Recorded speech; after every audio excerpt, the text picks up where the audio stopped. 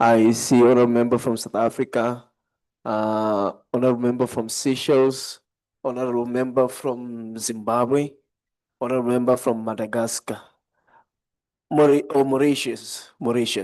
So let's have it in this order then.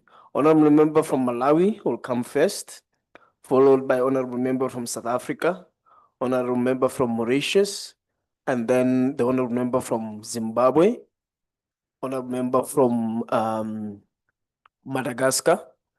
Do other countries have their reports, or they will prepare themselves a bit later? Seychelles, you will present later. Okay, so we have Seychelles remaining, Tanzania remaining, Lesotho, which will be presented by myself, and DRC Congo did present yesterday. Namibia presented yesterday, Angola presented yesterday, as well as which other country presented yesterday?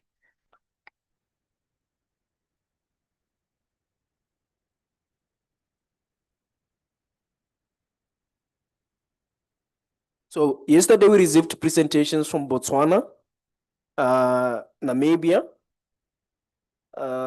Angola, and DRC.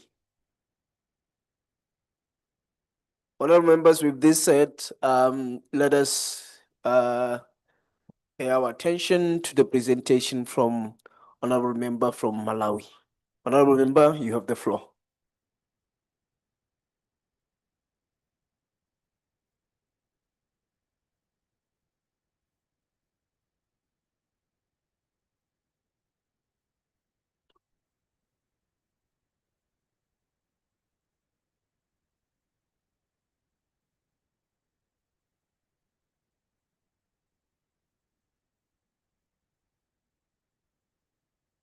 Integration improve relevant and quality education.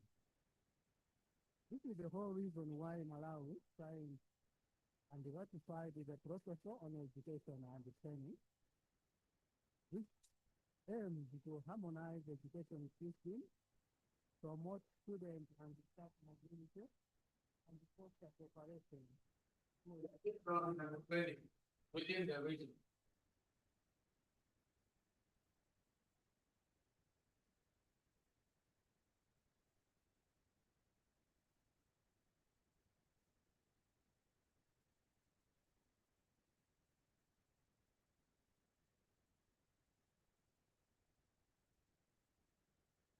The Chair, the ratification of the protocol means that Malawi is in the agreement with most of the components of the protocol.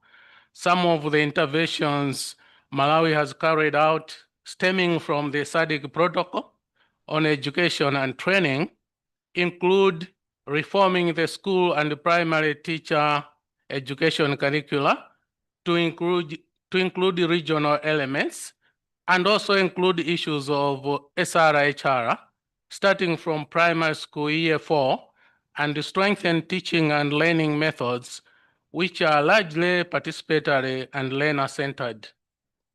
Malawi developed a national qualification framework to align with regional requirements. The national qualification framework is in the process of being formalized.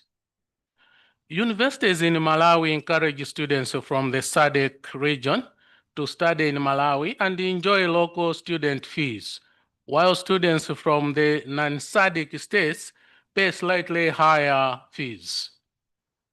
Malawi has, in the current academic year, phased out tuition fees at secondary school level in order to address issues of access and dropout due to non-payment of fees. For primary school, the free primary school started in 1994, but now we have increased it to secondary education so that secondary school education is also free, appreciating the issues of poverty so that even learners from poor families are able to access secondary school education. In order to increase access to university education, Malawi unbundled the University of Malawi, which comprised the 4 university colleges, to come up with 4 standalone universities. And this saw the university enrollment increasing to more than double. Malawi also phased out a selection of students to university based on bed space as a way of increasing access to university education. Before this policy, students were selected to university based on bed space, so that when there is no accommodation, you wouldn't be selected to university. But this time, you can be selected and you look for your own accommodation. Access to secondary education is also being addressed through construction of community-day secondary schools. These are secondary schools that are established within communities, but with no boarding facilities. This is one way of also cutting costs to education. Malawi is establishing community technical colleges in every constituency as one way of taking care of the youth who fail to make it to university, who are in majority actually. Currently, there are 229 constituencies in Malawi. So we expect that every constituency of the 229 will have at least a community college. Since the community technical colleges are skill development oriented, this is one way of addressing unemployment, and the colleges localize the skills. What I mean by localizing skills is that the community colleges do not implement the same curriculum. They emphasize on skills based on the area. Those that are along the lake, they'll do most of their skills in the area of fishing and preservation of fish. And those that are in the area, in urban areas, they'll do fashion design, tailoring to meet the needs of the people in that area. Malawi has what we call readmission policy, which mainly targets girls who drop on the way due to pregnancy to go back to school. For instance, in 2023-2024 academic year, the primary school level registered over 100,000 returnees. So these are girls that had to be readmitted. Challenges. Even with the interventions highlighted in this presentation, the education system continues to face many challenges. One, underfunding, where the education is allocated less than 5% of the national budget. Inadequate teachers and the classroom resulting from underfunding of sectors. Survival rate still remains a challenge, currently at 45%, mainly due to an attractive school environment. So you'd start with a good number of students in the early years. By the time you reach the exit, you have less than half of the students. What's the role of Parliament in all this? Parliament plays its oversight function through the Parliamentary Committee on Education, which visits schools, colleges, and universities to appreciate the challenges being experienced by the institutions and also appreciate the successes. Parliament also lobbies the government for increased funding to education. On the SADC protocol on employment and labor, just as we appreciated yesterday, Malawi has not yet ratified the SADC protocol on employment and labor. However, the desire to do so is evident. Currently, Malawi is assessing the existing laws and policies which may be in conflict with the protocol and suggesting possible remedial actions to be taken. If this exercise is not correctly done, Parliament will not approve and move government of Malawi to approve. It's only after this assignment has been done that the protocol is not in conflict with the existing laws in Malawi. This is being done while the Malawi Congress of Trade Union is actively urging the Malawi government to ratify the protocol in order to enhance labor standards and protect workers' rights. In conclusion, Malawi cherishes these forums, the SADC forums, and continues to learn from these interactions. And Malawi feels that it's benefiting a lot from these interactions, as you can appreciate from the activities that have been carried out and are motivated by the protocols that Malawi signs and ratifies from within the region. Thank you, honorable members and colleagues, for your attention. I still have 3 minutes. Thank you very much, honorable member. And again, let's try by all means to keep time. We will now have the presentation by Honorable Madigizela from South Africa. Before you start, I will tell you exactly what time it is, so that when I stop you at 10 minutes, it doesn't seem like I've cheated you. Okay, so this is 9:15 at 9:25. Thank you. Thank you, Chair. Before I read my presentation, I just wanted to preface it by saying one or two things. I know that the debate is dominated by the need to add more funding to education in particular in the region. But in our case in South Africa, that's not the challenge. If you look at our budget currently, more than 20% of our budget goes to education. But challenges still exist, which means there are underlying challenges that we need to deal with to really understand why, in a situation where the country is spending more than 20% of the budget, but we still have challenges, for example, where you find that children grade 4 are struggling, to read and write. Now, at the recent SADC ELS senior officials meeting held early February 2026, member states provided updates on their progress towards ratification of the protocol on employment and labor. South Africa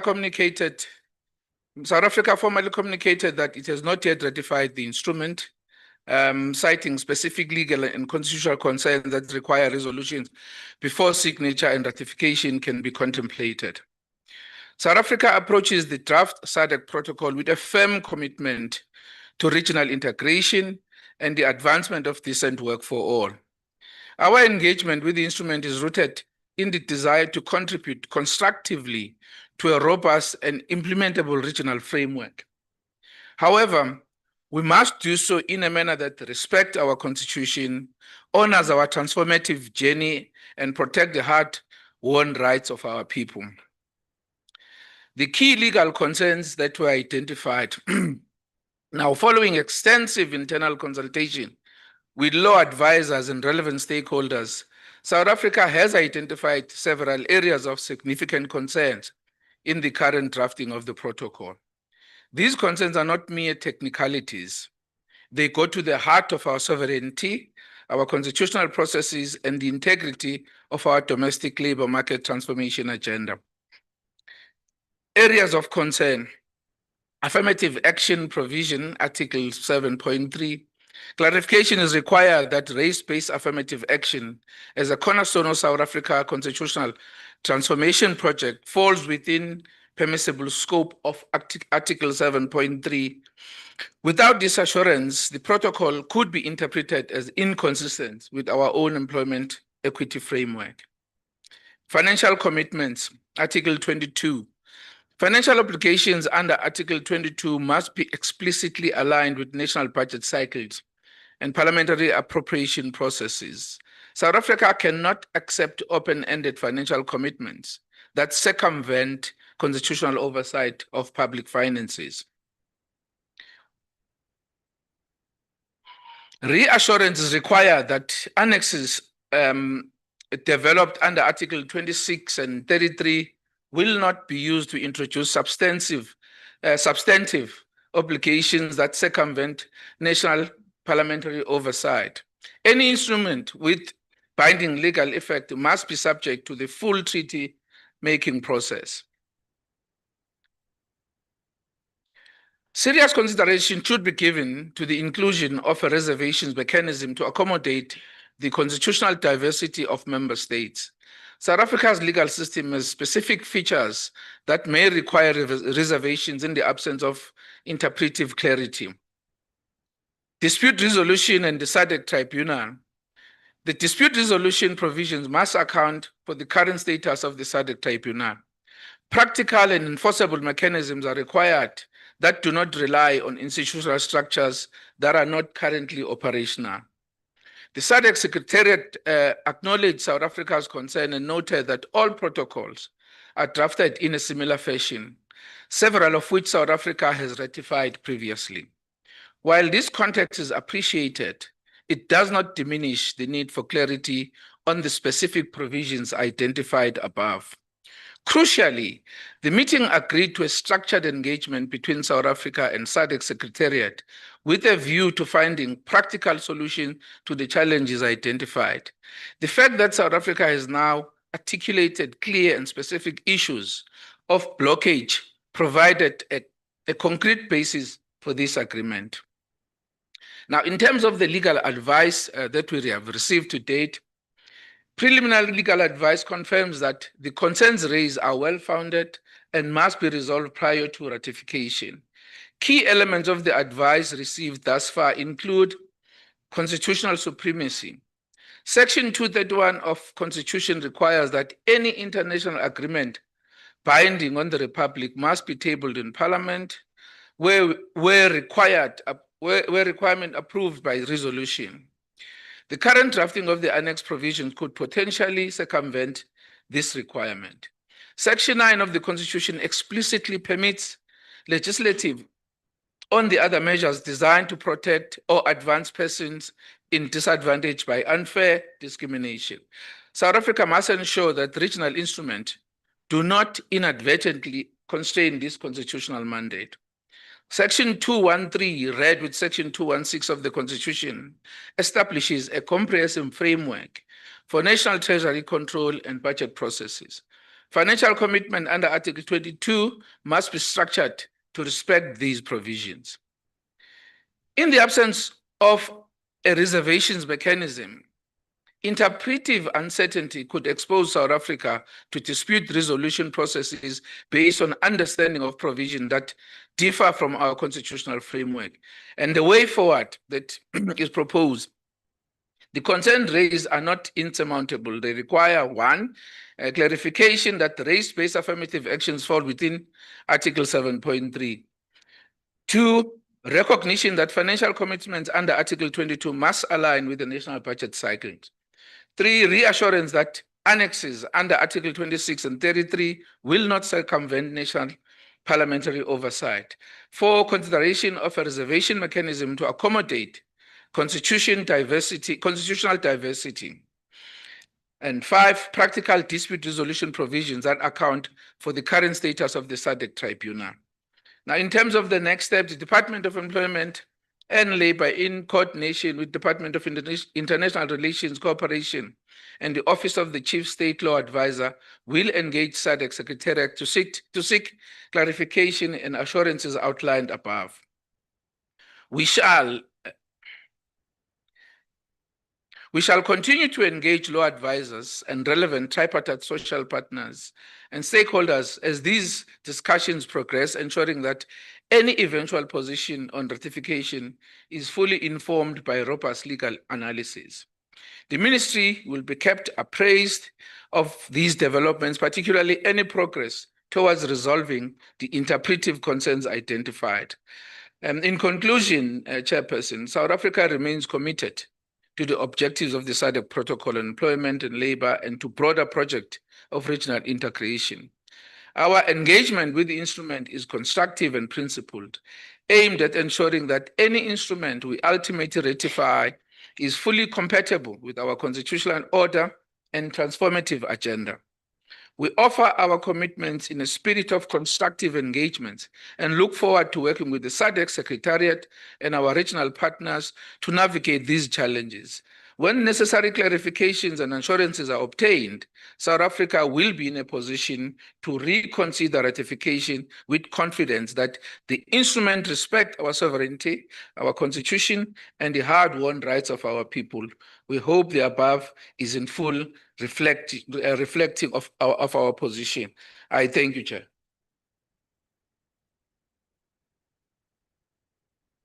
Thank you very much, Honorable Madikizela, for the progress of South Africa. We will then have the presentation from Mauritius.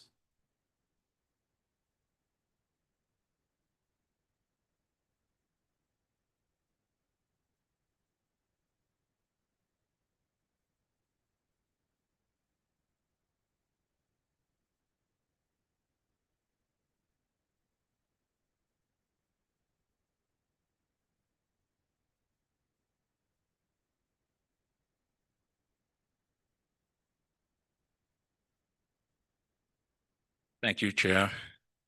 With your permission, I will make an overview of the situation in Mauritius. I'm Jacques Edouard. I'm the representative of a constituency of Rodrigues at the Mauritius National Assembly. I will start with education. Mauritius has ratified the SADC protocol on education and training, and Mauritius positions itself as an education hub. In Mauritius, education is the state responsibility. The Constitution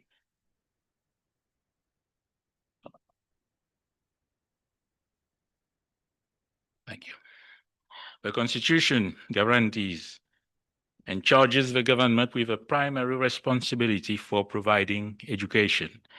The Constitution guarantees individual rights. It preserves the right for private individuals or bodies to establish and operate schools. The Constitution in Mauritius guarantees non-discrimination.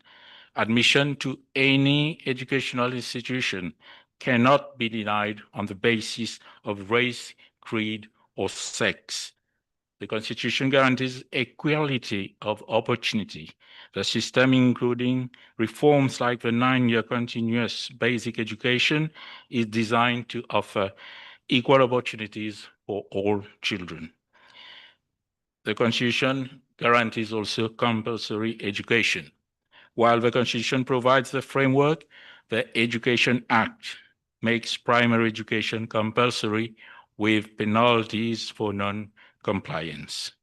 In addition, in Autonomous Rodrigues, that is my constituency, the government provides a meal to all pre-primary and primary schools pupils. Concerning TVET, the Mauritius Institute of Training and Development, the main training provider and awarding body, formed in 2009, taking over from the ex-Industrial and Vocational Training Board. The Mauritius Qualification Authority is responsible for regulating the TVET sector and ensuring qualifications align with the National Qualifications Framework. We have the Human Resource Development Council, which facilitates training and skills development across the country. Now, what are the training structure and offerings? Training spans from pre-vocational education to technical training, including the National Trade Certificate Foundation for early school leavers. The focus areas of courses cover various sectors, including agribusiness, carpentry, building technology, and electronics technology. The MITD, this Mauritius Institute for Training and Development, assists in apprenticeship programs for employees in commercial and technical fields. There is also recognition of prior learning. The Mauritius Qualification Authority provides a framework for recognizing skills acquired through work experience. The key features of TVET in Mauritius are the pre-vocational education, greening TVET, and focus on employability. A 4-year program for students over 12 who have not succeeded at primary level, implemented jointly with public-private schools. Initiatives are underway, including developing new programs, greening curricula, and setting up plant nurseries at training sites. Training is increasingly geared toward practical skills for sustainable livelihoods, covering entrepreneurship and new technology. MITD operates through various training centers across the island, providing both youth and adults with necessary skills for the labor market. And in addition, there are debates on coming reforms in the education sector to address failures both at primary level and at secondary level. There's also proposed reforms for the admission system, the grading system, so as to address problems of students who failed and who later are a problem for society. Now I turn to employment and labor. While Mauritius has not ratified this specific protocol, it has a robust domestic legal framework, including the Workers' Rights Act 2019, which aligns with many international labor standards. The Constitution of Mauritius provides a foundational framework for labor, primarily focusing on fundamental rights such as protection against slavery, forced labor, and discrimination. Detailed employment laws, including the Workers' Rights Act 2019, regulate wages, working hours, safety, maternity benefits, and termination, ensuring fair treatment.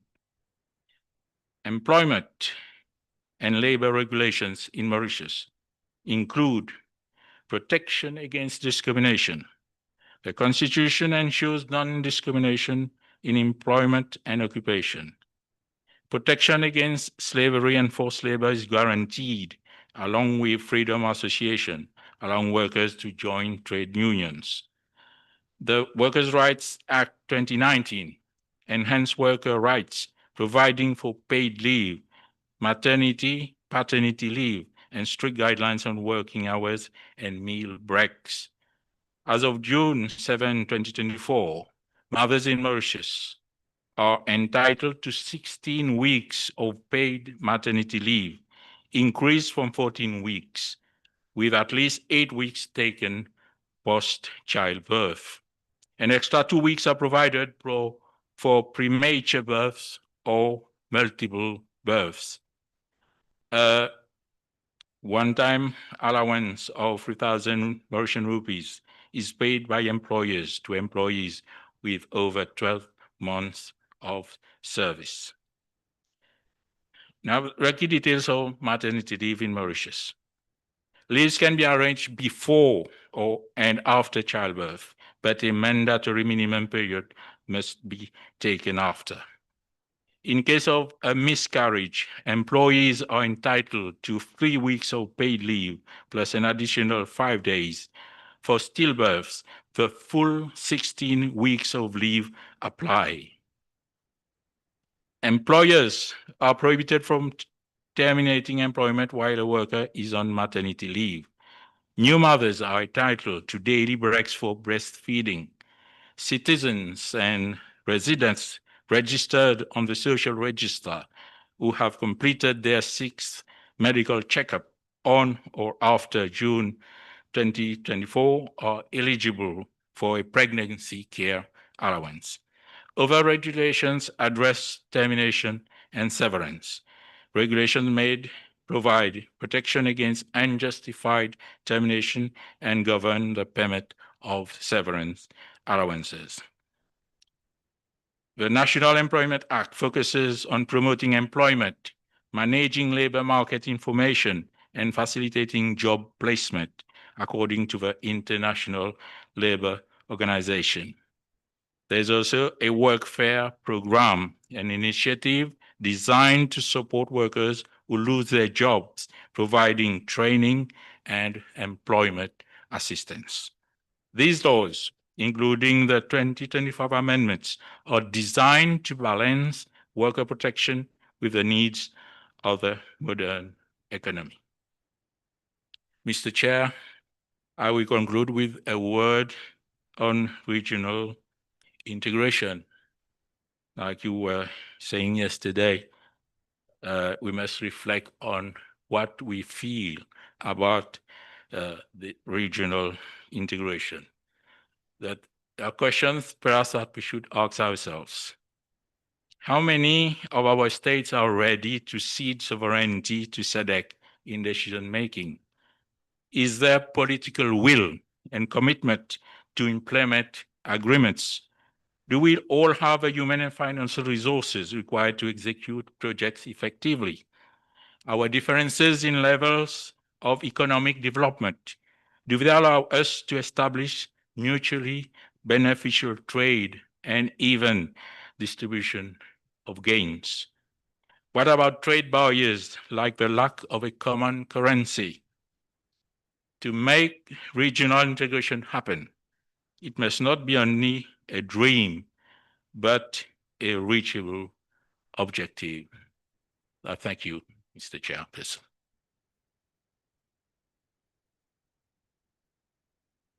Thank you very much, Honorable Member from Mauritius. And it's quite important that you had that question again, where we continue to ask ourselves, honorable members, that our aspiration and ambition, are we really doing enough to make it a reality? Or are we going to have conversations time and again about these things, whereas we are not taking actions on critical steps that need to ensure that we achieve regional integration? Honorable members, with that said, I would like to welcome Honorable Member from Zimbabwe, who is also the Deputy Chair of this committee.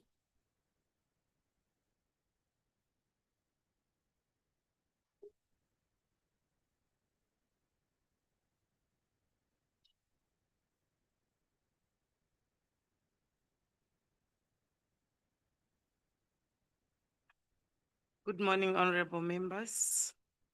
Allow me to go straight to my report. And we are going to try by all means to go to straight to the other factors, and I will give the comprehensive report to the Secretariat.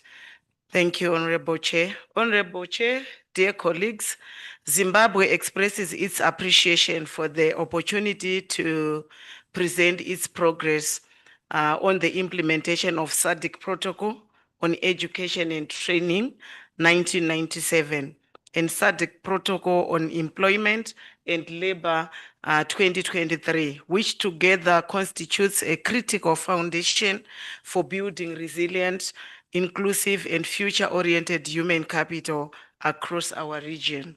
Zimbabwe signed the SADC Protocol on Education and Training 1997, which entered into force on the 30th of September 2000. The protocol provides for cooperation and harmonization in education and training across areas including basic education, higher education, research, adult education, and distance learning.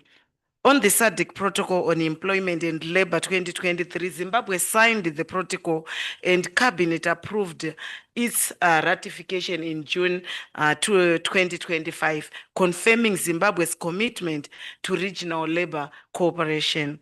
Zimbabwe's approach on these protocols is neither incidental nor fragmented. Rather, it is situated within a deliberate and coherent national policy architecture occurred in the Constitution and operationalized through successive development strategies, which place human capital development at the center of social economic transformation. At the constitutional level, Zimbabwe has confirmedly established the link between education, employment, and development through provisions that guaranteed the right to education, the right to work, and the obligation of the state to promote inclusive and sustainable development. These principles are further reinforced through progressive legislation such as the Marriage Act of 2022. Which decisively addresses child marriage, of the Public Health Act of 2018, which strengthens again the social protection architecture, particularly for vulnerable groups. Mr. Chairman, in the education sector, Zimbabwe has undertaken a paradigm shift through the adoption of the heritage-based education 5.0. Which positions education beyond the traditional confines of teaching and research to embrace innovation and industrialization as central pillars of learning. This has led to the establishment of innovation hubs and industrial parks across institutions of higher and tertiary education, supported by robust regulatory oversight and sustained investment in science and technology infrastructure. Also to note that Zimbabwe enacted the Education Amendment Act 2020, which enables re-entry protections for pregnant girls and adolescent mothers. This provides a concrete legal basis of education continuity on gender inclusion. A second emerging good practice in Zimbabwe is active engagement in regional employment and labor dialogue, which also includes advocates for national employment policies, TVET reform, and extension of protection to the informal economy. The strategic intent of the reforms in the is to ensure that education is not merely a pathway to employment, but a driver of production, value addition, and economic transformation, thereby directly addressing the objectives of education protocol. Mr. Chairman, in parallel, Zimbabwe's labor market policies have involved in recognition of the fact that employment must be deliberate, structured, and anchored in production sectors as articulated under the National Development Strategic 1 and 2. To this end, the government has implemented a range of interventions aimed to enhancing labor market participation, particularly among the young people. This includes entrepreneurship, support programs, vocational training initiatives, and enterprising financing mechanism completed by the role of innovation ecosystem in facilitating the transition from education into economic activity.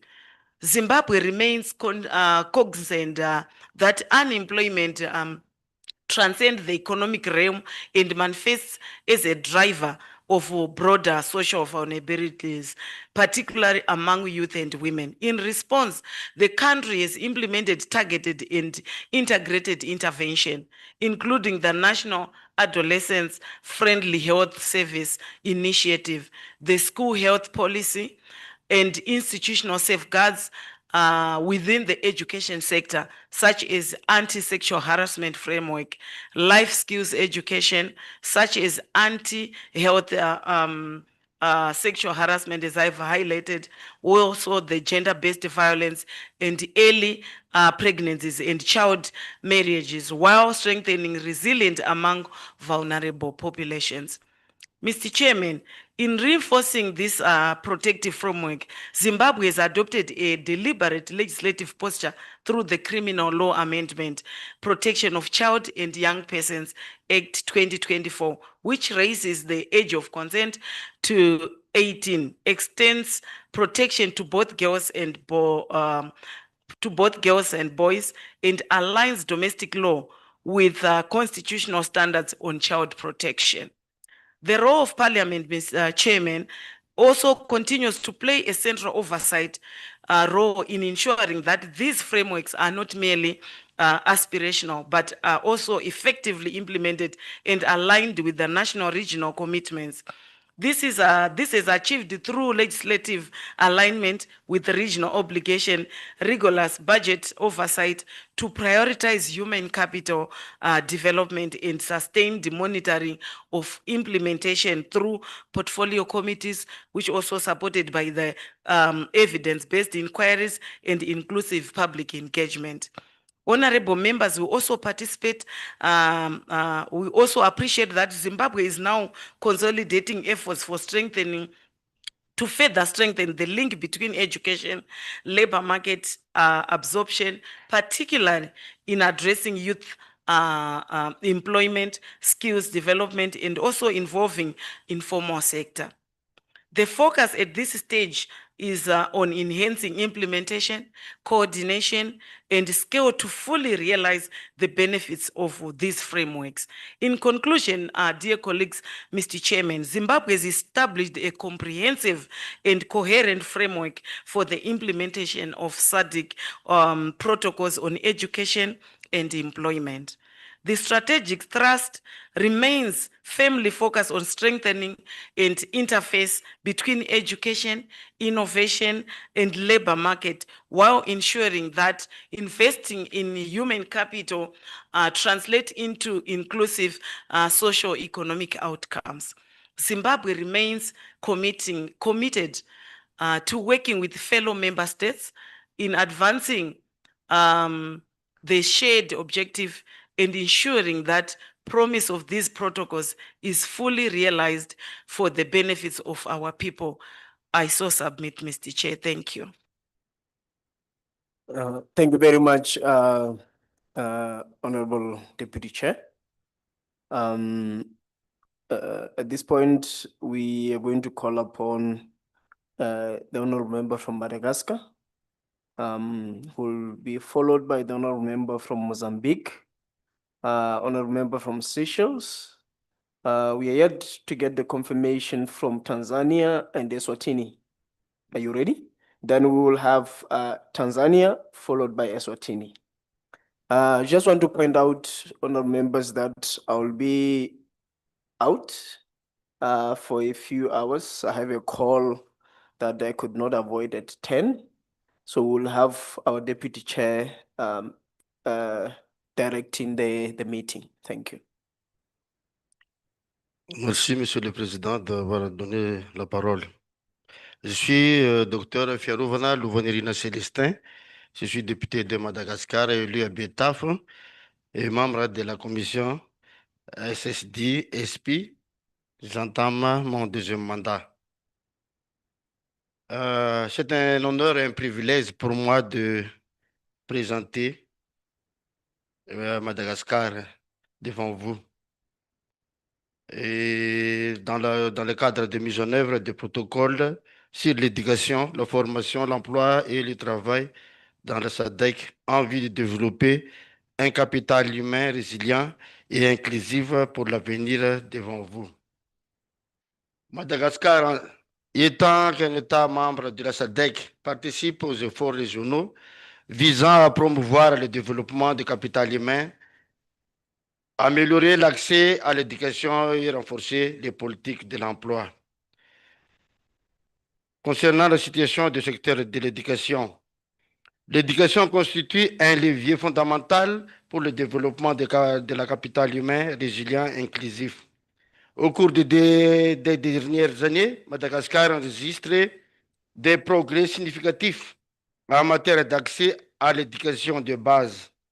Le taux de la scolarisation à l'école primaire est de 95,6% grâce à la gratuité de cette étude primaire.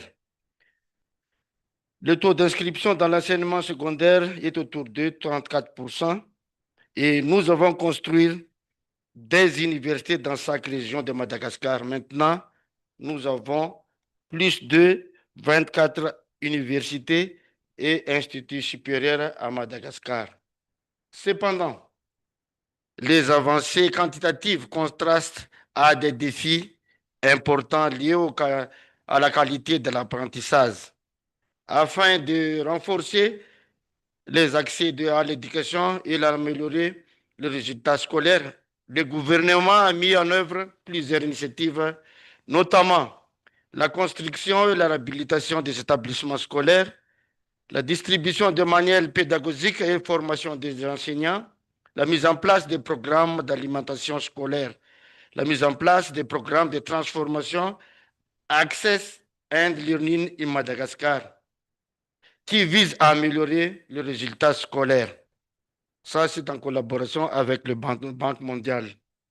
Malgré ces efforts, le système éducatif malgache demeure confronté à plusieurs contraintes structurelles en particulier. 63% des enseignants primaires sont recrutés, rémunérés par les associations de parents d'élèves après avoir eu leur baccalauréat, ce qui reflète un déficit important d'enseignants fonctionnaires. Les infrastructures scolaires constituent également un défi majeur.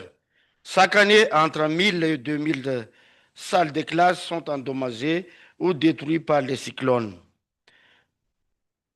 Tout ce qui concerne l'emploi et le travail à Madagascar, la promotion de l'emploi productif et du travail décent constitue une priorité majeure pour Madagascar.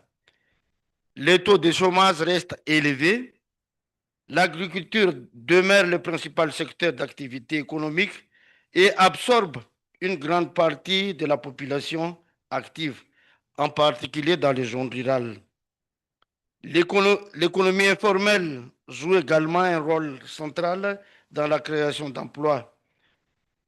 Elle comprend notamment les petits commerces, l'artisanat, l'agriculture de subsistance, diverses activités informelles urbaines. Bien que ces activités constituent une source essentielle de revenus pour de nombreux ménages, elles présentent plusieurs limites, telles que l'absence de protection sociale, faible productivité du travail, instabilité des revenus. Afin d'améliorer la situation de l'emploi, le gouvernement a mis en œuvre des politiques visant à promouvoir la création d'emplois et le développement de compétences. Cette initiative comprend notamment la promotion de l'entrepreneuriat et des petites entreprises, le développement de la formation technique et professionnelle, la mise en place des programmes visant à améliorer l'employabilité des jeunes, la promotion du travail décent, en particulier respecter les droits des travailleurs. Rôle des parlementaires à Madagascar. Le Parlement malgache joue un rôle déterminant dans la mise en œuvre des engagements régionaux relatifs à l'éducation, formation, à l'emploi et au travail. Ces principales responsabilités incluent la ratification des instruments juridiques régionaux, l'harmonisation de la législation nationale avec les engagements internationaux, en particulier l'engagement au niveau de la région de la SADC, le contrôle de l'action du gouvernement à travers les commissions parlementaires et les questions adressées au gouvernement. Ces mécanismes contribuent à renforcer la cohérence des politiques publiques et à assurer le suivi de la mise en œuvre des engagements régionaux. Défis et perspectives. Malgré les progrès réalisés à Madagascar, Madagascar reste confronté à plusieurs défis majeurs dans la mise en œuvre des protocoles régionaux.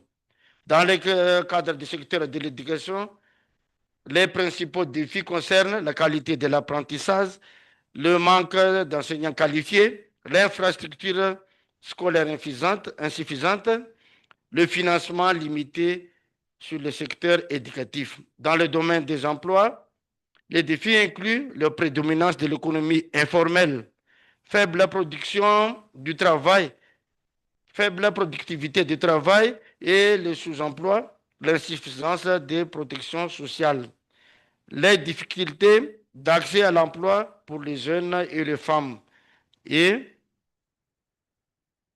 les fuites de cerveau des intellectuels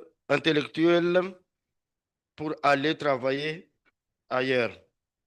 Afin de relever ces défis, plusieurs actions prioritaires peuvent être envisagées.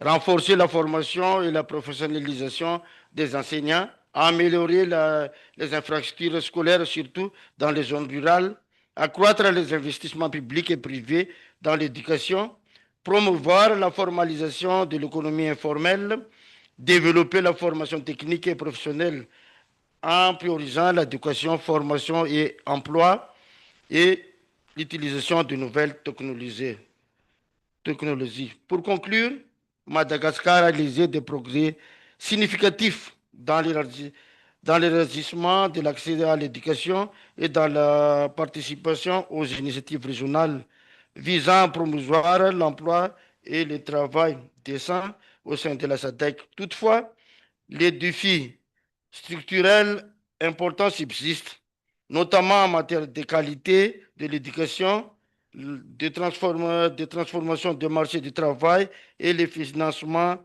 des politiques publiques. Le renforcement des investissements dans le capital humain, l'amélioration des cadres institutionnels et le rôle actif du Parlement seront indéterminants pour assurer la mise en œuvre des protocoles de la SADC et contribuent au développement durable du pays et de la région de l'Afrique australe. Honorables Mesdames et Messieurs, merci de votre aimable attention. Merci. Thank you very much, Honorable. I think let's go straight to Mozambique. This was Madagascar. Mozambique.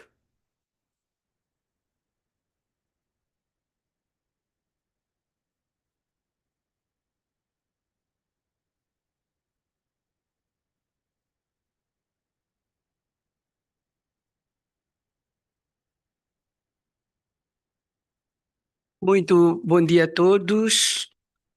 Queremos começar por agradecer o povo de Botsuana. Desde ontem que estamos aqui, estamos a sentir como se estivéssemos em Moçambique e cada um na sua casa, para dizer muito obrigada pela hospitalidade Botsuana.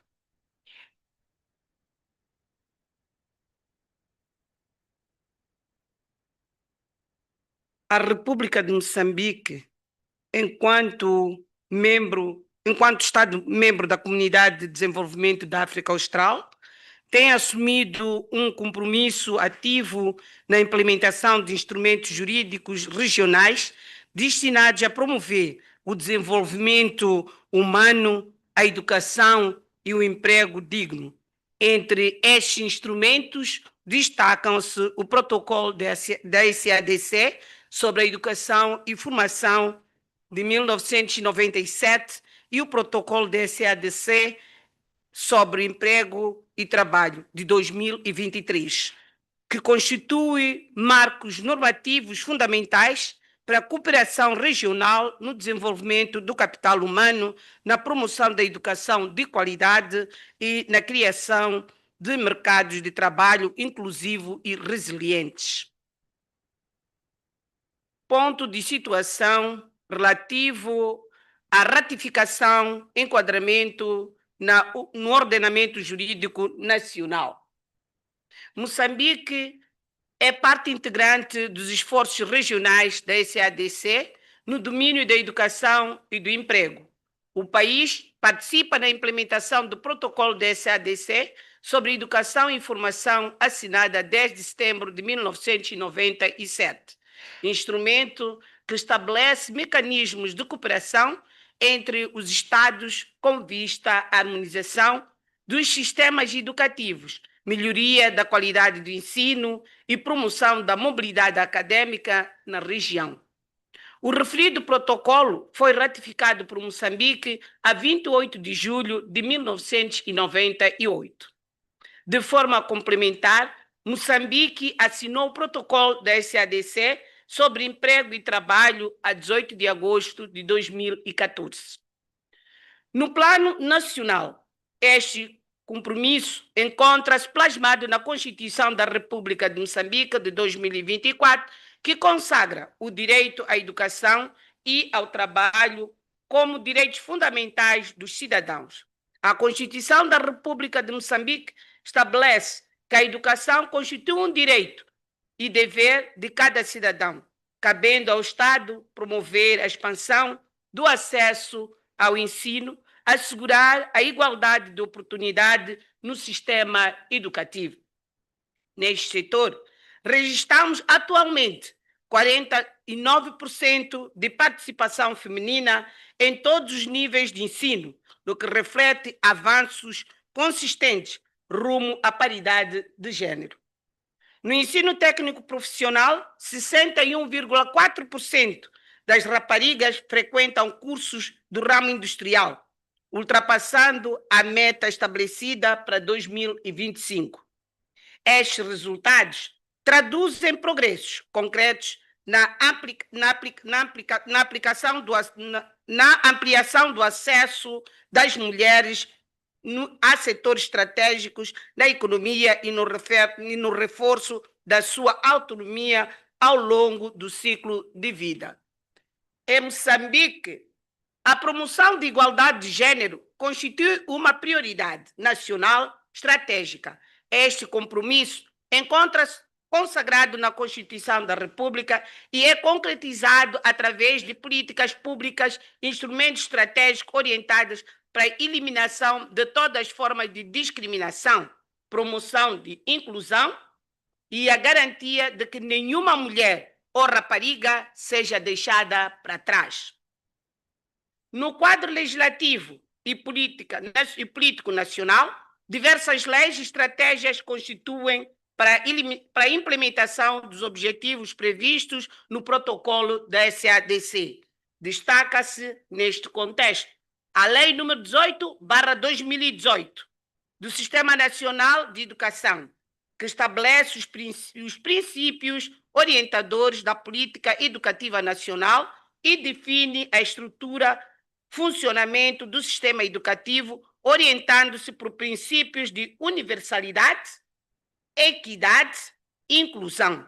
Paralelamente ao Plano Estratégico da Educação 2020-2029, define prioridades nacionais para a expansão do acesso ao ensino, melhoria da qualidade de educação, formação e valorização dos professores, bem como o reforço do ensino técnico profissional.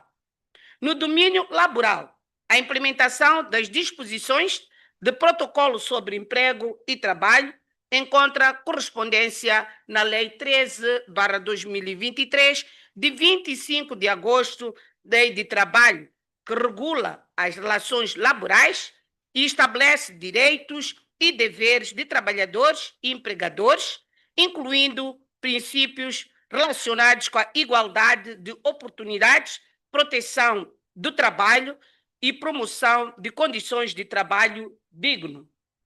O programa Meu Kit, Meu Emprego é uma iniciativa do governo de Moçambique que distribui kits de ferramentas e equipamentos a jovens para promover o autoemprego, formalização de negócios e geração de renda.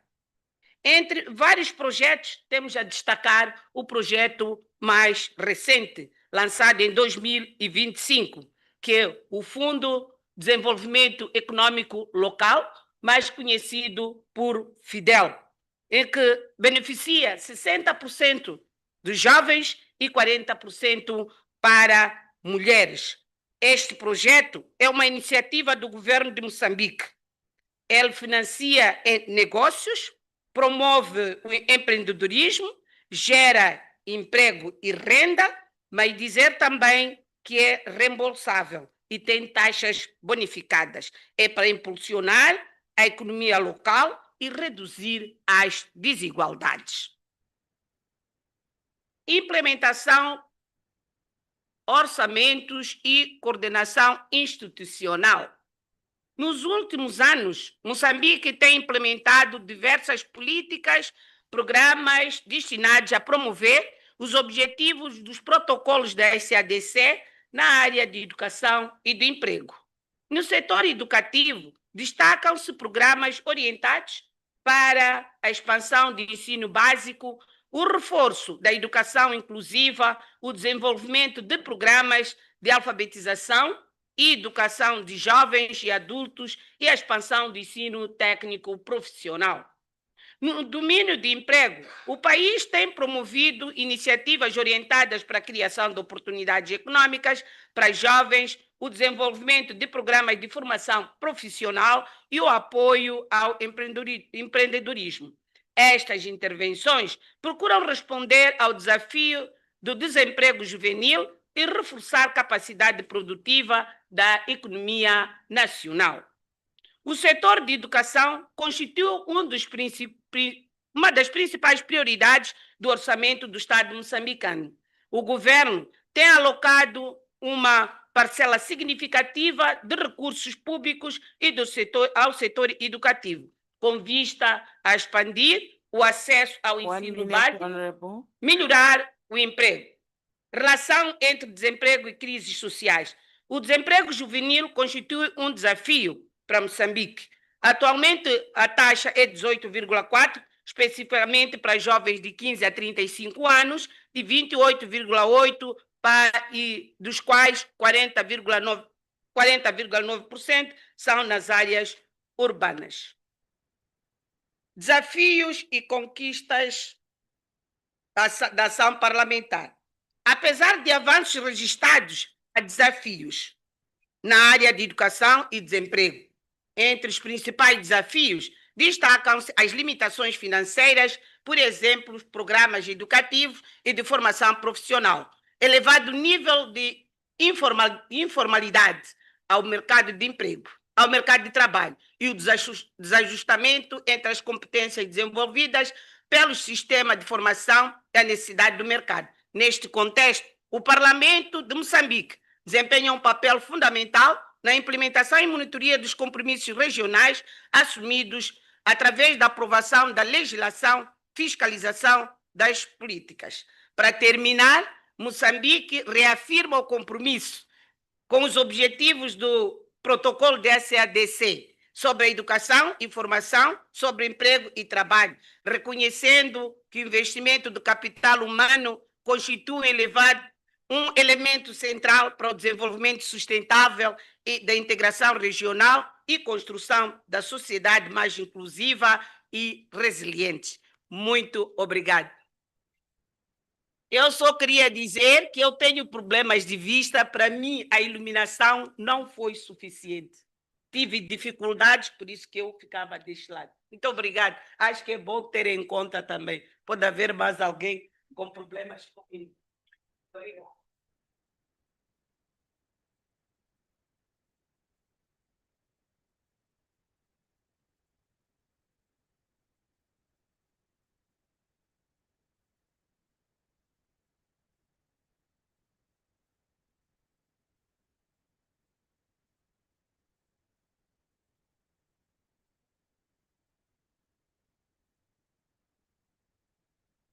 Oh, thank you, thank you.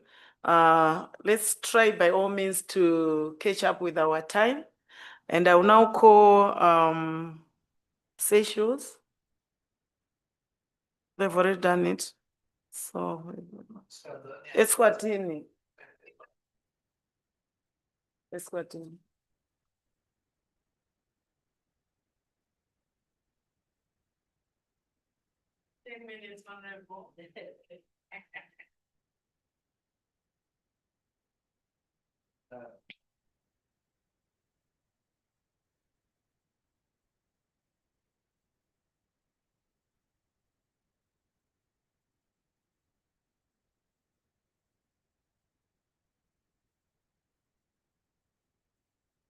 Good morning, Madam Chairperson. Thank you for the opportunity to present the report on behalf of the Kingdom of Eswatini.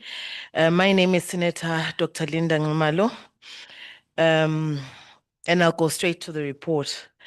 The Kingdom of Eswatini reaffirms its strong commitment to regional integration and human capital development through the implementation of the SADC Protocol on Education and Training of 1997 and the SADC Protocol on Employment and Labor of 2023.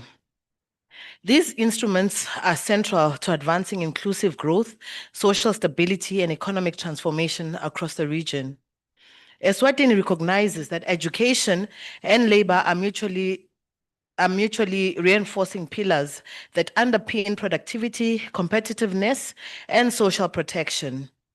In this regard, the country has pursued a deliberate reform agenda aimed at aligning national systems with regional frameworks, strengthening legislative and institutional capacity, and ensuring that education outcomes respond to labor and market demands. Whilst notable progress has been achieved, implementation continues to be shaped by fiscal constraints, structural unemployment, and evolving socioeconomic dynamics. This report highlights key achievements identifies persistent challenges, and outlines the targeted interventions to advance the objectives of the protocols. In terms of implementation of the SADC Protocol on Education and Training of 1997, Madam Chairperson, Eswatini has made significant progress in harmonizing its education system with regional standards through legislative reforms, institutional strengthening, and increased investment. A major milestone is the establishment of the Eswatini Qualifications Framework of 2020, aligned with the SADC Qualifications Framework. This has enhanced comparability of qualifications, enabled recognition of prior learning, and facilitated learner mobility across the region. Supporting institutions, including the Eswatini Qualifications Authority and the Eswatini Higher Education Council, have been strengthened to ensure quality assurance and effective system coordination. In the area of assessment, Eswatini has emerged as a regional leader through EKESWA. The country has collaborated with several SADC member states to develop harmonized examination standards. This has enabled the mutual recognition of schools leaving qualifications and eased access to higher education across the region. At continental level, Eswatini has led the development of the African Assessment Framework, further advancing academic mobility. Government's commitment is reflected in sustained investment in education, with approximately 7% of GDP and 20% of the total government expenditure allocated to the sector. The education budget increased from 4.4 billion in 2025-2026 to 5.47 billion in 2026-2027. Demonstrating a significant shift towards strategic system capacity, strategic strengthening and system capacity. Key priorities supported by this investment include the following: expansion of free primary education, rollout of competency-based education at secondary school level, introduction of AS and A-level programs, strengthening digital learning infrastructure, teacher recruitment regularization, and scaling up youth and adult skills development. These reforms collectively position Eswatini to deliver a more responsive, inclusive, and quality-driven education system aligned with the regional objectives. Madam Chairperson, on implementation of the SADC Protocol on Employment and Labor of 2023, Eswatini is actively aligning its labor framework with the protocol through comprehensive legislative and policy reforms aimed at promoting decent work, strengthening labor rights, and expanding the social protection. Key reforms include the Employment Bill of number 12 of 2024, which enhances enforcement mechanism, extends protection to informal and non-standard workers, and introduces administrative penalties for non-compliance. The Wages Act review, which aims to establish a national minimum wage framework while maintaining sectoral wage setting mechanisms. the Industrial Relations Act review, which seeks to strengthen the social dialogue and improve dispute resolution and enhance tripartite engagement. Additional policy and legislative initiatives include the following. We have a draft occupational safety and health bill of 2026, which is under review, and the National Occupational Health and Safety Policy and Workplace Wellness Policy, the National Policy Fund Bill of 2025, the Unemployment Benefit Bill of 2021, the National Social Security Policy of 2020, and the National Labor Migration Policy of 2018. These reforms are supported by a government allocation of 75.9 million towards implementation, targeting labor administration, inspection, and social protection systems.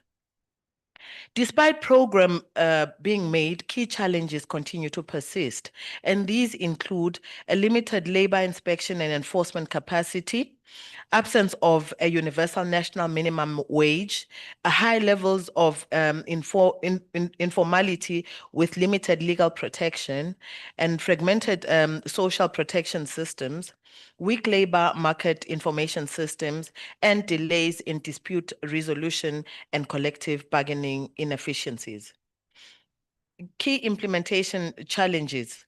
While Eswatini has made commendable progress, several structural and systemic constraints continue to affect implementation.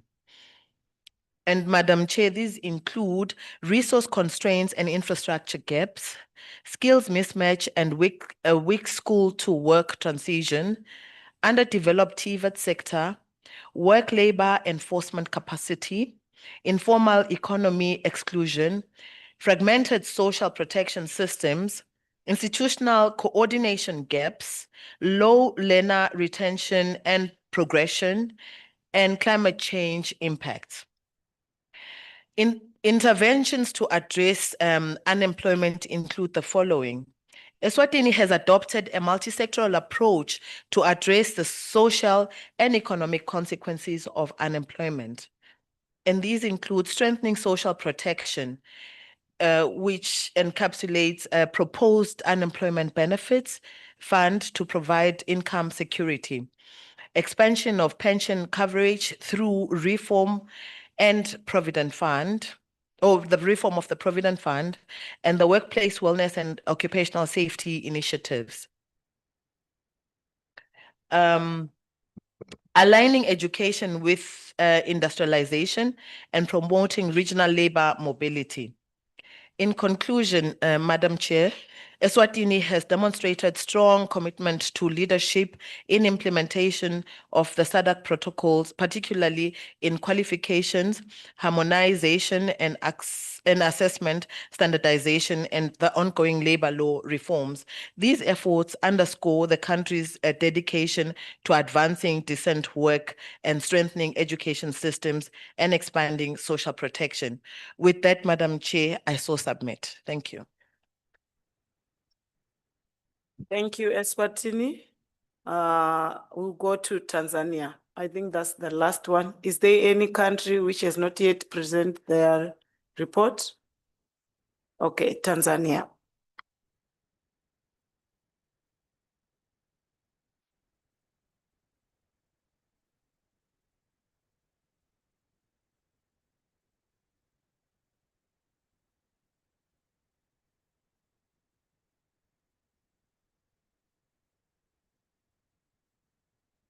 Thank you, Madam Chair. Tanzania regards human capital development not merely as a social service agenda, but as a strategic national investment for productivity, inclusion, innovation, decent work, and sustainable transformation. This commitment is secured in Tanzania Development Vision 2050 and National Education and Training Policy of 2020-2030 edition and Education Sector Development Plan 2025 of 2020 to 2030. Includes element with SADC Vision 2050 2050, the regional indicate strategic development plan of 2020 to 2030, and the SADC protocol on education and the training. Honorable Chair, in operational term, Tanzania is completing important reform to ensure that education system become more relevant to the demand of the present and the opportunities of the future. The expansion of compulsory education from 7 to 10 years in strengthening fundamental learning and widening the base of youth people who remain in school long enough to acquire competences needed to life, work, and citizenship. At the same time, the introduction of continued strengthening of vocational secondary education is enabling earlier acquisition of practical, technical, and entrepreneurship skills, by improving implementability, productivity, readiness for the job market. Honorable Chair, Tanzania is equally advancing digital transformation as a center of pillar of resilient human capital. The government has finalized and launched the National Digital Education Strategy of 2025-30, implementation guidelines for digital education across basic education, teacher colleges, TVET colleges, and universities, and the national guidelines for the use of artificial intelligence in education. These instruments are being reinforced through major programs such as higher education for economic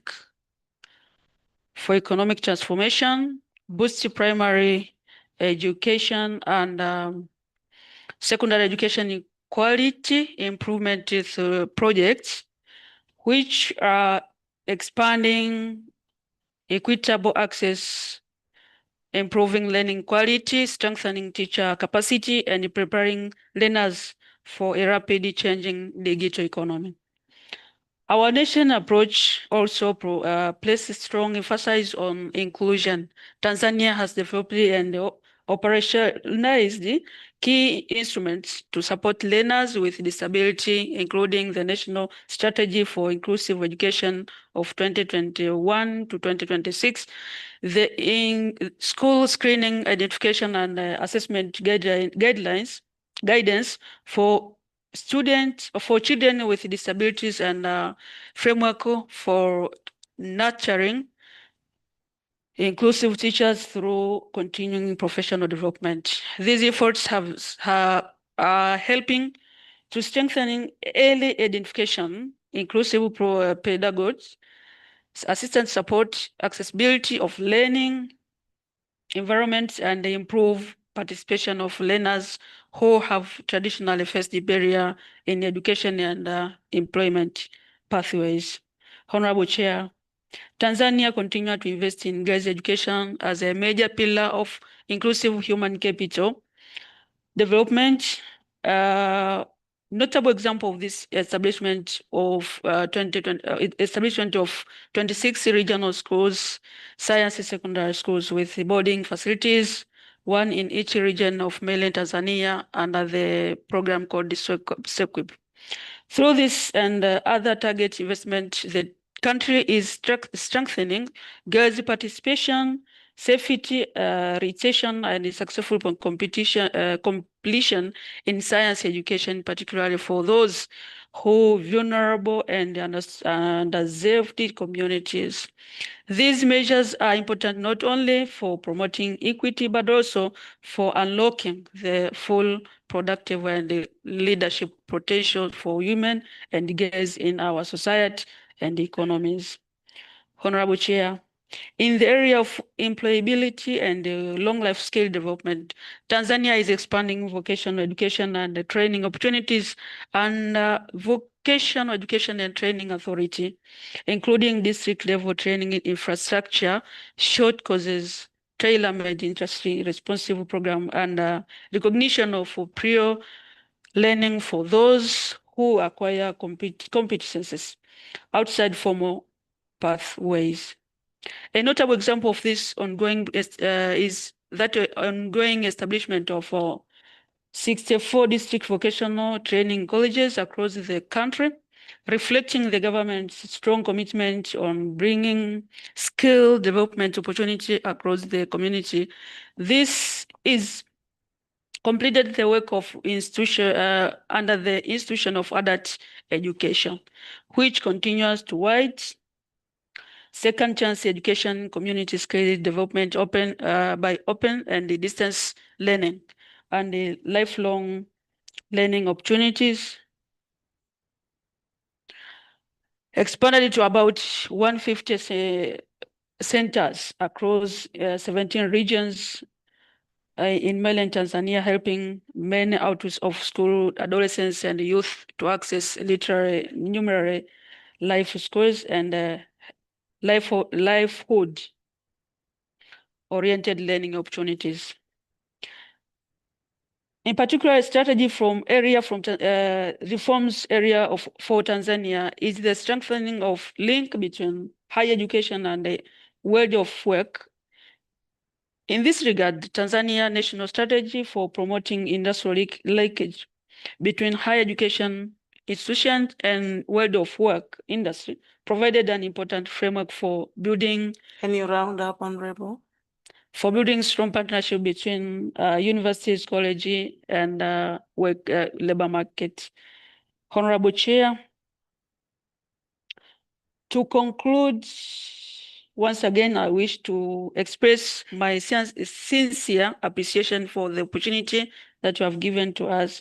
Tanzania has aligned its education curricula to bridge the gap between skills taught in school and need of rapidly changing labor market from theoretical education to vocational training. In practical, as 18% of youth cite inadequate training as a barrier to employment. Strengthening partnership between training institutions and the private sector to ensure a secular match market need. Youth supported to start their own business, a government provide loan for youth and women on low interest. Tanzania is practicing low education from primary school to A level, free education from primary school to A level, also special program to readmission all students from who dropped the school due to different reasons. However, STEM education and vocational training for women to enhance the economic participation. AI and AICT infrastructure are improved and education is given through the primary to the university level. Permanent Parliament has approved budget allocation with facility hiring more teachers, ensuring such students receive adequate attention, as well as improving the education infrastructure for special need to children. Honorable, your time is up. Thank you very much, and thank you for your kind attention. Thank you. Thank you, Honorable. Thank you. Honorable members, I've also noticed that in our Southern Africa, we have well-designed policies, but the issue of implementation is lagging behind. Maybe with due limited funding, lack of accountability, which will also result in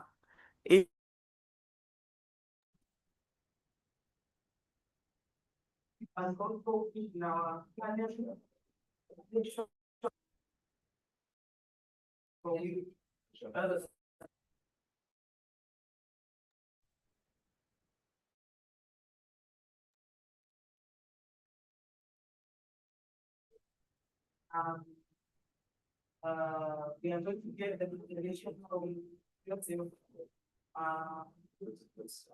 really some of these are national, they're getting education. Going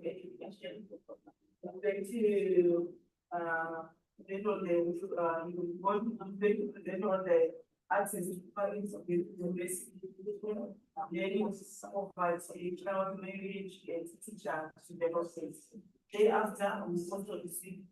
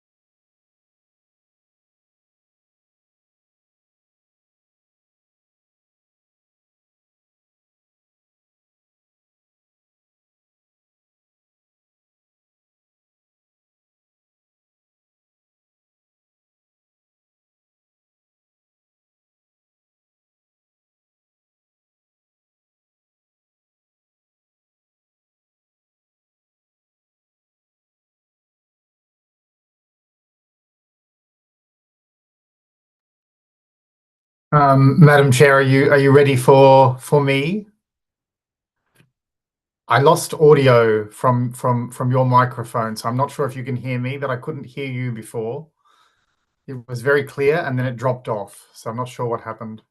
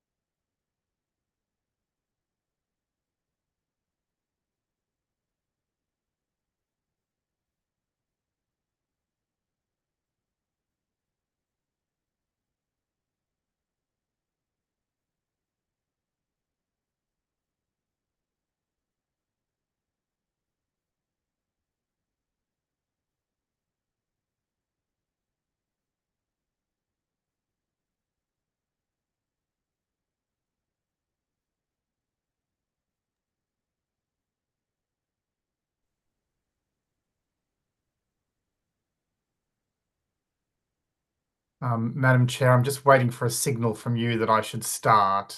I haven't been in a position to hear anything from you, so I'll wait till I get a message from you either now or in the chat.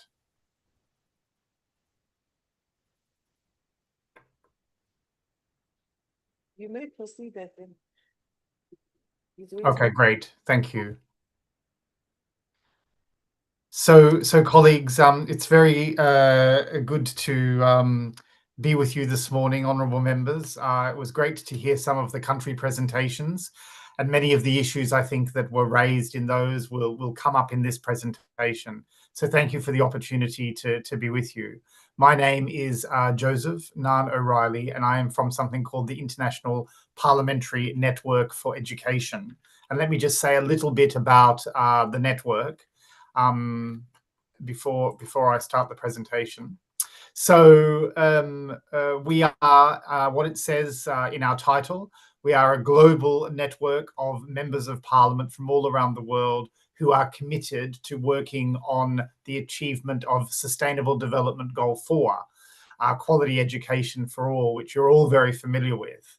Our mission is to grow and deepen political commitment and action on education to accelerate the achievement of SDG 4.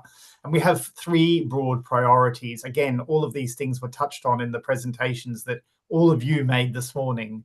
The first, of course, is that we do need to close the financing gap for education, which many of you mentioned. We also need to prioritize the learning outcomes of children, and that's something that we're going to hear a little bit about today. And then finally, we need to make sure that whatever we do in education reaches those furthest behind. So IPNED is very committed to supporting members of parliament do all of those things. Maybe just to say, which obviously you all know well, why we work with members of parliament. Well, what we're trying to do is to support you to exercise your parliamentary functions of representation, of advocacy, of making and passing laws, of appropriating funds and holding governments to account more effectively in support of education. So that's what we do. And I did say before that we are a membership network, and I would hope that there are already some of you who are members of the network. We have good, strong membership from the parliaments across the SADC region. But if you're interested and not already a member, please join. It's very simple to do so by visiting our website. It costs nothing, but you then join a community of members of parliament from all around the world who are working on the issues that you are as members of this SADC Parliamentary Committee, and of course in your own parliaments.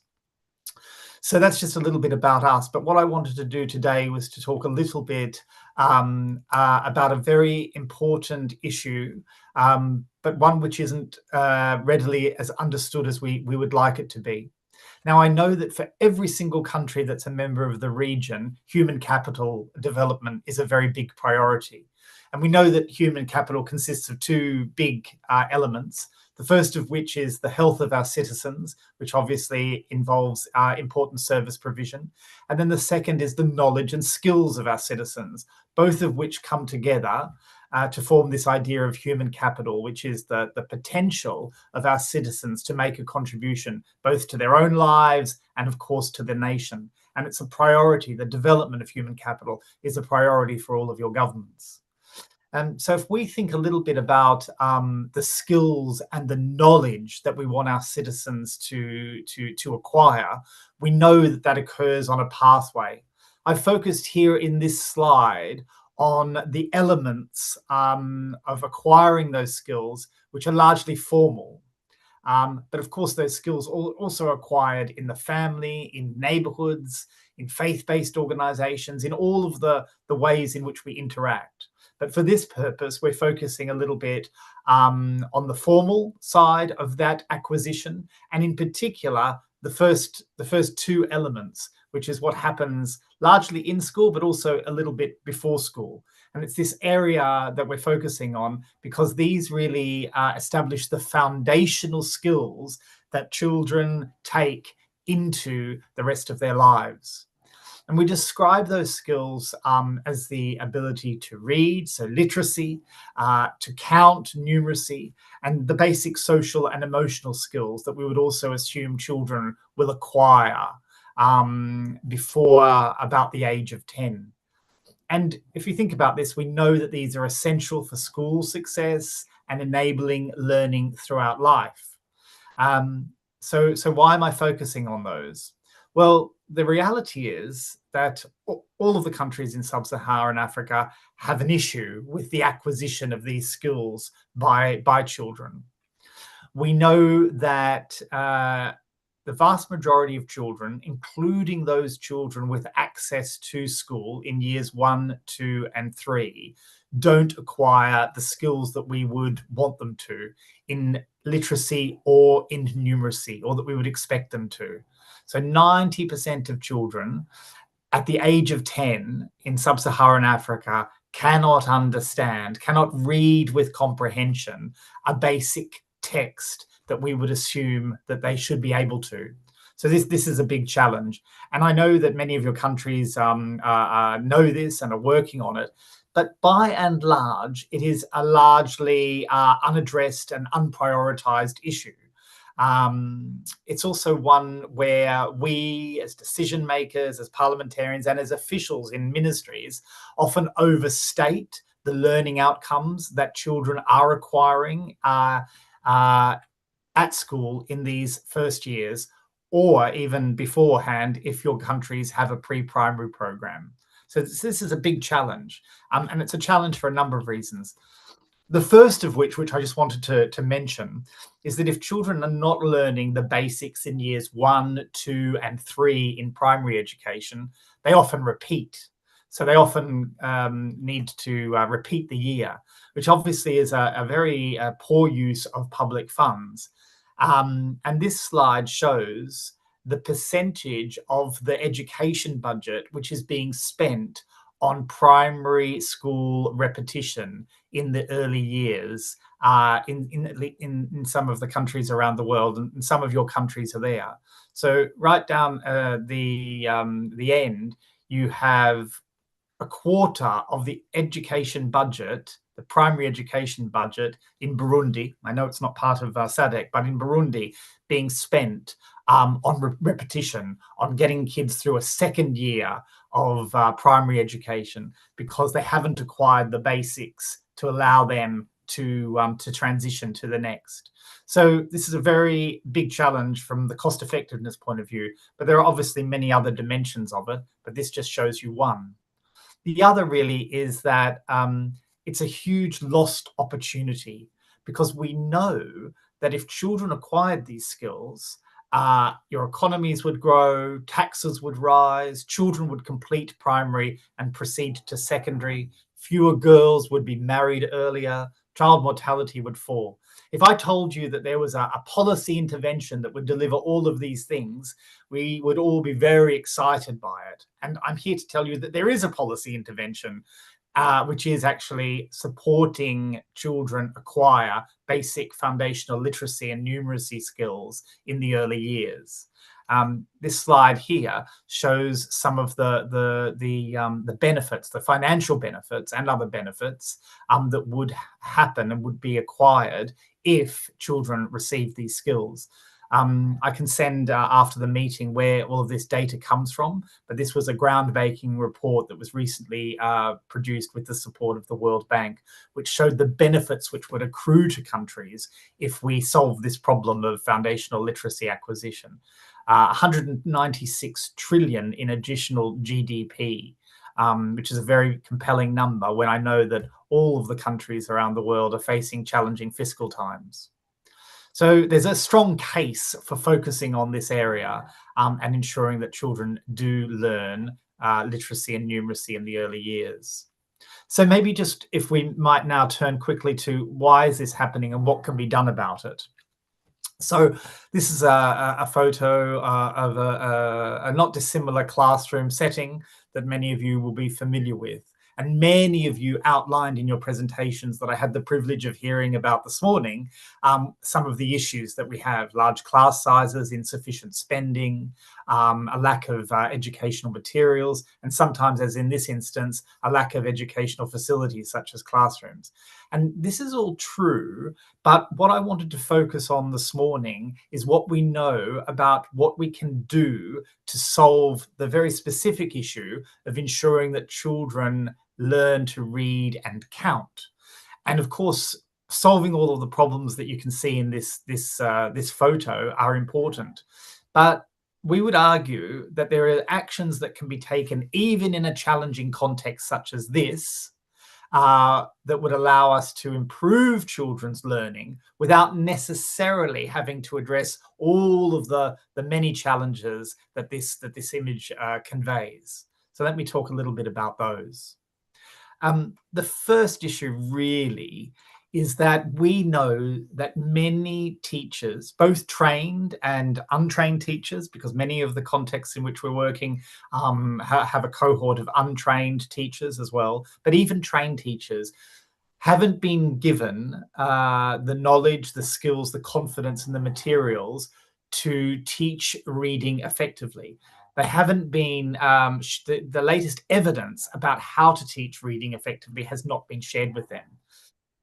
There was a recent report that was done which did a big survey of the latest evidence of the science of teaching.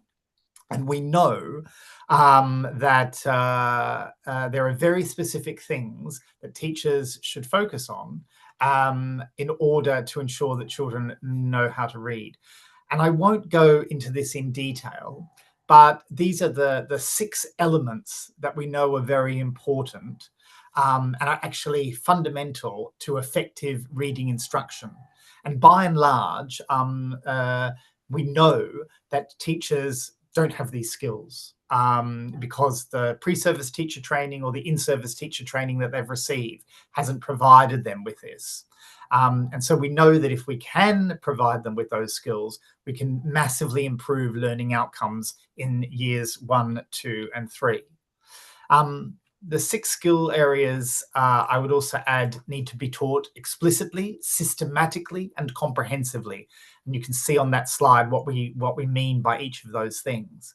but it's very important that, that these skills are taught in this way. And if they are, you can really leapfrog some of the challenges which you saw in the photo that I showed by, even in a context like that, improving the effectiveness of the teacher's training. So I would also just add here, and I know it's an issue that many of your countries are addressing, that a larger issue outside of how teachers teach is the language of instruction. And I know that this isn't an easy issue, but it is important that I refer to the evidence on this, which is that we know many children in Africa are taught to read in a language that they don't speak at home, but that at the same time, the evidence suggests that children learn best when they acquire their reading skills in their mother tongue. So this is, I think, something that is important to understand and explore how maybe this can be done more effectively in many of our contexts. The other thing I just wanted to refer to here, conscious of time, was when we talk about teaching children those 6 fundamental skills, we also know that they need materials with which to learn to read. This is an example from outside the region in Pakistan, but it goes to show the basic minimum sort of package that we would be looking at to ensure that children acquire these skills in the early years. The image in the middle is the lesson plan, which is the plan that would be provided to the teacher in order that they had that systematic, comprehensive and explicit instruction that we were talking about. The workbook is obviously for the student. The leveled reader is something that the children can learn to read from, which develops over time in terms of its complexity. So that's another very important thing, that children are given reading materials that is appropriate for their level and age. And then these other things that you can see on this document, the charts, the flashcards, and the big book are supplementary material. And it would be interesting to hear from some of you as to the extent to which you think that in the first instance, books and learning materials are available in your classrooms. I know again that that's a challenge in many contexts, but even if they are, they're often not appropriate. They're often not high quality. And this is the kind of package that we know works most effectively with the sort of instruction that I was telling you about before. So these are the sorts of things that we should be looking for our education systems to deliver if children are going to acquire these skills. I wanted just to speak briefly about the importance of parliamentary action, and in one particular area, and that's the potential for laws that support learning. Obviously, each of our countries will have an Education Act and it will specify many things, but we know that in order to ensure an appropriate focus of governments and ministries on these areas, laws can be used to incentivize and mandate, require action in the classroom. And these are just some examples. These are the 4 T's, and they're drawn from a project in South Africa. The first of which is, do we specify that teaching reading or numeracy has to occur at a particular time? Where I am in the UK, legislation was passed that required teachers to spend at least an hour a day teaching literacy, in the knowledge that that was an important thing that we needed to ensure the classroom focused on. So time is one issue. Of course, the training is another. How can we ensure that pre and in-service teacher training addresses these skills? The last one is, the third one, sorry, is about texts, which is what I mentioned before. Do we have laws that require a certain number of materials to be available to children?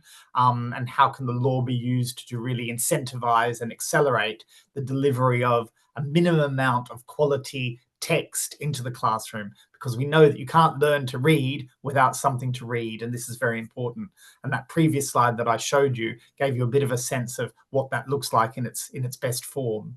And then the last one, which I'll turn to shortly, is knowing learning outcomes, knowing what children are learning via some sort of assessment is vital. Because if we don't have that, we don't know where to focus or what the standard currently is. And again, that's something which I'm going to touch on very shortly. So maybe just to turn quickly to what parliaments can do, and I've got 4 suggestions, and we're supporting parliaments across the region in some of your, including some of your parliaments, to do some of these things. For instance, right at the moment, we've been supporting the Parliament of Zambia conduct an inquiry into the state of foundational learning in Zambia. It's just concluded, and we know that that's been an important opportunity for the Parliament there to get to grips with this issue, to understand it better, and then to set out recommendations which it will encourage the government to take to address some of the issues that we've talked about. And that's the sort of action that we can support at the national level.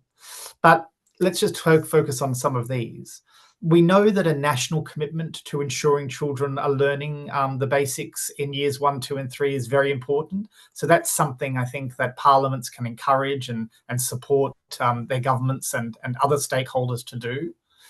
The second, of course, is to think about the language in which your instruction's occurring to make sure that that's most effective. The third is ensure that the curriculum requires this focus on literacy and numeracy in a very explicit, systematic, and comprehensive way. As I said, without that, we know that children will attend school, but they won't necessarily learn as effectively or as efficiently or in an as timely way as possible. So this is very important. The other one, of course, here is this question of time. We know that children need the time to practice reading, opportunities to engage with books, read a variety of texts, and build a culture of reading in the classroom and beyond it. So that's another very important thing that I think law and advocacy can support. And then the fifth one here is ensure that children have the material with which to practice that skill. I wanted just to finish now on this issue of measurement and learning. So we know that regularly assessing children's learning is essential to identifying the gaps and the areas that need attention. And accurate data on learning enables us to focus on what the situation is and what we can do to improve it. And so once learning data is collected, countries need to set specific targets to work out what they can do to get children to improve, to get to the levels that we would expect them to. And of course, you all know very well in exercising your scrutiny role on other areas, but including in education, you need data. You need to know how the system, how the government is performing. And so measuring learning is vital. And many of you will know this, but a number of countries in the region don't have a regular form of national assessment. So without that data, it's very difficult to track progress and to direct resources to those areas where they are needed most. So measuring learning and setting targets is a very important aspect of this work. So colleagues, with all of that said, honourable members, I'm actually going to close. I'm hoping that there might be an opportunity to have a bit of exchange. You can find out more about our work at this address, www.ipned.org, and that's my email underneath it. And I'd be delighted to hear from all of you. We're working already with some of your parliaments on these issues, but we'd love to scale that work up. The other thing I would say is that all of your governments, and hopefully some of you will receive an invitation this year to a conference that the government of Malawi is hosting for the Association of Development of Education in Africa, ADEA, that some of you will know, later this year. And it's called the FLEX Conference. It's the Foundational Literacy Exchange. It's a ministerial meeting focused on foundational literacy and numeracy.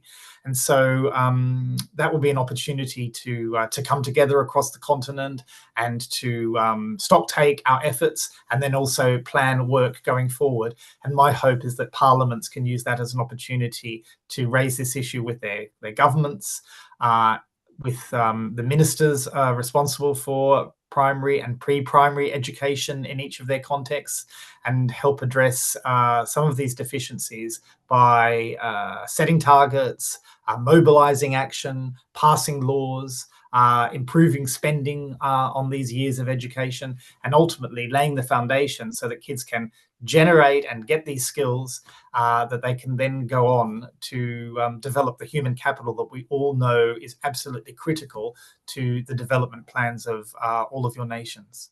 So with that said, I'll finish the presentation and hope that we'll be able to talk a little about some of these issues now. Thank you for the opportunity to be with you today. A round of applause to our presenter. Thank you very, very much, Mr. Joseph.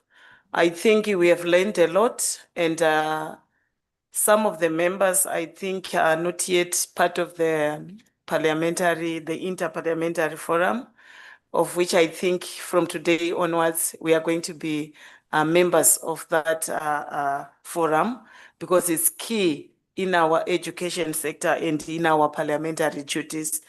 I was listening to the statistics, and it reflects a serious learning crisis. But also, I think it will also give us an opportunity to invest in education, because I was thinking about the issue of if you educate those children, you know, it will also help, especially in our community, the issue of drug abuse. It will also reduce, and we also reduce the issue of poverty and inequality, and also the issue of a better employment. We can also improve our literacy and skills if we invest in these children, because it was so touching to know that we have got children from 1 to 10 who cannot even read and write. And as a parliamentarian, I think we must advocate for this in our parliaments, and also make sure that our budget also invests more in our education. I think before we go for the break, I will allow members to also interact, and maybe if you have got some clarification and some questions to our presenter. Over to you, our honorable members. I take Eswatini, South Africa, in that order, and DRC. I thank you. Thank you for the opportunity, Chair. I just want to start by appreciating the very elaborate presentation that our presenter has and resource person has made. We really appreciate. And it was clear from the presentation. My name is Senator Dr. Dinda from the Kingdom of Eswatini. It was clear from the presentation that there has to be an intentional approach to anchoring the education outcomes of our children, and especially what touched me the most, that was the issue of the teachers being upskilled, and I think this has to be a continuous process. Having said that, I just want to ask the presenter that I didn't hear anything about left-handed students, and I want to say why I am saying this. I'm actually left-handed myself, and I struggled at infancy with understanding the whole concept of reading and writing, especially the writing aspect of it, because all that is done from a right-handed perspective. And I think we need to find a way of supporting and including children with left-handedness. They get excluded in most cases, and I think if the resource person can make a comment on that, I would really appreciate it. And then secondly, there's an issue of children living with autism. I didn't see anything in the presentation that speaks specifically to children with autism. I'd really love to have a comment from the presenter on that as well. And all this is in the spirit of being inclusive.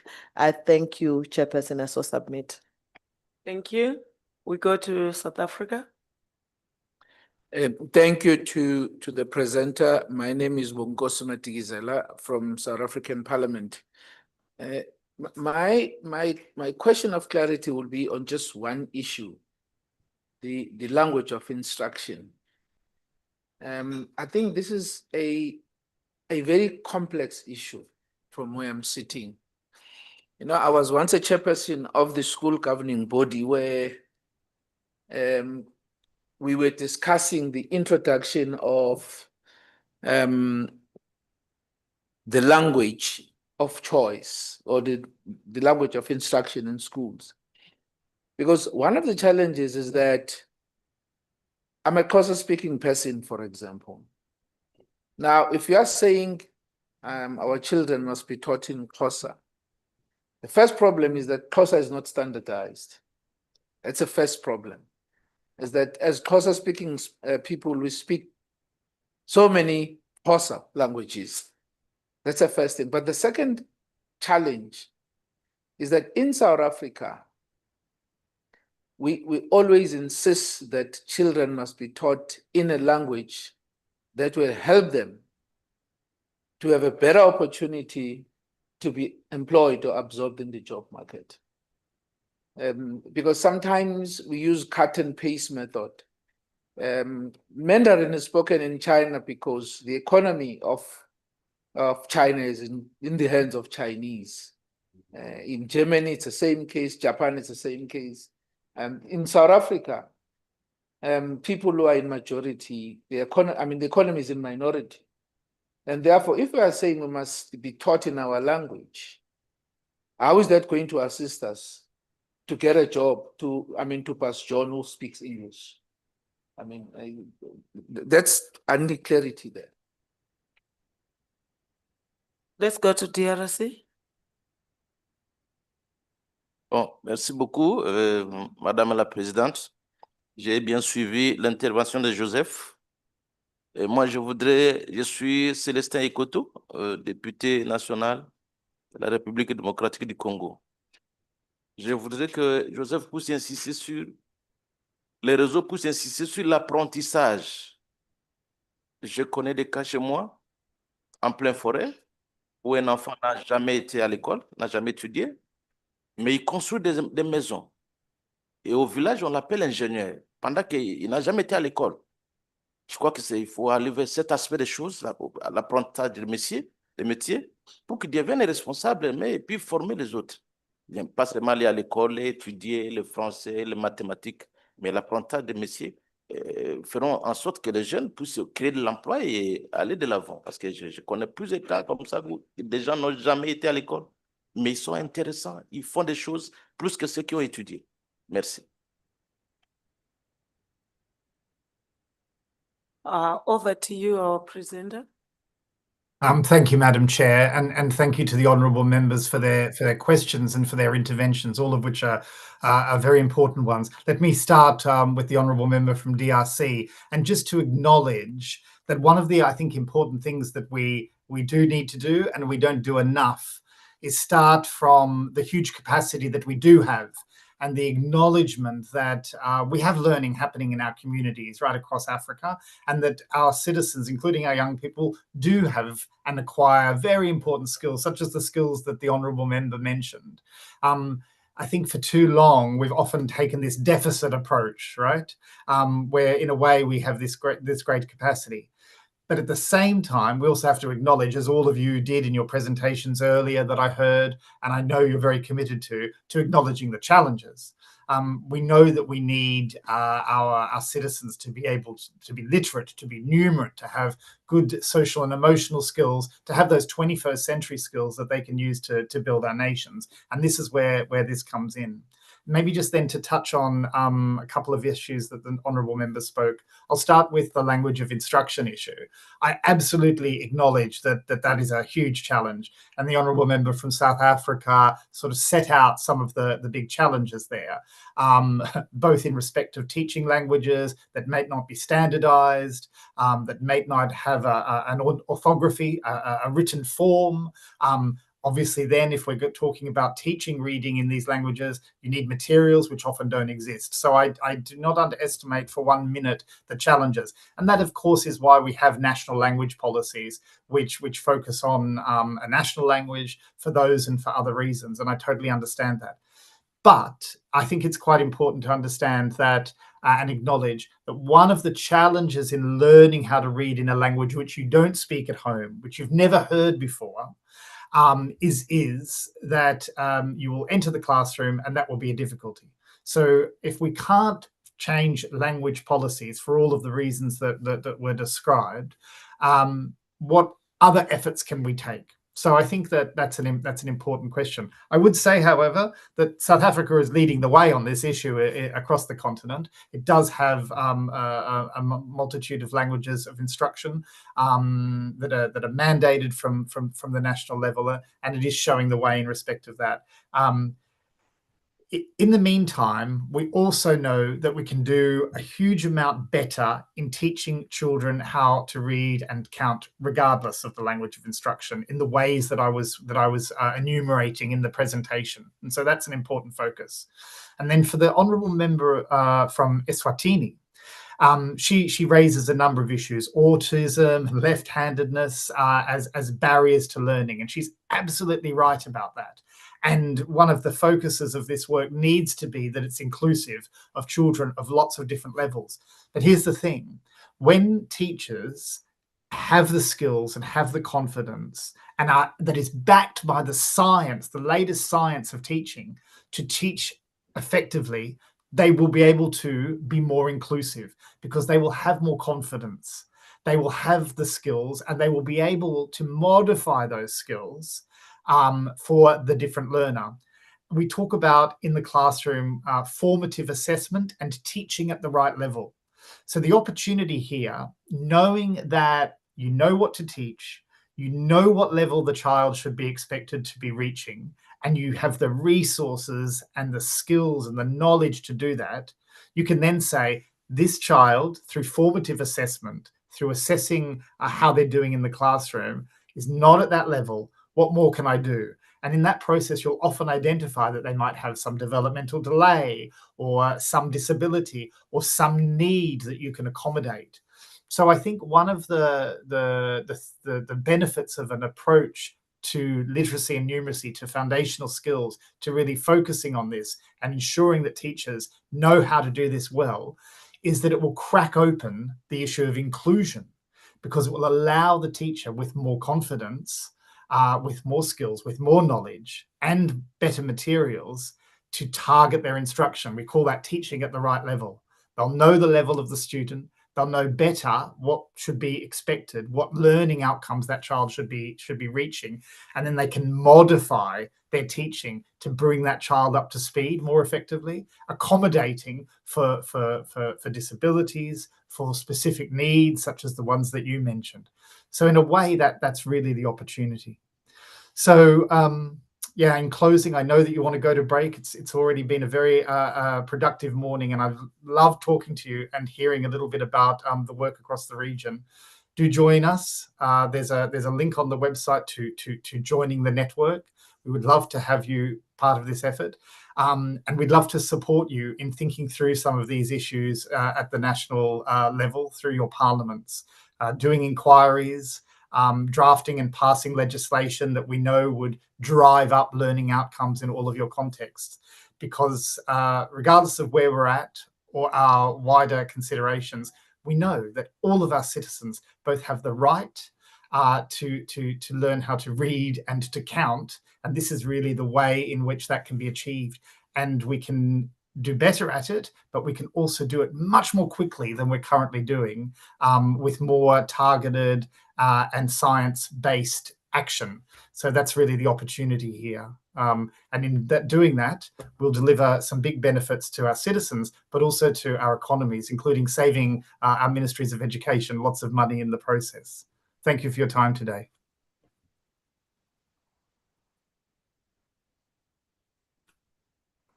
Honorable members, is there anyone with a burning question? Oh, thank you. Okay, Madam Secretary. Oh, sorry, before you. Yes, Angola.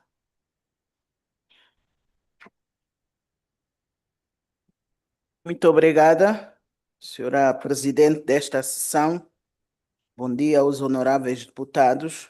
Eu gostaria, em primeiro lugar, de felicitar o nosso preletor pela sua abordagem muito clara, que nos fez pensar que não estamos só a discutir políticas setoriais, mas sim o próprio destino humano dos nossos países. Todas as reflexões que estamos a fazer aqui e que ele chamou a nossa atenção são, na verdade, uma agenda política urgente para os nossos países, um imperativo moral e uma responsabilidade histórica para todos nós. Mas não há políticas públicas eficazes se não olharmos para o orçamento, para o financiamento. E a maioria dos nossos países ainda não atingiu os 15% propostos pela SADC. As constituições dos nossos países consideram a igualdade de direitos entre homens e mulheres, mas nós assistimos ainda a uma certa discriminação relativamente à educação das meninas. Eu queria perguntar ao nosso preletor qual é o conselho que ele dá aos parlamentares no sentido de nós mitigarmos esta questão da discriminação relativamente às meninas para irem à escola. Muito obrigado. Madam Chair, oh sorry, Secretary General. Over to you, our presenter. Thank you, Madam Chair. And obrigado to the colleague from Angola for that great question.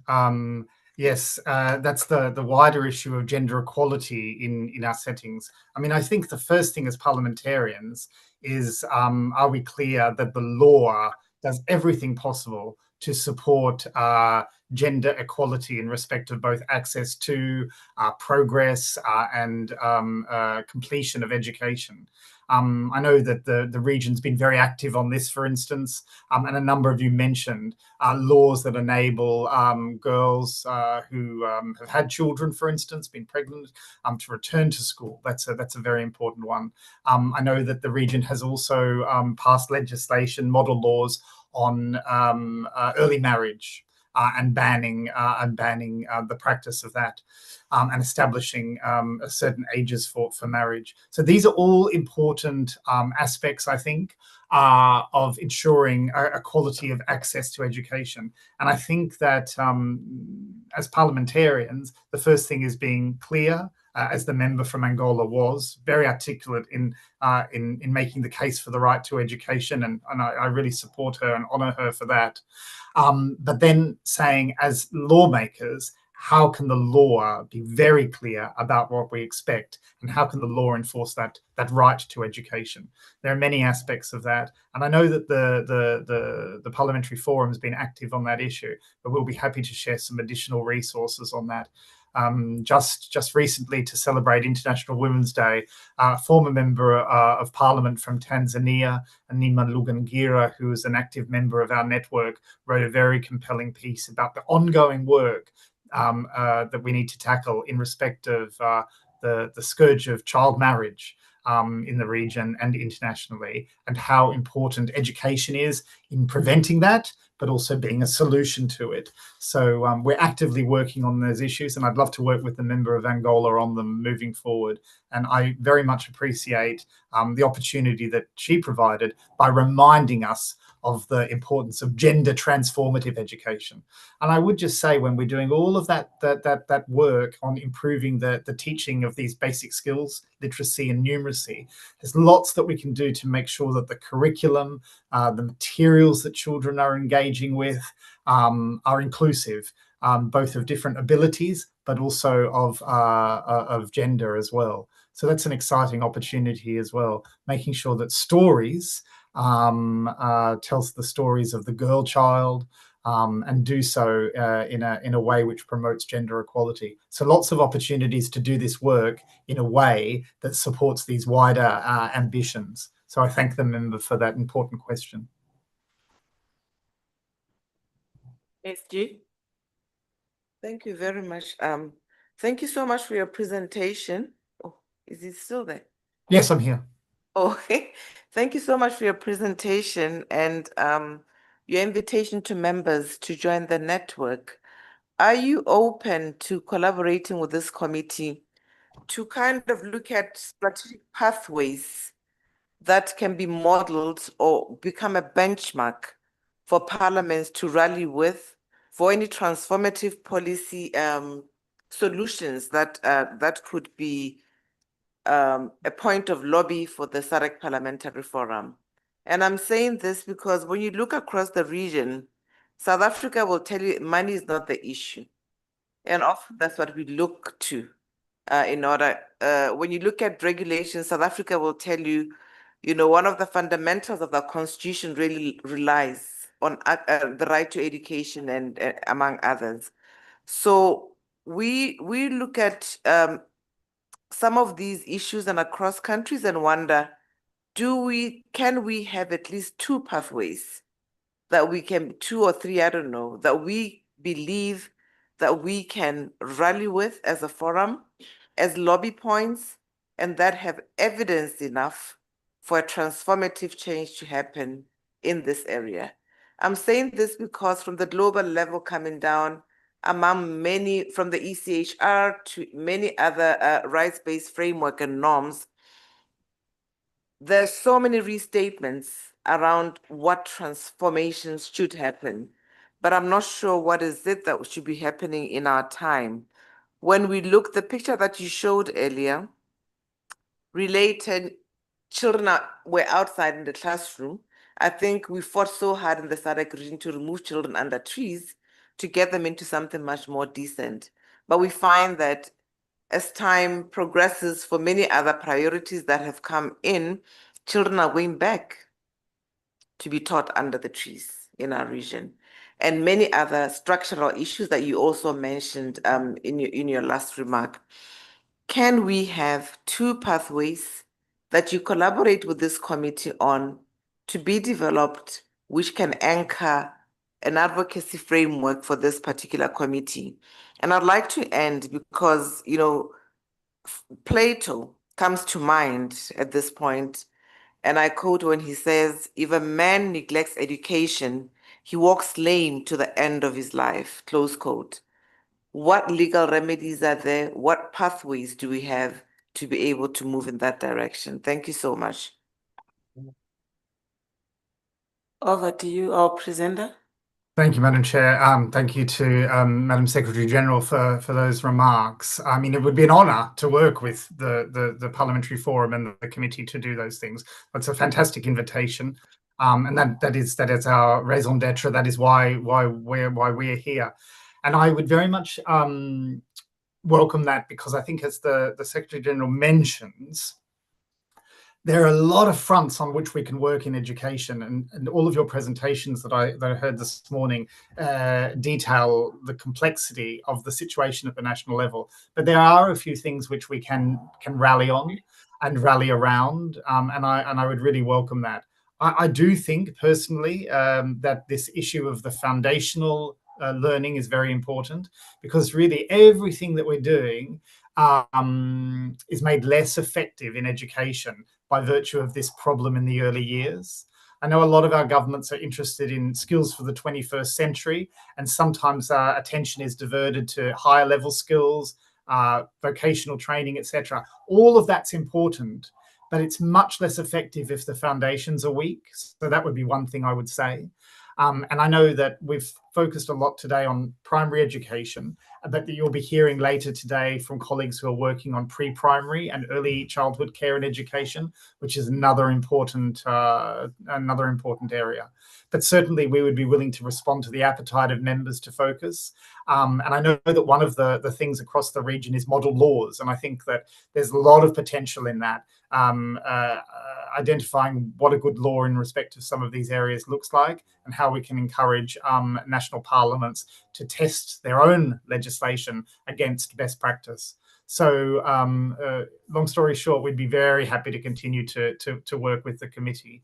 SADC is an important forum representing hundreds of millions of citizens across the region, and so unlocking potential here and the role of parliaments in accelerating educational progress has the potential to really change lives and economies right throughout the region, which I think is very exciting. You've got very important work to do, and we'd be delighted to work with you to do that. Thank you very much, our presenter.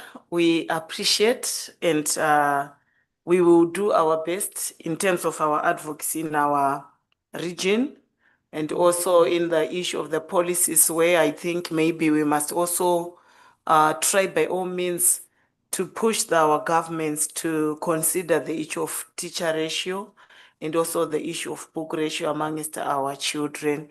And I think we are now supposed to break for tea and we will come back after 30 minutes. We come back after 30 minutes. Then before we take our tea, we are going outside for a group photo. Thank you very much. Thank you, our presenter. Thank you, Madam Chair. Enjoy your tea. You can join us for tea. Bye-bye.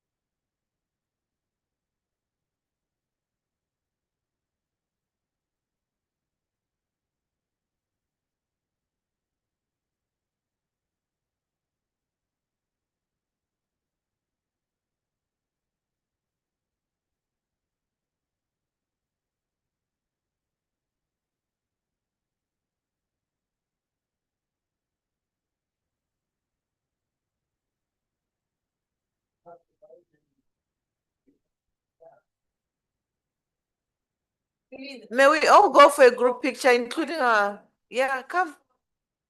Yeah. Start.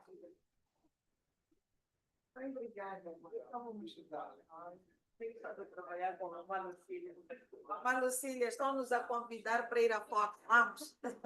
Eu não posso ir sem assim, senão eu nem vou sair na foto.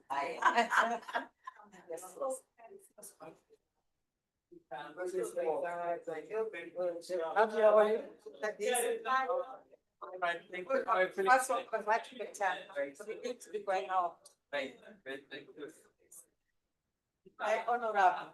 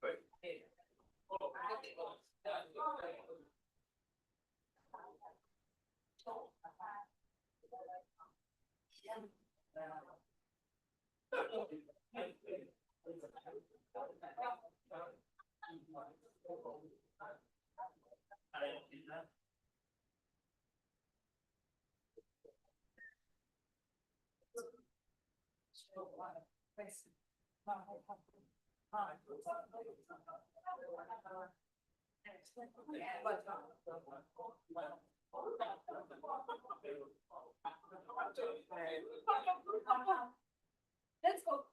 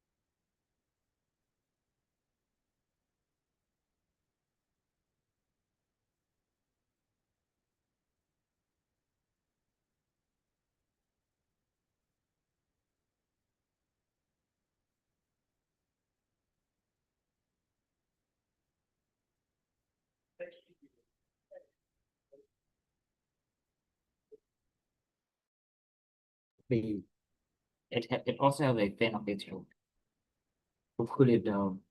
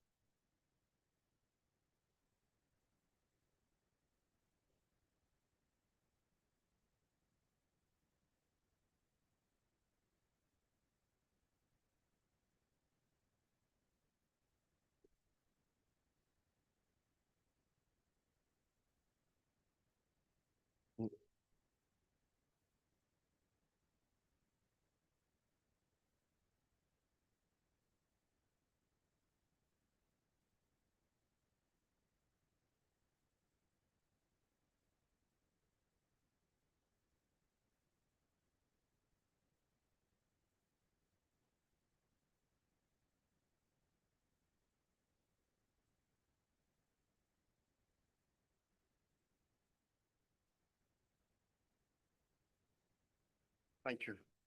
Thank you.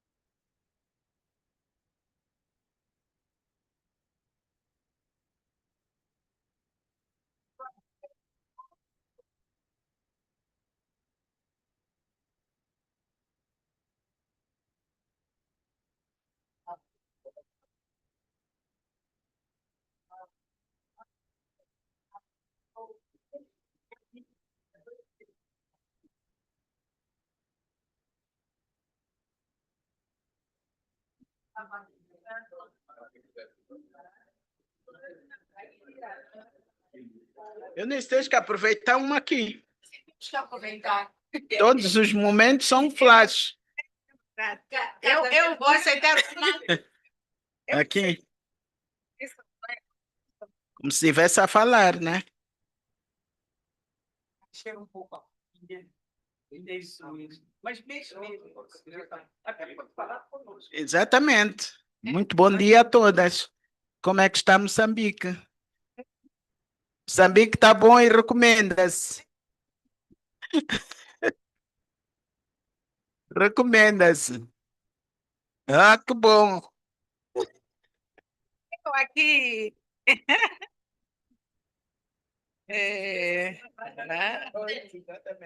Então, como vai, excelência, senhora deputada? Aqui vai muito bem. Como é que vai Moçambique? Moçambique vai bem. Vai o clima? O clima é estável, é um clima normal. Não é? Obrigada.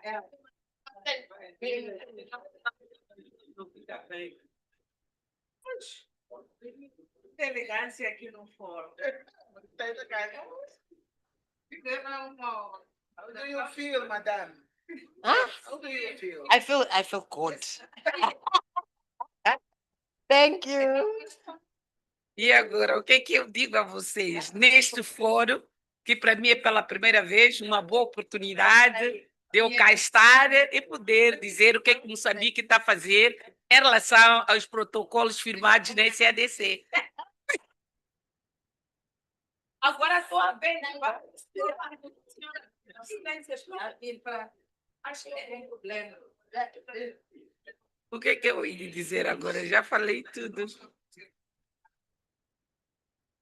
Moçambique, muito bom dia. Muito bom dia, não sei como é que Angola está. Silêncio no meio e nós. Ah, Moçambique. Agora é Moçambique. Então fica no Moçambique. Ficar onde? Começa a falar. Temos que dizer alguma coisa. Falamos como se estivéssemos a falar, não sei o quê, para podermos sair, etc. Não vai dizer, senão fica assim. Estamos, né?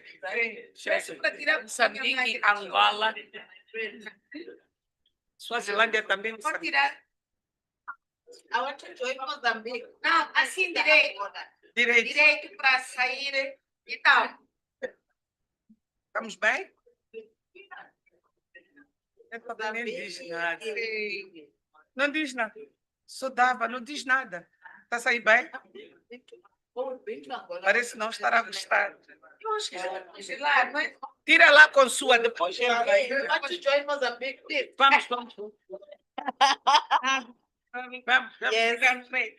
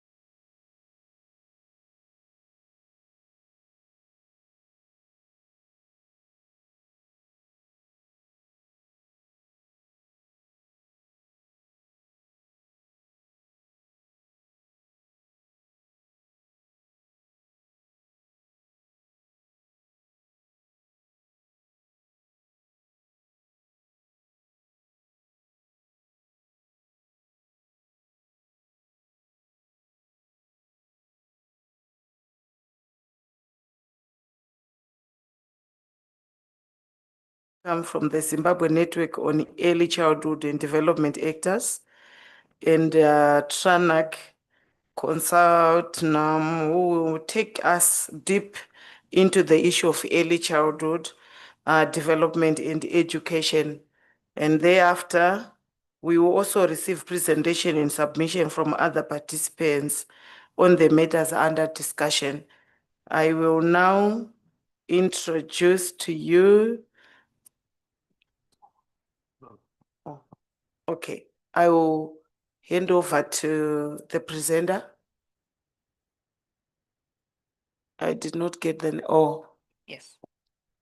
over to Thank you, madam. Maybe if you can introduce your name, because I didn't get your name. Thank you. Can I remove the mic? I want to move around.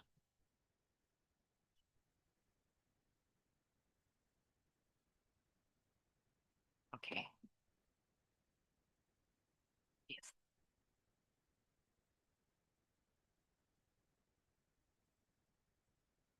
Good morning, honorable members, honorable chair. My name is Kudzai Kosa. I represent the Zimbabwe Network of Early Childhood Development Actors, and I am here representing the TRANAC Consortium, that is the Transnational Advocacy and Capacity Building Project. I am a bit different because I am a child rights advocate. I am an early learning advocate. So I want to do things a little bit differently. If you can indulge me, honorable members, for just a few minutes. I'm used to being in the classroom with learners. So if you can indulge me, I would like you to take a piece of paper and tear it out of your notebooks. It's just for a few minutes.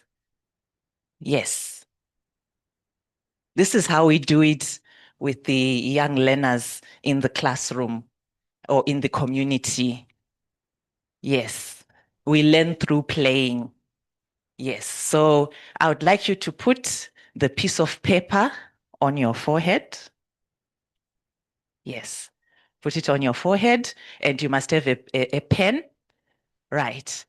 I'm sure you have been with the person who you have been sitting next to since the conference started.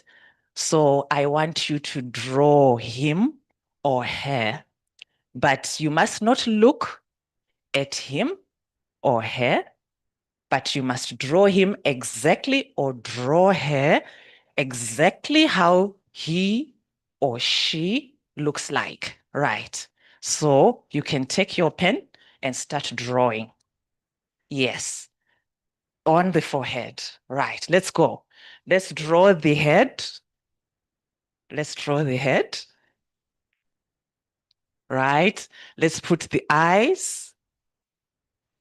Yes. If the person wears glasses, we want to see the glasses. The ladies who have nice eyelashes, we want to see that, right? Let's put the nose. Let's put the nose, right? Let's put the lips. Yes.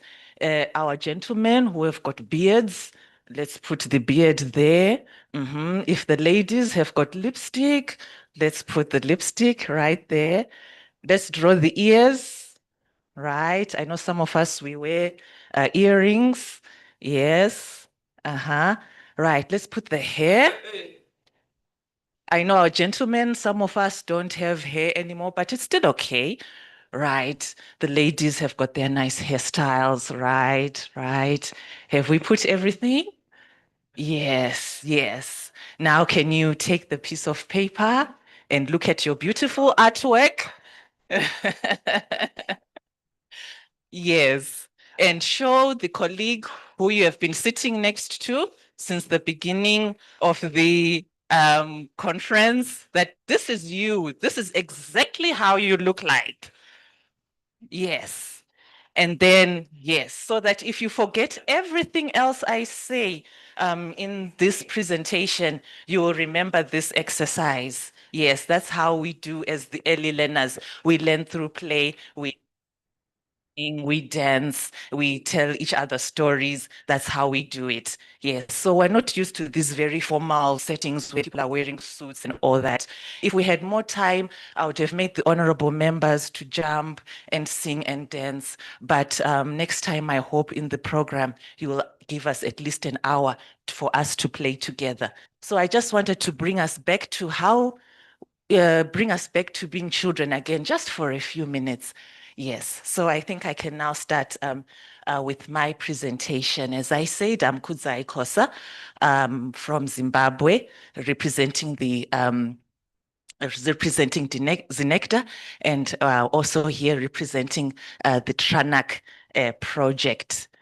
We can move to the next slide.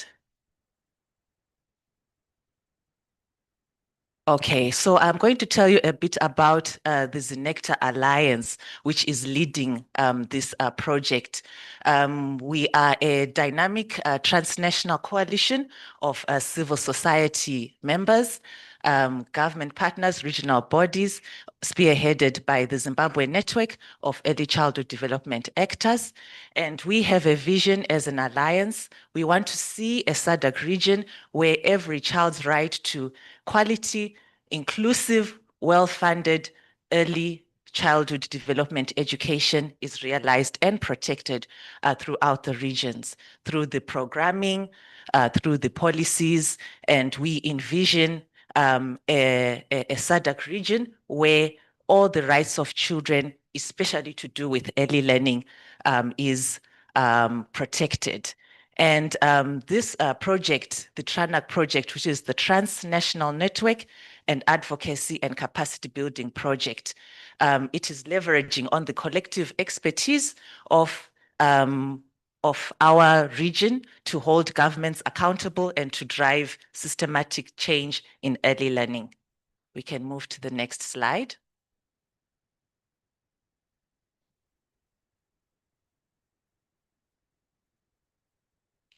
So the TRANAC project has got three key objectives. It is looking at capacity strengthening of national early learning coalitions that are based in 6 countries for improved advocacy initiatives at national and transnational level. And we're also looking at increasing the availability of data on early learning to push evidence-based advocacy. We are also looking at influencing governments and regional bodies to effect gender inclusive early learning policy provisions at the national level and in our individual countries, as well as the transnational or the regional level. We can move to the next slide. So these are the early learning networks in the Alliance. Right now, we are based in 6 countries. That is, we have the network NECDO in Lesotho. We have ECDC in Coalition in Malawi. We have RDPI in Mozambique. We have Sikanye Nawe in Eswatini. We have ZANIC in Zambia, and the lead of the alliance is Zinecta, based in Zimbabwe. So at the moment, we have these 6 countries, but we do have Botswana, the coalition in Botswana, and South Africa, and as well as we are reaching out to other countries. We have reached out to Namibia, we have reached out to the Democratic Republic of the Congo, and we envision that one day we will have all the countries in the SADC region represented. We can move to the next slide. So what is early learning? You will see that in different countries from the different contexts that we are coming from, some countries call it ECCD, that's early childhood and early childhood care and development. Some countries may call it ECDE, that is early childhood development education, or ECE, that is early that is the early childhood education. But whatever you call it in your country, it is a holistic approach that is looking from birth to age 8, nurturing the child's physical, the cognitive, the social, and the emotional growth of a child. And it looks at issues of the brain development. It looks at issues of preparing the child for school, that school readiness, and looking at the long-term well-being of the child. And as I said earlier, as the early learners, we learn through play. And it also looks at the nurturing the environment and the early learning programs. So it is a holistic approach. And ECE is part of the ECD, which looks at health, it looks at nutrition, it looks at protection, it looks at social services, all the things that are needed in the environment of a young person in order for them to grow. Then gender equality and social inclusion in education is something that is very important, ensuring that all learners, regardless of their gender, regardless of their disability status, regardless of where they come from, they all have fair access to quality education. So, honorable members, I would like you to reflect as we go through this presentation and think about the child with a disability, marginalized children in your communities. Are they able to access, boys and girls, are they able to access early learning that is of quality, that meets all the standards in your countries and in the SADC region as well? And this is very key. In your presentations today, I was hearing most of you honorable members talking about issues of the labor market, about training, about vocational learning, but it starts from the grassroots. It starts from the early learning, the foundational learning. And I'm glad that from the previous presenter, he talked about issues of foundational learning, foundational literacy. And for our region to excel in terms of industrialization, to excel in terms of pushing our markets, in terms of digitalization, we need to start from the foundational learning elements to ensure that all children, regardless of where they are, they should be able to access quality early learning.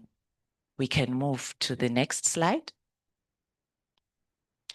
Then there are some frameworks that are in place already at the international and the regional level.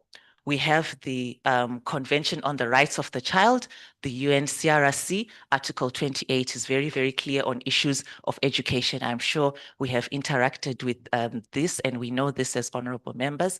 We have our African Charter on the Rights and Welfare of the Child, Article 11, as well as the new kid on the block, the General Comment number 11 on the right to education. We have the AU Agenda 2063. We also have the Sustainable Development Goals, and in particular, SDG 4.2, which focuses on early learning. And then we have our Continental Education Strategy for Africa. So all these have elements of ensuring that there is equal access for all children to have education, and especially within the elements of early learning. We can move to the next slide. Right. What are the key components that we need to look for when we are looking at gender and social inclusion in early learning policies? We need to look at equity. We need to look at equality, ensuring that both girls and boys have equal access and opportunities and fair treatment in education, and acknowledging different support needs for different children or who are differently abled. Issues of social inclusion, making sure that children have access regardless of their background, their geographical location, their economic circumstances, and to make sure that all of them feel welcome. In terms of teaching practices and the curriculum, ensuring that there's no issues of gender bias, promoting equality and promoting a curriculum that does not reserve toys or games to a particular gender. You may see sometimes when you have the picture books that our early learners use, and we see a boy we see a male being a soldier, and then the female being a nurse. But we are saying that every child has an equal opportunity. If a girl wants to be a police officer, and she's aspiring to do that, she needs to see it in the picture book. She needs to see it in the storybook, as an example. So those are some of the issues that we look at when we are talking about gender and social inclusion, that a child with a disability should also have access to early learning. If I can indulge you, honorable members, on a personal experience that I had. The honorable member from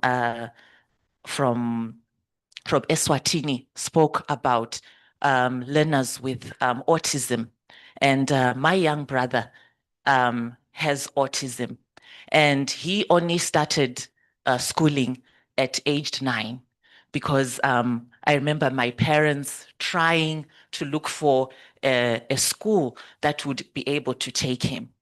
Early learning, we say it starts from 3 years, 3 years or 4 years, but imagine he only started at age 9. I remember my parents going to 4 different schools and him being turned away, and they were saying, oh, we cannot take him, we cannot take him. And I remember being, as a young child, thinking, but it didn't quite make sense to me as to why he was not able to find a school that was able to accommodate him. But I was going to school, but he wasn't. And I remember when he finally started going to school, when he put on the uniform and like me, and he was going to school like me, how happy he was that finally he found somewhere that could accommodate him. So I would urge you as honorable members just to reflect on these issues, ensuring that every child, regardless of who they are, has access to early learning. We can move to the next slide.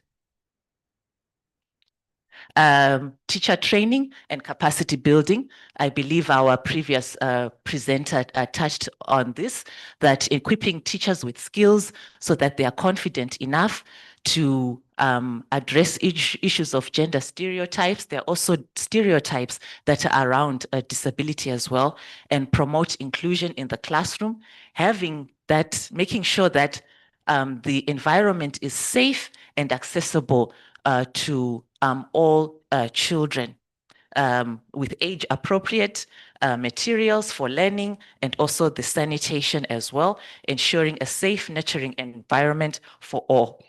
Engaging our communities. As honorable members, we are all representing constituencies in our countries, and even here representing you are here presenting your communities as well, even at the SADC level. So involving parents and the local communities in promoting gender and social inclusion. It starts from the home, and then the community and the school. Policy support and monitoring. Honorable members, you have mentioned that in terms of our region, we have very good policies at national level, at the regional level, but there are gaps in terms of implementation. So we need to support monitoring and policy implementation. We can move to the next slide. What progress have we made so far as a region? We have our protocol on gender and development. which amongst other issues looks at education, and we're glad that there is a special provision that is outlined there: equal access to retention and completion in early childhood education. We have the gender policy. We have the policy framework on care and support for teaching and learning. We have the open and distance learning policy, and we have our SADC education and training protocol that we are in the process of reviewing. We can move to the next slide. We do have gaps, issues of weak implementation and incoherence. I think that is something that we have already mentioned. In terms of inadequate financing and infrastructure, less than 2% of GDP in our region is spent on pre-primary education in many contexts. So the issues of infrastructure, I think it is something that we have experienced in our various countries. And this, the gap in infrastructure creates also a gap in terms of gender and social inclusion, in terms of equitable access to the most marginalized. Specialized training for our teachers, and also issues to do with policy, lacking actionable directives for training educators to handle the diverse needs, including the needs of children with disabilities. We can move to the next slide.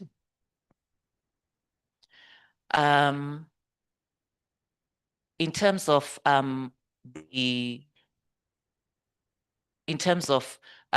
teachers, you realize that in terms of the early learning teachers, most of them are women, but we also need men to be teachers as well, and caregivers as well for our early learners. We haven't moved to the next slide. Yes, thank you. And also limited focus on specific vulnerabilities. We have mentioned the issues of children who are left-handed, those with autism and different disabilities. We have marginalized groups, children from minorities, and also children affected by gender-based violence.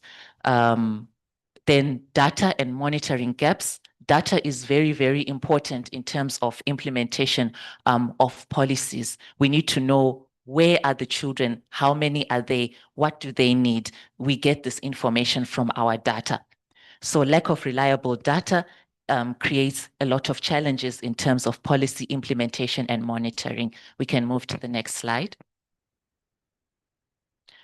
The opportunities, what can we do together?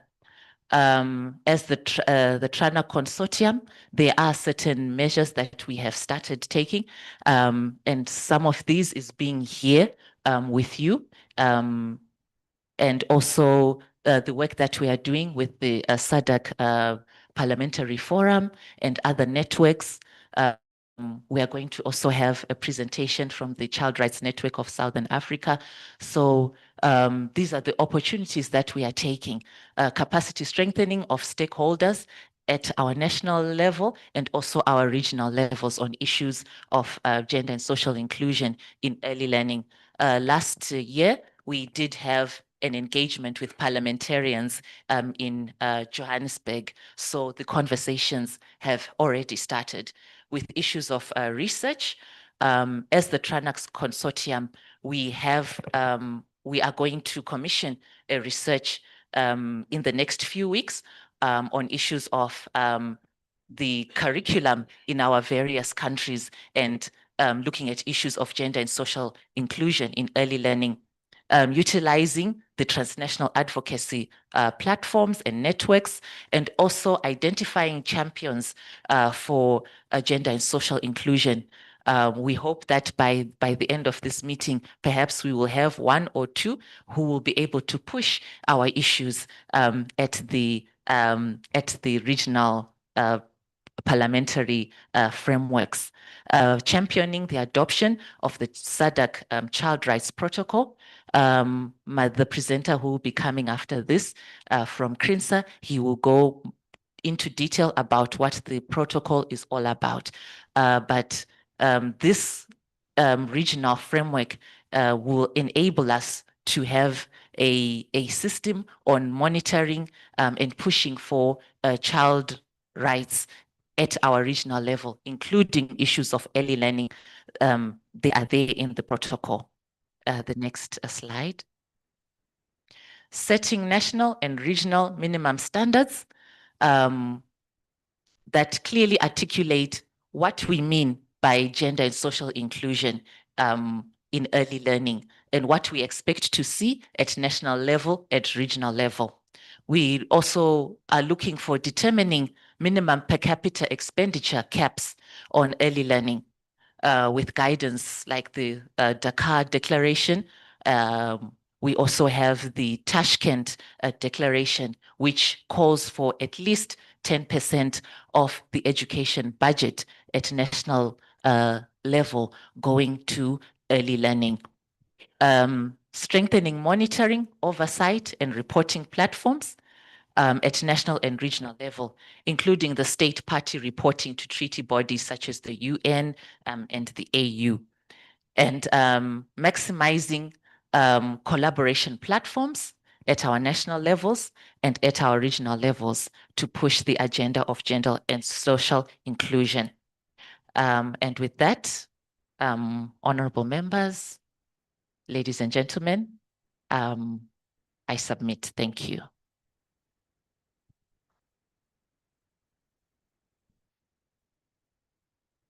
Thank you very much, the presenter. Thank you very, very much. And let me take this opportunity to invite questions or clarifications if there are any before I say my comments. Yes, Honorable. That's Malawi. Chair, thank you so much. And thank you so much to the presenter. I think mine is not a question, but a comment. I think I'll begin by saying I only remember the first activity we did and have not understood everything else that you have said. But anyway, thank you so much. I wanted to, my comment will focus on systems within countries. And I'm happy to see that within your team, there is a lady from Malawi. In Malawi, issues of early child education is in a ministry of gender, not in the Ministry of Education. And therefore making it difficult for the Ministry of Education to begin to look at the kind of curriculum that these learners must engage in, and also see the transition from early learning to formal primary education, making it very difficult. I don't know whether now your organization is a cross-border organization. I don't know what you would advocate for, or yeah, what is your comment on that kind of setup? Thank you, Madam Chair. Thank you, Honorable. Is there anyone? Thank you very much. Before you maybe answer that question, maybe I would also want to appreciate on the issue of data, because you know we have got statistics and we can talk about all these issues around education, child learning, and also children with disabilities, because there are children with disabilities with different form of disability. And some of them, you know, the burden goes to the mother, where sometimes if there's anything where the mother want to go to work, she can't even go to work. And those children, some of the women, they cannot even say it out. So if we have the data, especially on hospitals, maybe to also help you, because some of the women or some of the parents, they don't want to say it out. But if you have those statistics, especially using our hospitals or the Ministry of Health, it will also go a long way. And I would also want to appreciate where you are also encouraging us to have some champions and those who are also going to take it up to our parliaments. Over to you. Thank you. I didn't see you. Honorable Linda. Thank you, Chairperson. Mine is really to appreciate the presentation and maybe just to pose a few comments and questions. First of all, I have realized that most of our children suffer from bullying at a very young age. And I think that that has far-reaching consequences for the child. It will affect their cognitive function, their development holistically, and other implications to that. So I just want our presenter to make a comment on that and how that will affect the learning outcomes, because obviously it will really negatively impact the efforts that are well being made by the early childhood development professionals. It's just that to say, please make a comment on that. I've had conversations with my children as well, and I've found that they've been bullied at a very tender age. You find children in preschools saying that if for you to play with them, you need to share their lunchbox with them, or things of that sort. So, and also, how can we as society, support our young learners in their learning process? Because sometimes you need to give them coping skills, but at times you find that those very coping skills may present themselves as aggression and defeat the entire purpose of the learning development for our learners.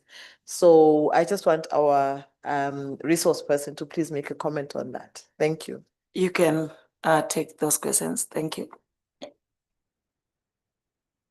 Thank you. The honorable member from Malawi, speaking of issues of the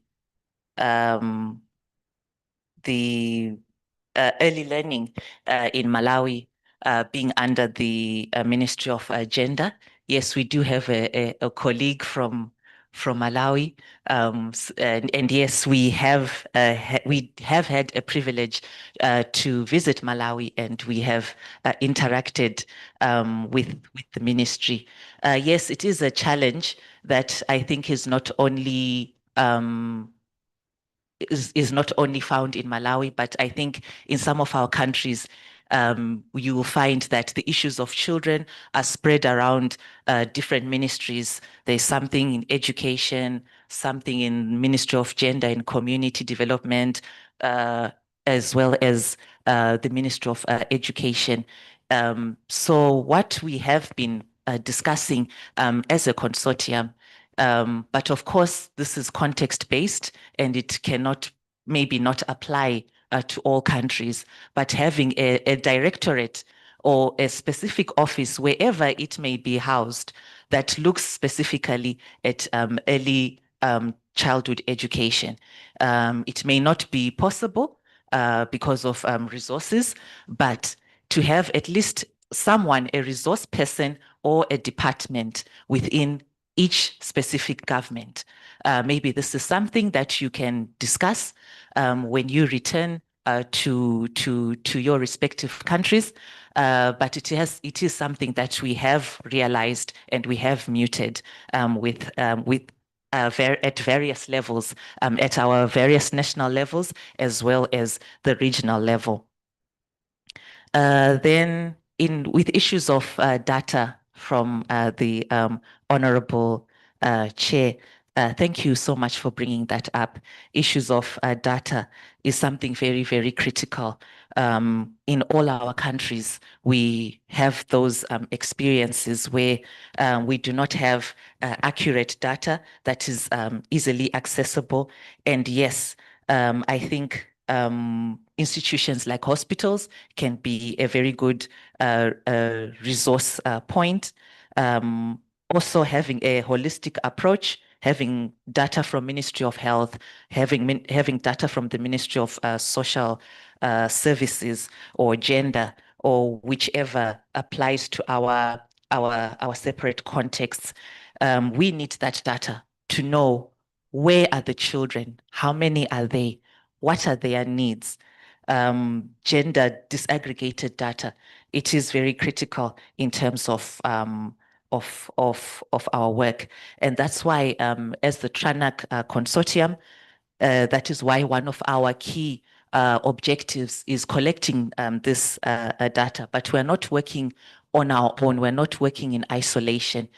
We are working with our various governments because our work as civil society is to complement the work of government.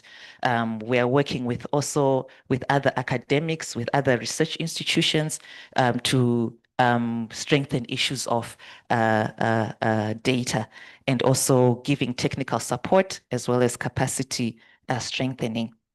Then the honorable member from Eswatini, issues of bullying is something that is very disturbing.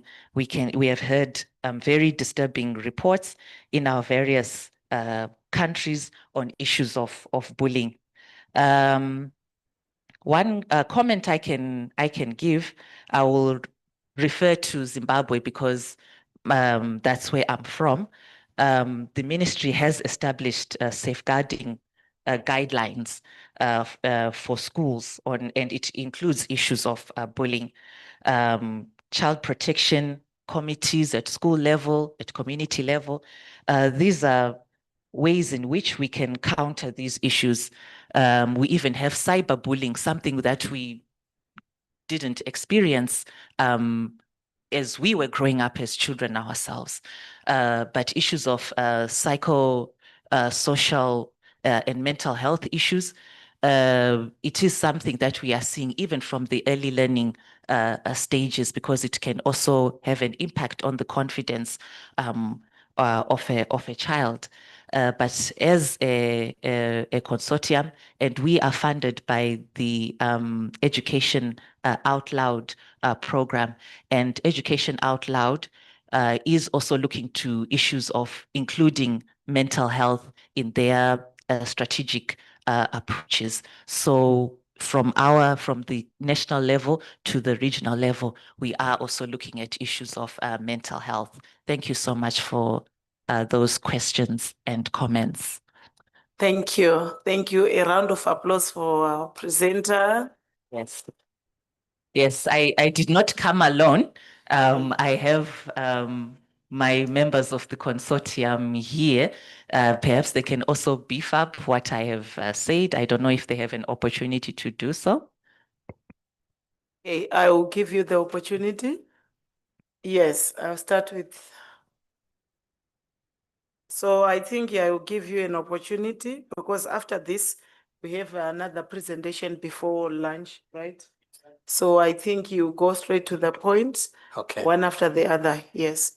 Thank you so much, Chair, and all protocols observed. I just want to thank the presenter for the good presentation. I just want to buttress the issue around the importance of early childhood development and education. Just a few tips. First and foremost, I think we know that the value of education lies in 3 pillars, which is which is the skills, knowledge, and values, which are combined with attitudes. But much of the problem that we have with our education systems now is that they are standing on 2 pillars, which are skills and knowledge, and we have ignored the value and attitudes. And these values and attitudes are only built at a lower level through social emotional learning, which should be another pillar. So when we go in the classroom, she was talking about we need to find literacy, numeracy, and social emotional learning.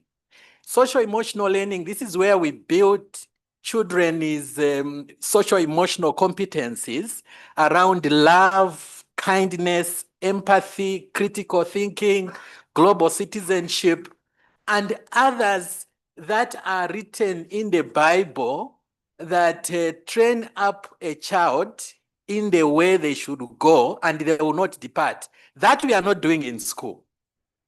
And this is why we want to see, especially the SADC protocols, bringing in ECE or early childhood development and education that will bring these children, to learn also the value systems, to learn the attitudes which we are missing. And these are the ingredients we can use. For instance, social emotional learning prepares a child to learn. A child who is anxious, a child who has been abused cannot sit in class and understand. But as we have continued only depending on numeracy and literacy, and the learning poverty levels Joseph presented are there to show us. Because our children are seated in school when they have been bullied, they can't listen to anything. They are not emotionally ready to learn. So we need really to ensure that we pay particular attention also to the social emotional competencies of children that they should get at an age. Just to give you maybe a short story, in Zambia, about where I come from, about a week ago, we had a very serious issue where someone called a lady, a witch.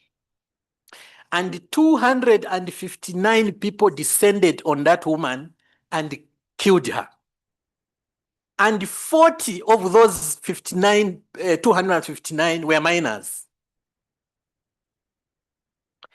That explains the fact that the principles or the competencies of love, kindness, living together, patience, and we have not built enough. The people go to school to learn a lot of things, but they have no love, they have no kindness, and they can do anything to the other person.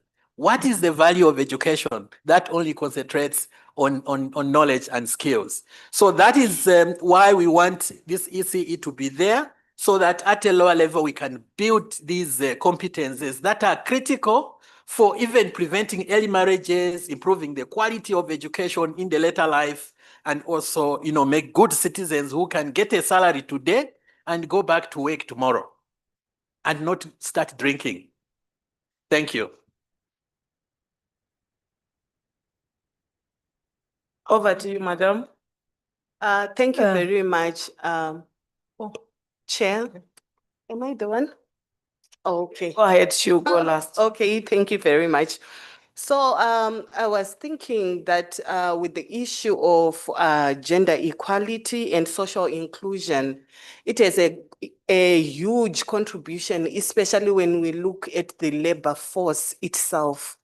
So I am pleading with the honorable members so that we can make a resolution to commit ourselves to close the gaps that has been highlighted in the presentation. You can see that there were so many gaps that were highlighted in the presentation with regards to the gender equality and social inclusion. And with closing those gaps, you will see that at the end of the day, we'll be able also to have the results that we really need on the ground. So I think we need to make some mechanisms and have further discussions which are country context or which can be addressed within each country. We know where we have got more strength when it comes to these issues of gender. And as the parliamentarians, you have the power to also gather the information that we put in place and make sure that we will be able to close all the gaps that has been highlighted. So that's it from me to make a resolution in terms of that one. Thank you so much. Yes, the last one. Obrigada por me darem a palavra e vou falar em português.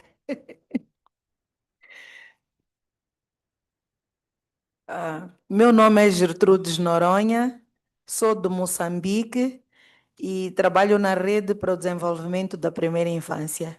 Obrigada por esta oportunidade de estar aqui com Suas Excelências, os parlamentares.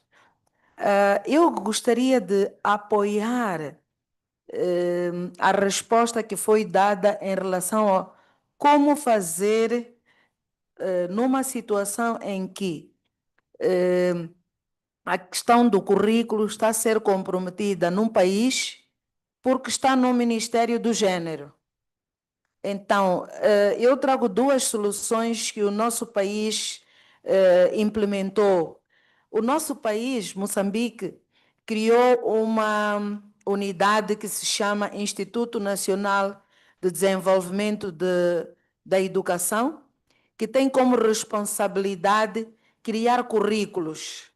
Então, qualquer currículo que tenha a ver com aspectos específicos de educação, desenvolvimento da infância e outros, são criados por esta unidade e são alocados especialistas que trabalham nessa unidade.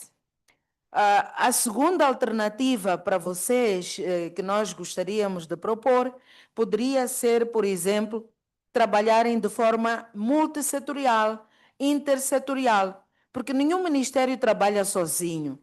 Os ministérios trabalham conjuntamente, não é? E a intersetorialidade e multissetorialidade serve mesmo para isso, para, neste caso específico, em que não é tanto é responsabilidade do Ministério de Gênero, mas quer trabalhar com o Ministério de Educação. O Ministério de Educação teria um papel importante, bem como outros atores e setores que possam apoiar o Ministério de Educação, neste caso, dentro do Ministério de Gênero. Então, é essa experiência que nós gostaríamos de partilhar convosco, que nada está perdido. E a terceira alternativa ainda, vocês como deputados que estão aqui representados, têm como prerrogativa sugerir que se crie um decreto ou algo parecido no vosso país que possa criar um mecanismo ou algo parecido para que se responsabilize pelo currículo. Pode não ser uma unidade como a nossa, mas através de um decreto ou algo legislativo. E muito obrigada. Thank you very much. Allow me to thank our presenter. Thank you very much for the presentation. Can we give a round of applause? Let me now rush to call upon our next presentation. And the presentation is going to come from the Child Rights Protocol by the Child Network of Southern Africa. Over to you, sir. You can introduce yourself.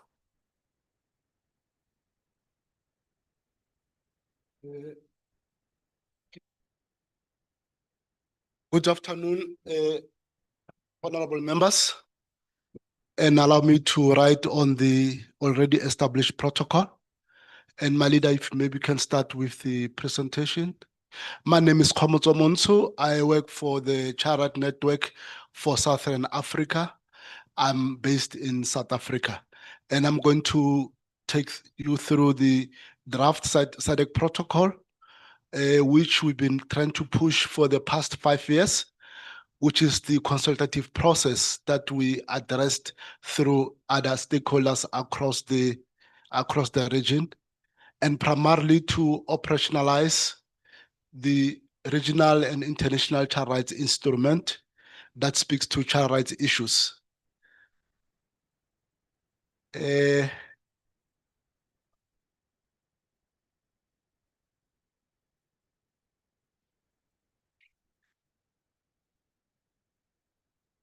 Okay, I'm still waiting for the presentation. And I'll go into some of the background in the best interest of time as we're trying to navigate through the presentation. The The fundamental question is why, as the SADC region, do you want the SADC protocol? Because you've got a lot of instrument. And just to indicate that one SADC, in the SADC region, sharing a highly mobile group of population. They move from one country to the other country. And as and when they move, they fall within the cracks of the child protection system, because here we don't have unified and standard way of ensuring that we protect them as and when they move. That's one issue.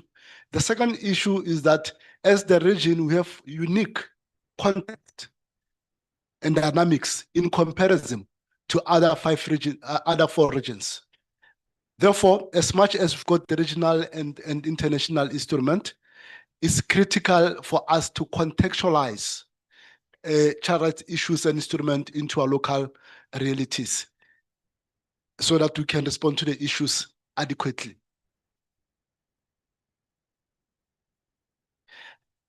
So this is one of the background, and I thought as I go through the background, the presentation will be ready.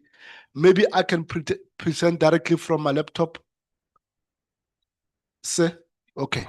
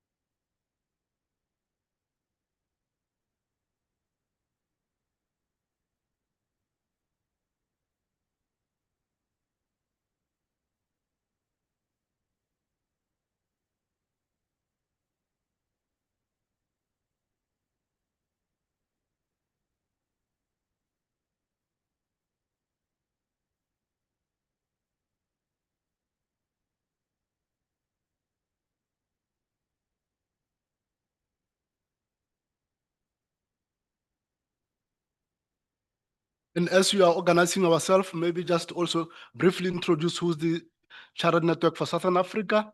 We are a member organization within the SADC region operating within 11 countries.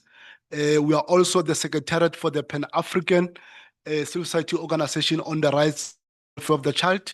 We work directly with the African Committee of Experts on the Right and Welfare of the Child. Okay, there you are. Yeah, you can move to, my leader. You can move to the first slide.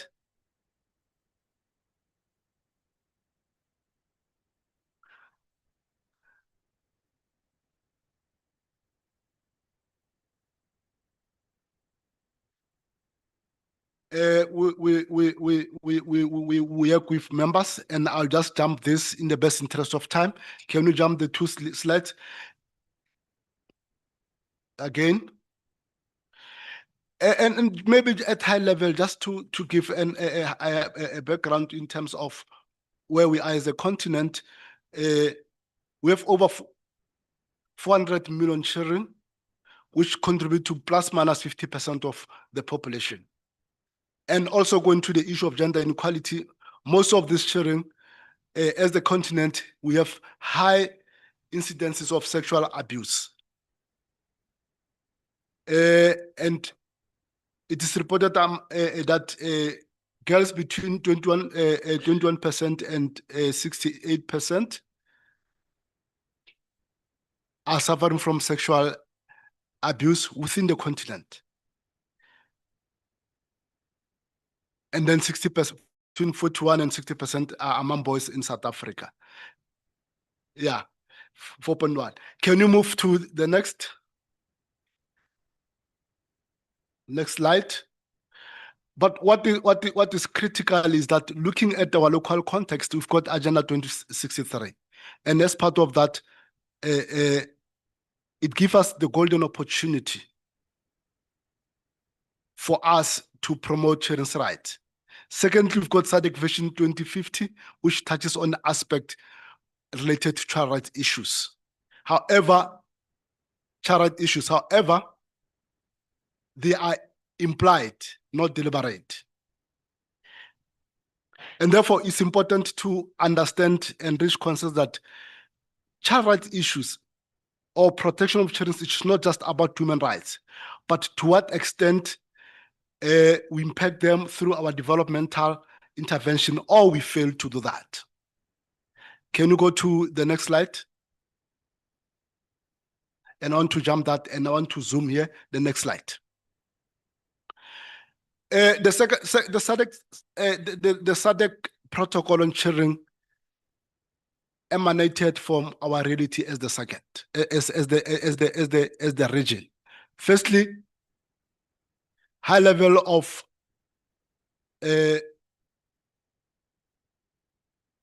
forced sex or sexual abuse against girls and women, which talk to the issue of gender inequality that still exists. The issue of child marriage, which is one of the harmful traditional practices that are affecting girls and women in our region. Limited public investment in early childhood development in our region, which is a very cause for concern, because without any solid foundation, the aspiration of regional integration, economic development, and a bright future for SADC cannot be realized. And the good thing is that all countries in the SADC region, except DRC, have ratified both the UNCRC and the African Charter on the Right and Welfare of the Child. But the question is, does the reality on the ground reflect that? If you move from one city to city, the first thing that you are welcome with are children living and working on the street. And what does that say to us? And the other issues that, as I indicated earlier on, our children are highly mobile population. They move from one country to the other. Do we have a robust regional cross-border policy framework that protects children as and when they move? Or as and when children move, they get in between, in the cracks of a protection system. As the region, we are one of the regions with high level of children who are at the risk of statelessness because they don't belong to other countries. Some of them moved while they were still young. They are in the country, foreign country, they don't have proper documentation. And then it's a common fact that at SADC level, there are more than 27 protocols that are in force. But of these protocols, there is no one that is deliberate and speaking into child rights issues. And as a result, as the SADC region, we never have had an opportunity to meet like we're sitting here, to reflect on the state of children in our respective countries, to learn from each other and come with a collective action and say, how do we improve the children? Because the children are the future, are the now, the future, and the development of our country. So, despite all this, there's no specific protocol and strategy that focus on children within the SADC region. And what is even worse, we don't even a corner, if not a desk, that speaks about children's issues at SADC region. That's harsh reality. Or a dedicated one body that is dedicated for children's issues. Next slide. Next slide. Next slide. Now, I think the question that we've been asking ourselves is, why do we need SADC protocol on children? Firstly, we have to it will help us to strengthen the implementation of existing regional and international child rights instruments. I spoke about the UN Convention on the Rights of the Child and the African Charter. Secondly, to reinforce child rights monitoring, evaluation, and reporting, but most importantly, accountability and public investment. How do we hold each other accountable at the regional level in as far as children's concerned? Which instrument and mechanism do we have to ensure that we put the child at the center and we hold each other accountable? The other critical issue is that as the SADC, there are issues that are specific to our region, which speaks to the issues of emphasis that are relevant to our unique dynamics. But most importantly, this protocol will help us to protect and promote the rights of the children across the entire region. And it will also help us to build a strong cross-border coordination that seeks to put the child at the center. And above all, it will demonstrate our commitment as the region, as individuals being parents, we are parents, uncles, mothers, fathers to those children. Whether children move from Zimbabwe to South Africa, we still have a duty to care and a duty to protect them. So, next slide. So, the draft and proposed SADC protocol has three high-level objectives with one goal, which is to recall regional and international standards on the rights and welfare of the child within the SADC region that our members have ratified in order to, one, harmonize and accelerate the implementation of those standards. What happens when a child from Zimbabwe comes into South Africa in terms of the child protection system? How do we ensure that that child go into the educational system without challenges? Also to provide guidance on child-based policies and policy formulation and implementation by member state so that we can put the child at the center. We strongly believe as Africans that it takes a village to raise the child, and that village is us as the SADC region collectively. But most importantly, to deepen sub-regional cooperation and strengthen member state collaboration with development partners, civil society organization, business, media, and faith-based organization. The reality of the matter is that business affects sharing in many different ways. And talking about economic integration and so forth. What measures do we have as the region to ensure that as and when business do their businesses across the borders, they promote and protect the rights of children? Next slide, please. I'm nearing the end of the slide. I know I'm standing between your rights to nutrition, food and nutrition. So I don't want to violate those rights. Otherwise, I'll be punished. So in terms of what we've proposed, this is what to look at the SADC protocol. The overview is got those 4 parts. And the critical part is matter of emphasis. Matter of emphasis are those key issues that throughout substantial effort and research, we are able to identify issues that are unique to SADC that need much attention. Early childhood development. 50 years back, when I was 20 years, I used to play with a brick. And I still see those children playing with the brick as part of early development intervention. And you can imagine 50 years back when I was 20 years. But don't use the wrong equation. You might get into trouble about that one. The second thing, as the SADC, we don't have framework that guide the performance and behavior of business towards children. Climate sharing is one of the key issues. And it affects children more than any other person. What framework, what guidelines and a system do you have to address that? Mental health, as a result of how socio-economic realities that those children are exposed to, is one of the key issues. Majority of our children live and work in the street. We don't have policy from that guide us. Poverty is one of the key issues in our region. How are we addressing that collectively for the region? Children on the move is our reality. And critical enough, is child governance system. My colleague, as he was presenting, if you ask where does children belong, If you go to South Africa, it's sitting this ministry. If you go to other countries, it goes to this ministry. And we forgot that sharing is a cross-cutting issue, and it should start at higher level. So our child governance system that seeks to promote and protect all rights for all children under all circumstances is all over. So the proposed SADC protocol is designed to help us to address these issues. And we have worked hard to put this into place. It's a draft that needs to be taken to the relevant offices. Next slide, which is near to my last slide. The question is, are we dreaming as a SADC region? Which is the question that we want to ask. Is there any opportunity to benchmark? If you look at the Economic Community of West African States, they have a strategic response and mobilization framework for child rights system and child policy, which all the member states within the ECOWAS are guided by that. And that is based, it complements the provision of the charter. What they've done, they look at the charter and say, what is, in terms of the charter, what are the specific issues that are relevant to us that we can use our strategic response and mobilization to address that. If you look at the East Africa community, which is one of the progressive region in terms of child rights issues, they've promulgated a child rights policy to promote child rights, child rights protection and well-being of children, and is guiding all member states within that region. The key issue about this is that it's based on the provisions of the African Charter on the Right of the Child and the UN Convention on Children's Rights.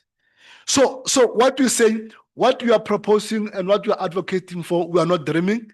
It's been tested, it's working, and there are fruits and improvement that we begin to see. Most of development partners, based on the reality, they no longer want to invest money into civil society organization. They want to strengthen the regional mechanisms and national mechanisms. So by virtue, for us not having this kind of regional instrument, we're missing opportunity of attracting development funding so that they help us to strengthen the child rights protection system for our region. Remember, the needs of the children in the SADC region did not start when you have money from PEPFAR, when you have money from Swedish government, and when you have money from the DUN. And the needs of the children won't end when this funding stop. The only constant institution that was there yesterday, that's here today, and that will be here tomorrow, is the government institution. Therefore, it's critical at the regional level to have that framework that help us to strengthen that framework that was there yesterday, which is here today, which will be there tomorrow for our children. If we build our child protection system on donor fund system, we can look what happened during the HIV/AIDS, when you've got orphan problems, they were built on donor funding. And when donor funding came to an end, they all collapsed because they're not built on sustainable system that is there. My last slide. What do you want at this meeting? We say, out of our frustration, we might not have followed the right steps.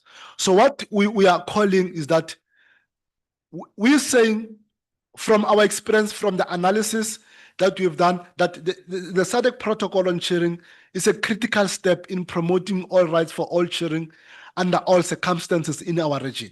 So what we are saying, we urge SADC Parliamentary Forum that maybe we have missed a step. Guide us in terms of what process do we need to follow to ensure that SADC protocol on sharing becomes a reality.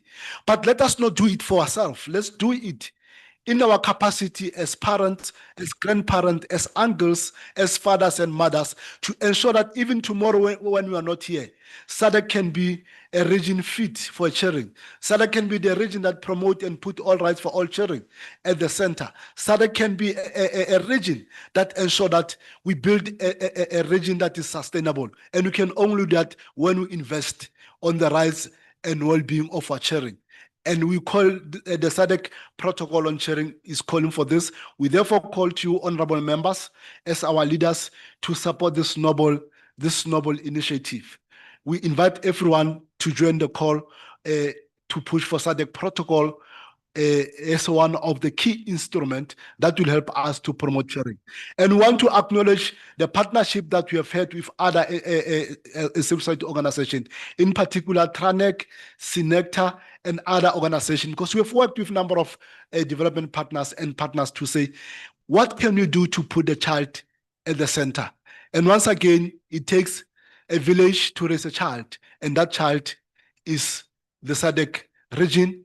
And we say for that village to raise a child, we need to have the principle and guiding framework. When you say we are putting on the table the SADC protocol as a guiding principle and framework that will help us to translate all rights for all children into a reality as and when they move from one region to the other, because migration is the highest population that we can ever think, and we'll never stop that. I submit, Madam Chair. Thank you. Let's give us our presenter another round of applause. Thank you very much, presenter, for this information. I think we were just whispering to each other, and it really touched us that we must put a child on the center. And I was just saying to myself, without a dedicated child rights desk or institution, obviously we are also not going anywhere, because it will become weak and the coordination itself will not even produce any results. And without the specific structure, obviously child rights can be a secondary priority. And I think we must take it very, very serious. And I think what I want maybe from you, because you were like asking for people to join. So how can we do as a committee? How do you want us to partner with this? How do you want you to partner with us as a committee? And maybe to ensure that the protocol becomes a reality, because we want to hear it from you. Exactly what you want us to do as a committee. How best can you partner with us? And I will now call upon other members if you have got questions and clarifications, so that we also go for lunch and we will come back to finish our session. Yes, Honorable from Malawi, Honorable from South Africa. Yeah, thank you. Thank you, Chair. A quick one. First of all, I think I would like to thank the Secretary General and her team for a good selection of the issues that are being presented. I think this is in line with what we want to see happening in our region. But I just wanted to find out from the presenter. I might have missed it. Who is a child in your definition? Thank you, Chair. Okay. No, just two questions, quick questions.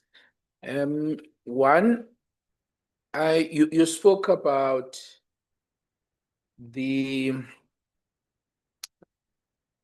benchmarking this ECOWAS and IAC. I just want to find out, in the SADC region, are there any countries that we can use, for example, as a benchmark in terms of what we want to achieve? How are the countries in the SADC region doing in terms of protecting children's rights? So those are two questions from me, because one understands that there are different dynamics in different regions, influenced by cultures and many other things. So while it is good, to use other regions as a benchmark, but is it not better perhaps to look at the countries within the region that are doing better and use that as a benchmark? That's my question. Thank you, Honorable. Over to you. Okay. Yeah, let me start with the last question and I'll go upward. I think in terms of developing policy frameworks, in fact, domesticating, as indicated that most of SADC countries have domesticated the African Child on the Right and Welfare of the Child in Union Convention. We're doing great. The domestication, which means we have translated the regional instrument into a local Children's Act policy fund. The key issue across all SADC member state is implementation. That's number one. That we've got good policies that are not implemented. The second thing is public investment. Your budget is the key player. Without resources, we cannot translate the right of children into reality. If you do analysis and you show the amount of commitment that you put, my colleague indicated in terms of the percentage that we commit to ECD. We cannot make any change with that kind of resources. The third issue is issue of coordination. Children's issues in different countries is all over. And then as a result, who's holding which accountable? The last thing is that there's lack of accountability in most of the countries. The reason and the only time when we report is when the UN, we have to report to the UN committee or the African Committee of Experts on the Right and Welfare of the Child. We have institutionalized report to say every year we reflect what is the state of children's in Botswana, in South Africa. We don't that report. The only report that goes out to treaty bodies.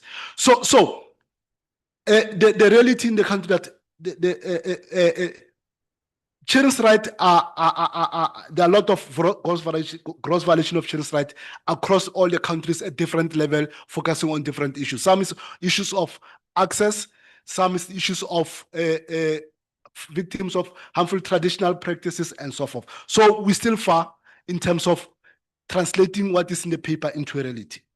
In terms of who is the child, a child is defined in terms of the UN Convention on the Rights of the Child and the African Child, anyone between the ages of 0 to 18. So when we talk about the SADC protocol, that's the category that we are targeting based on the regional and the global definition of the child, anyone between the ages of 0 to 18. And the last question, how could we work together? The first one, we humbly submit our request to the SADC PF to be the champion of the SADC protocol. We are saying we might have missed the corners. Please hold our hand, take us to the right doors so that we can put this at the right desk and we are able to support and provide support in terms of taking it forth. The second thing that we're very excited about, the substructure that the SADC Parliamentary Forum have. We say, consider is a very nice word to use.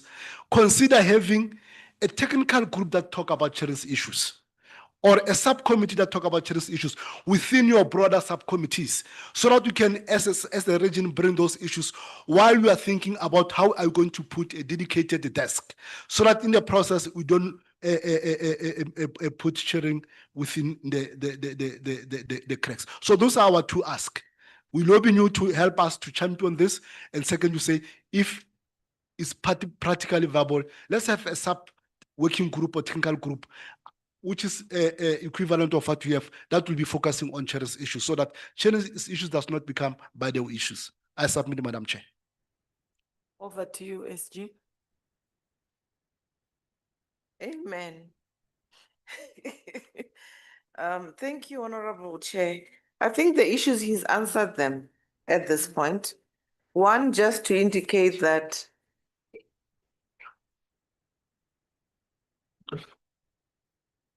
perhaps just to indicate that IALA and ECOWAS have different instruments that they use to operate. SADC PF is yet to become a SADC parliament. Okay. And therefore, that is why you find that the comparison may be a little bit not, However, a technical working group is something that we can do at the snap of a finger. And get, I think last time when we spoke with you, we subsumed you under the gender. And what you are saying is that we need a standalone technical working group This is something the committee can recommend, or administratively we can do that. It is not anything that should require. However, we will request that you assist in chairing and facilitating that technical working group. As you'd appreciate, this particular committee has a lot of areas to be looking into. And then issues of data were raised earlier. You are also raising issues of gaps and implementation. Is it possible for the consortium to come up with a tracker that will be a shadow to the reporting that is done to the executive? Because often you find that there's a lot of investment in executive machinery and processes and an expectation for laws to be passed by Parliament and budgets to be passed by Parliament. If this investment is not made, these will pass through Parliament and not by Parliament. And therefore, the ask from us is, can we come up with a tracker like a shadow? We have a committee called the Regional Parliamentary Model Laws Oversight Committee, which can receive this data in a manner that can be parliamentary centric, meaning as opposed to how you report to other bodies, for Parliament, it would be done in a manner that is usable and user-friendly for that role. And this can be complementary. It will also take us further to address the issue of benchmarking within the SADC region. And at that point, you've raised issues that I think the tracker should be simple, a dashboard that can allow us to be able to have a bird's eye view around what should happen and why is it not happening. The issue of championing the protocol, certainly we have no issues. Just to say that you would have seen in the regional framework, protocols are only developed by SADC Secretariat. And I want to appreciate at this point the effort that has come from the consortium. And indeed, we will try and assist to see how that can be rechanneled so that it's considered. And I'm saying this because even for us, when we came up with the protocol for the SADC Parliament, they took it back because there's a drafting style that is followed that must be consistent with all the other protocols. And there are other procedures that have to be taken into account. But in terms of us taking it forward and negotiating, finding out as well and learning how this can be championed, I think the committee is happy to do that. And what I would say at this point is that in the report of the committee to the plenary assembly, they must include this recommendation for the approval of the plenary assembly. Otherwise, thank you so much. The other issues, technical working group, yes.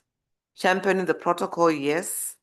A tracker to benchmark, a tracker to also emulate, for us to have a basis to emulate what's happening in other regions, I think yes too. We also have multiple memberships, as you are aware. There are members who are sitting here who are also members of IALA, Tanzania, URT is, and the others. And likewise, they should also assist us in what is it that they are doing elsewhere that can also better assist the SADC region to further these particular asks that you have put on the table. With that, I think that's it, Chair. Thank you. Thank you. Thank you. Thank you, Chair. Thank you, SG. Thank you.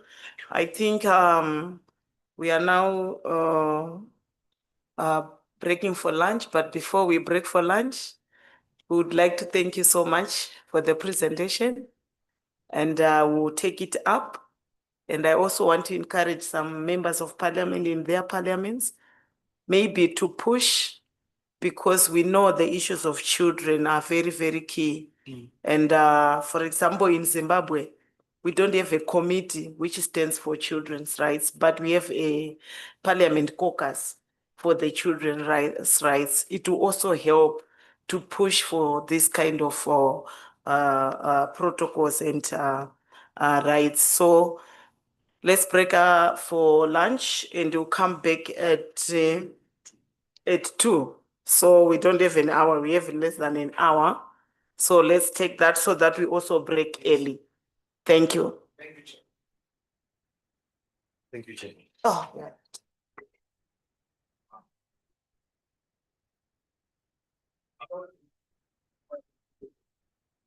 Yeah.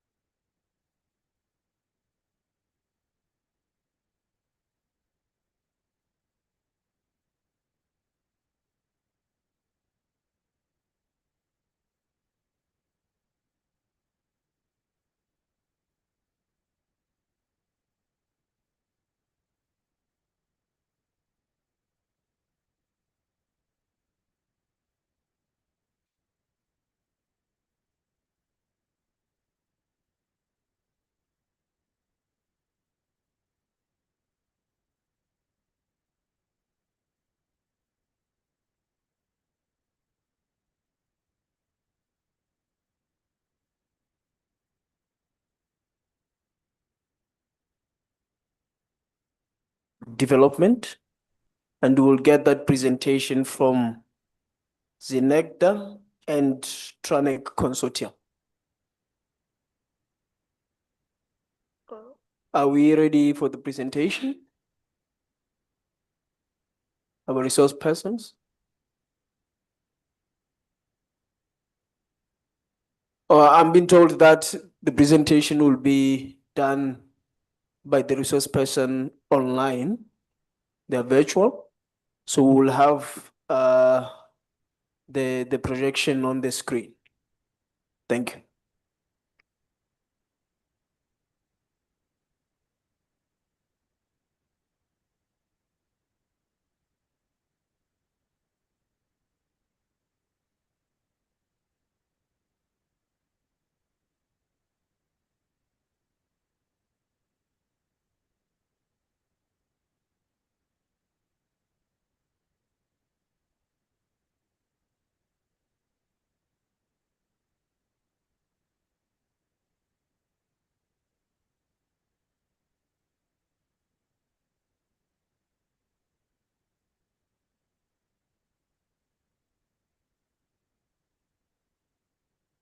Good afternoon. Confirm you can hear me from your end.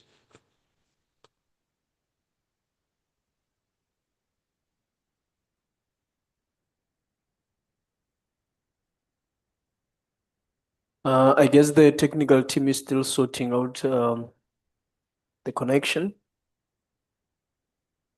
Okay, thank you. Let's Let give me them know some when few minutes. Thank you.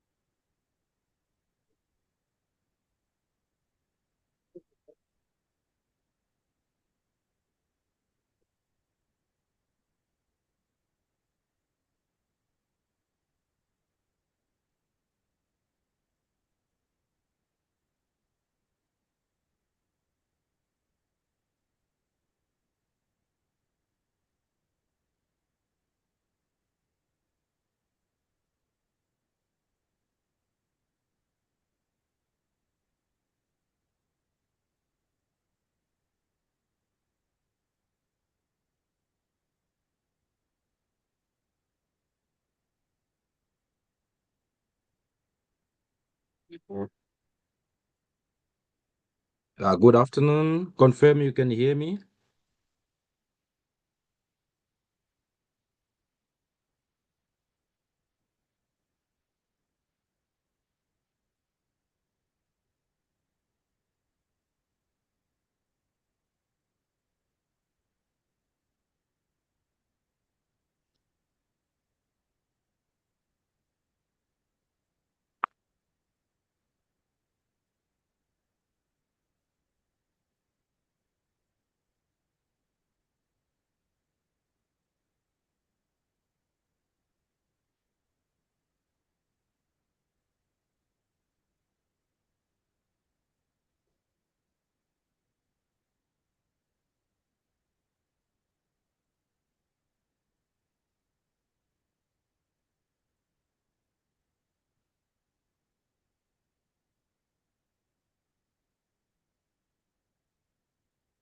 Good afternoon. May you confirm if you can hear me so that I can start?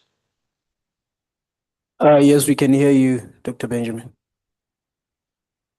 All right. Can you hear us? Thank you so much. Am I good to start? Yes, please. You're good to start. Thank you so much. Once again, thank you and good afternoon. I would like to write on the protocols already established. And with that, allow me to say all protocols observed and duly deserved. Thank you for this opportunity.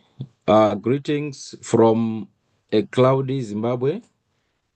So this presentation is going to focus on how we can strengthen climate resilience in early childhood development in Southern Africa.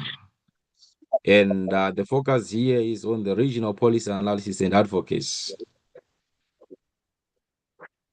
As a way of introduction, my name is Benjamin Mdiwa. I was a consultant, the lead consultant for this assignment, which we conducted last year in October and November, together with my colleague, Mr. Obet Darara, who is also attending virtually today. Just a brief introduction, since I missed the introductory part of the introduction sessions the other day or in the morning. So I'm an agricultural economist who has got a wealth of experience in terms of research, monitoring, evaluation, learning, and accountability. I'm also a senior lecturer at a local university in Zimbabwe, the National University of Science and Technology. I have got over 20 years of experience working in international development, also in the international research institutions, international NGOs, universities. I've worked with the different governments, including the government of Zimbabwe. And I'm also happy to say I've interacted with some of you during the study we conducted last year, though it was on virtual platform. Together with my colleague, Mr. Obet Darara, who is also an economist and a gender specialist focusing on policy analysis, we have published a related work in terms of climate change, climate resilience, education, and the intersection of these thematic areas. We have got over 30 publications in peer-reviewed journal articles. Okay, allow me to just proceed, and you would realize that I want to dwell much on the findings and the recommendations because they are quite important in terms of the upcoming discussion. But before that, I will just give you a brief background or some context, agents, and foundational underpinnings of this research or this study. Before I can dwell much on the findings, it has to be evidence-based, and hence the data ecosystem is quite important to inform decision-making, especially at this forum and in this stage. All right, so the purpose of the study that we did was to provide a regional perspective or evidence based on climate change effects on ECDE systems in Southern African countries. And here we are talking about the 6 countries that Madam Mercy alluded earlier on in her presentation before the lunch break. We are referring to Zimbabwe, Zambia, Mozambique, Malawi, Eswatini, and Lesotho. So these are the 6 countries that we did the research on in terms of the intersection and the interface of this research area. So we also assess the policy maturity, institutional readiness, and resilience gaps across the educational, climate, and disaster frameworks and thematic areas. And this cascaded and translated into the findings into strategic advocacy and lobbying priorities for the TRANAC at national and regional level.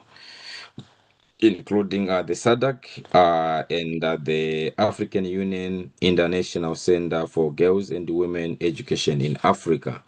So we're talking of the evidence and talking of the interface in terms of the assessment. So we are looking at the policy maturity, resilient gaps, just to give you a background and of course to give you the purpose of why we conducted this commissioned study. And again, at this point, thank you for your input that fed into this very important study for all of us. All right, so the primary audience here was the Ministry of Education, Environment, Finance, and Social Protection. Again, looking at the regional bodies such as SADC and the African Union International Center for Girls and Women Education in Africa. So development partners like the United Nations, Family, UNESCO, UNICEF, the World Bank, WFP. We also were targeting the civil society organizations, CSOs, and the ECDE coalitions, including our primary stakeholders who are TRANAC and SNECTA, and as well as the national networks. So you could see to the right side in terms of these graphics what I'm explaining, and has been well summarized here. Right, just a bit of background, because our decisions have to be informed by data. Where are we coming from? What evidence do we have at our disposal, so that we make those intelligent decisions based on what's obtaining on the ground and across these 6 countries that I have mentioned. All right, so why early childhood development, education, and climate? What's the nexus there? So as a way of background, you would notice that 90% of brain development occurs at the age of 8 and below, precisely around age 5. This is where the brain development occurs. And actually, other studies have confirmed that most of the information or what people learned in life, 90% of what they learned at or during this window, 0 to 8 years.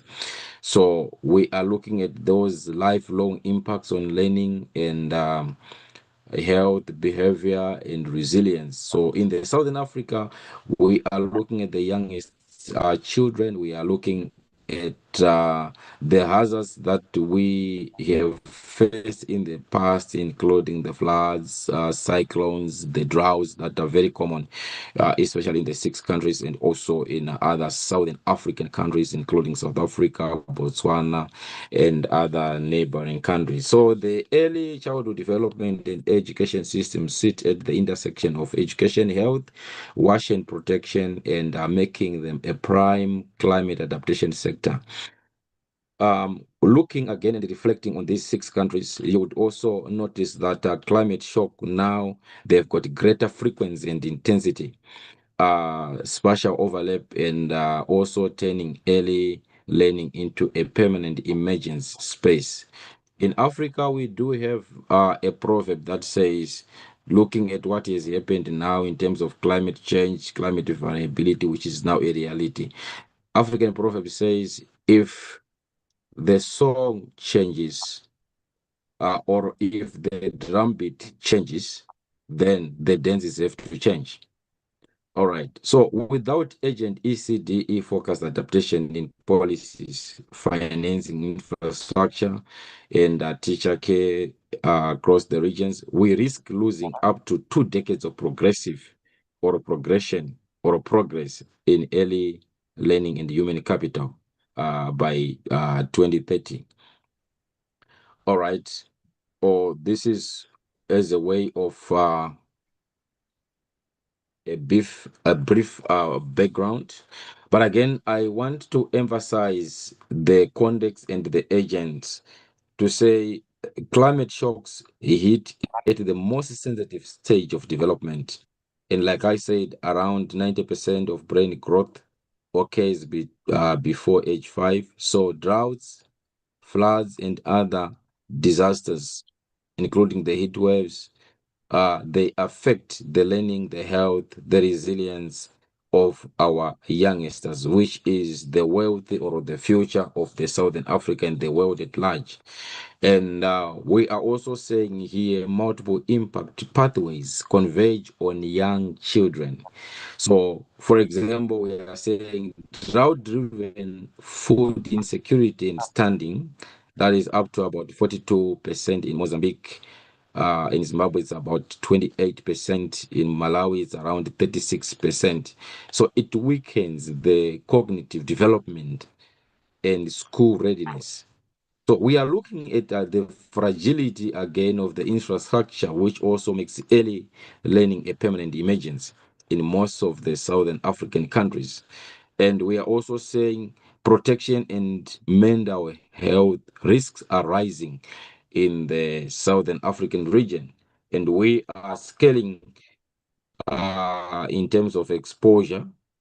And to quantify it further, we are saying we have estimated that 20 million children aged 0 to 8 across Mozambique, Malawi, Zambia, Zimbabwe, Lesotho, and Eswatini are exposed to at least one major climate hazard each decade, often to overlapping drought and flood risks.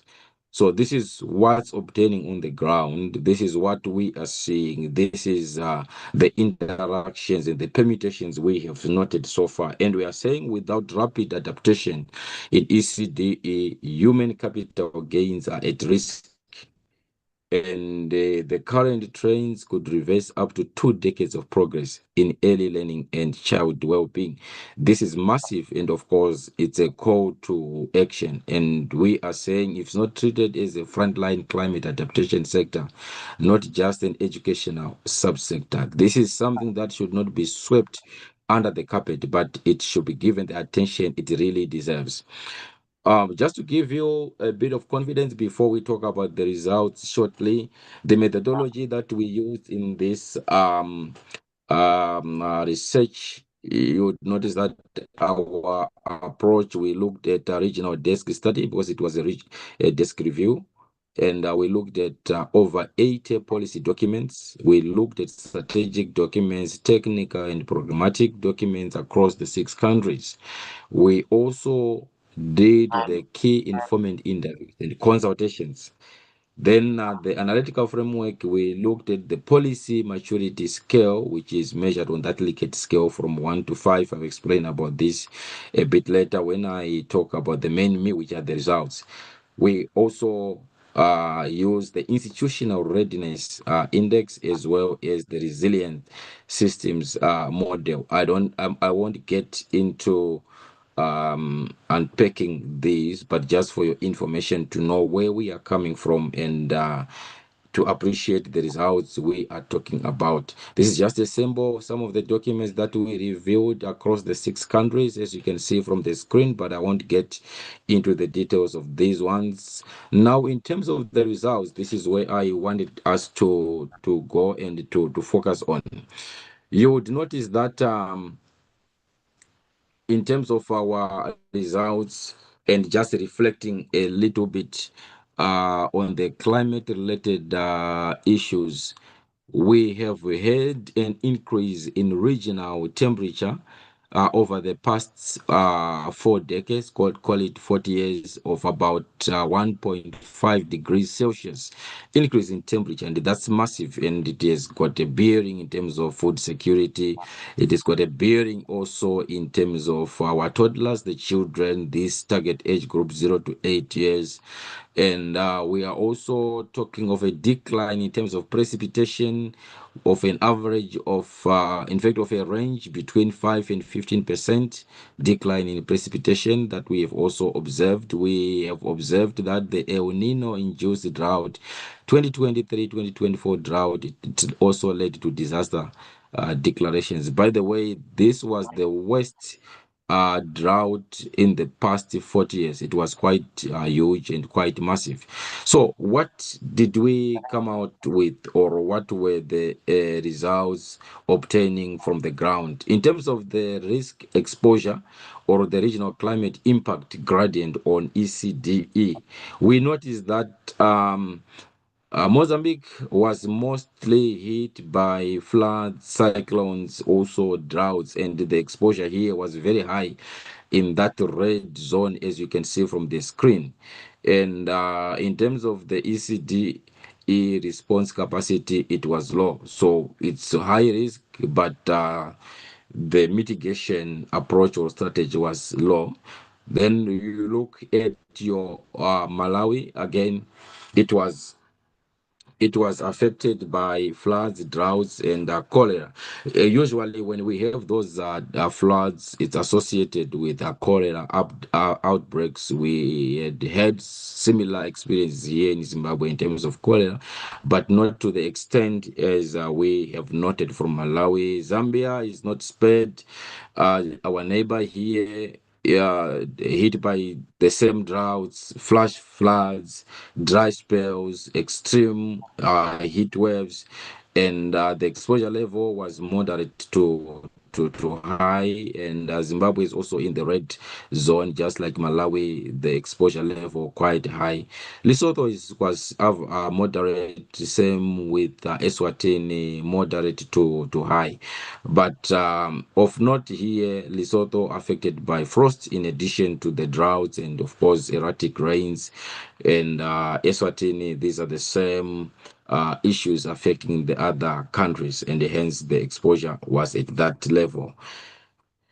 Right. I won't explain this slide, but allow me to move into the next slide, which gives more detail.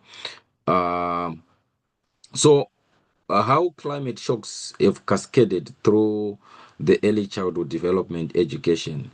Here we looked at the primary level. These are the direct shocks. We looked at the secondary and indirect development effects. We also looked at those tertiary or tertiary systemic and fiscal effects.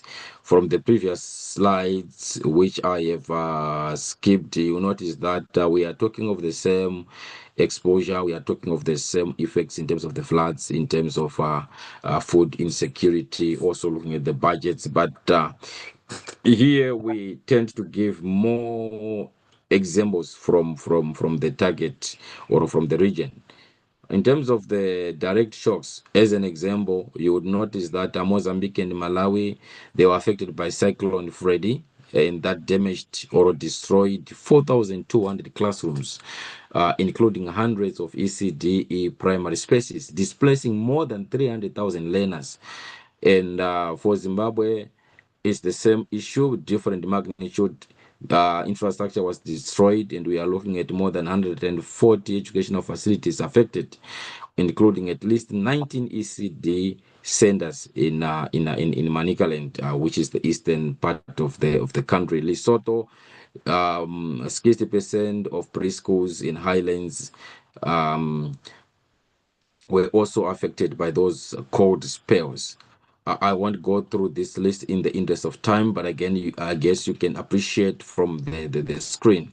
And in terms of the effect, obviously, when you look at that primary level, we are looking at the immediate closures and displacement of ECD centers. So that's loss of classrooms, a temporary halt in education or in learning for the ECDs, furniture destroyed, those play materials also affected because it has got a positive effect in terms of their learning and their growth. They also need to learn and to play.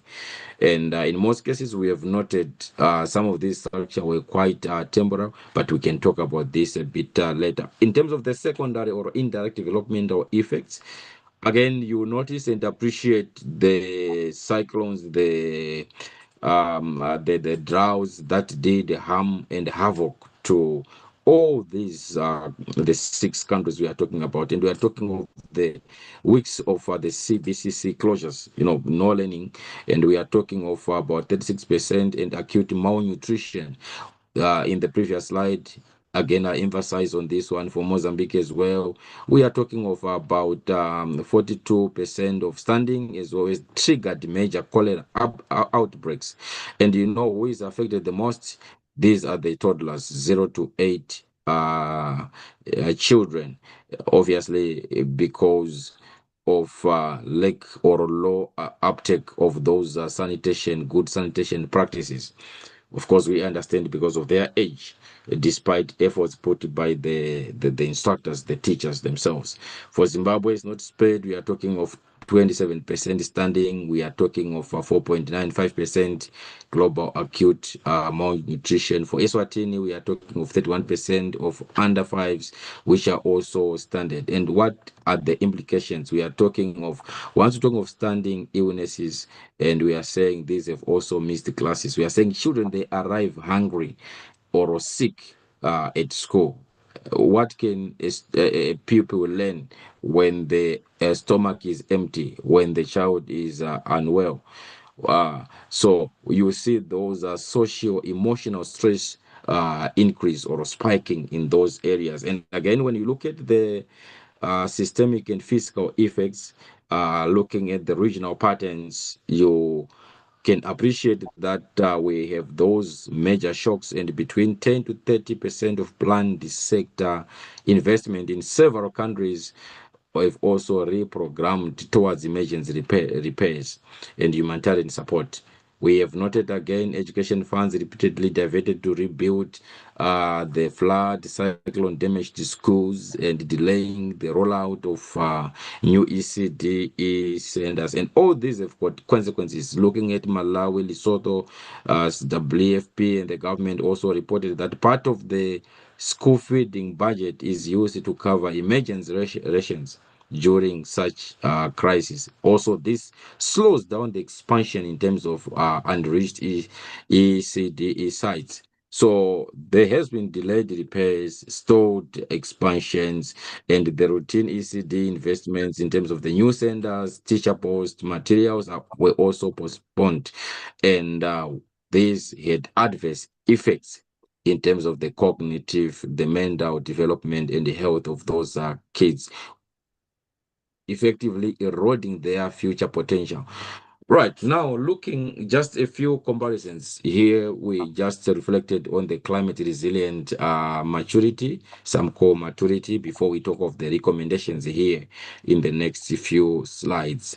I remember in my interactions with some of the key informants, one of the questions was, so where are we placed in terms of ECDE, climate resilience, maturity? How do we compare these 6 countries? Which country has been affected the most and the least? How are we faring on this one?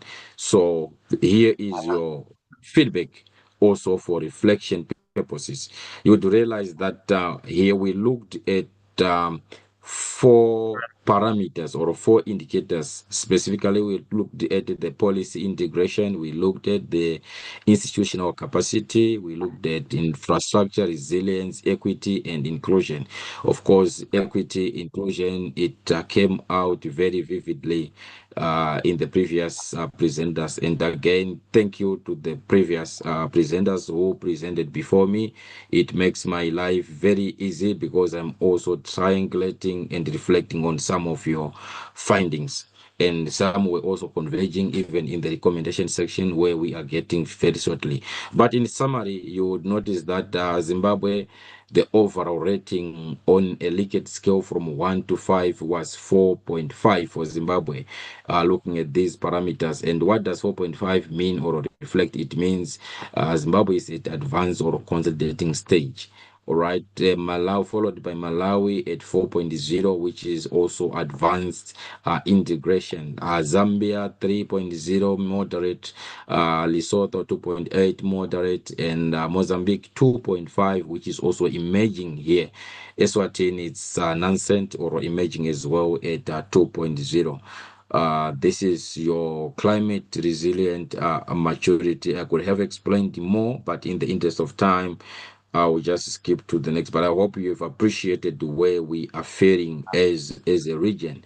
All right. Now, in terms of the country clusters and policy trajectories, Maybe let me not get into this slide, but suffice to say our policies say the right things about resilience, but the youngest children still sit under trees in cracked classrooms or in evacuation centers when the rains come.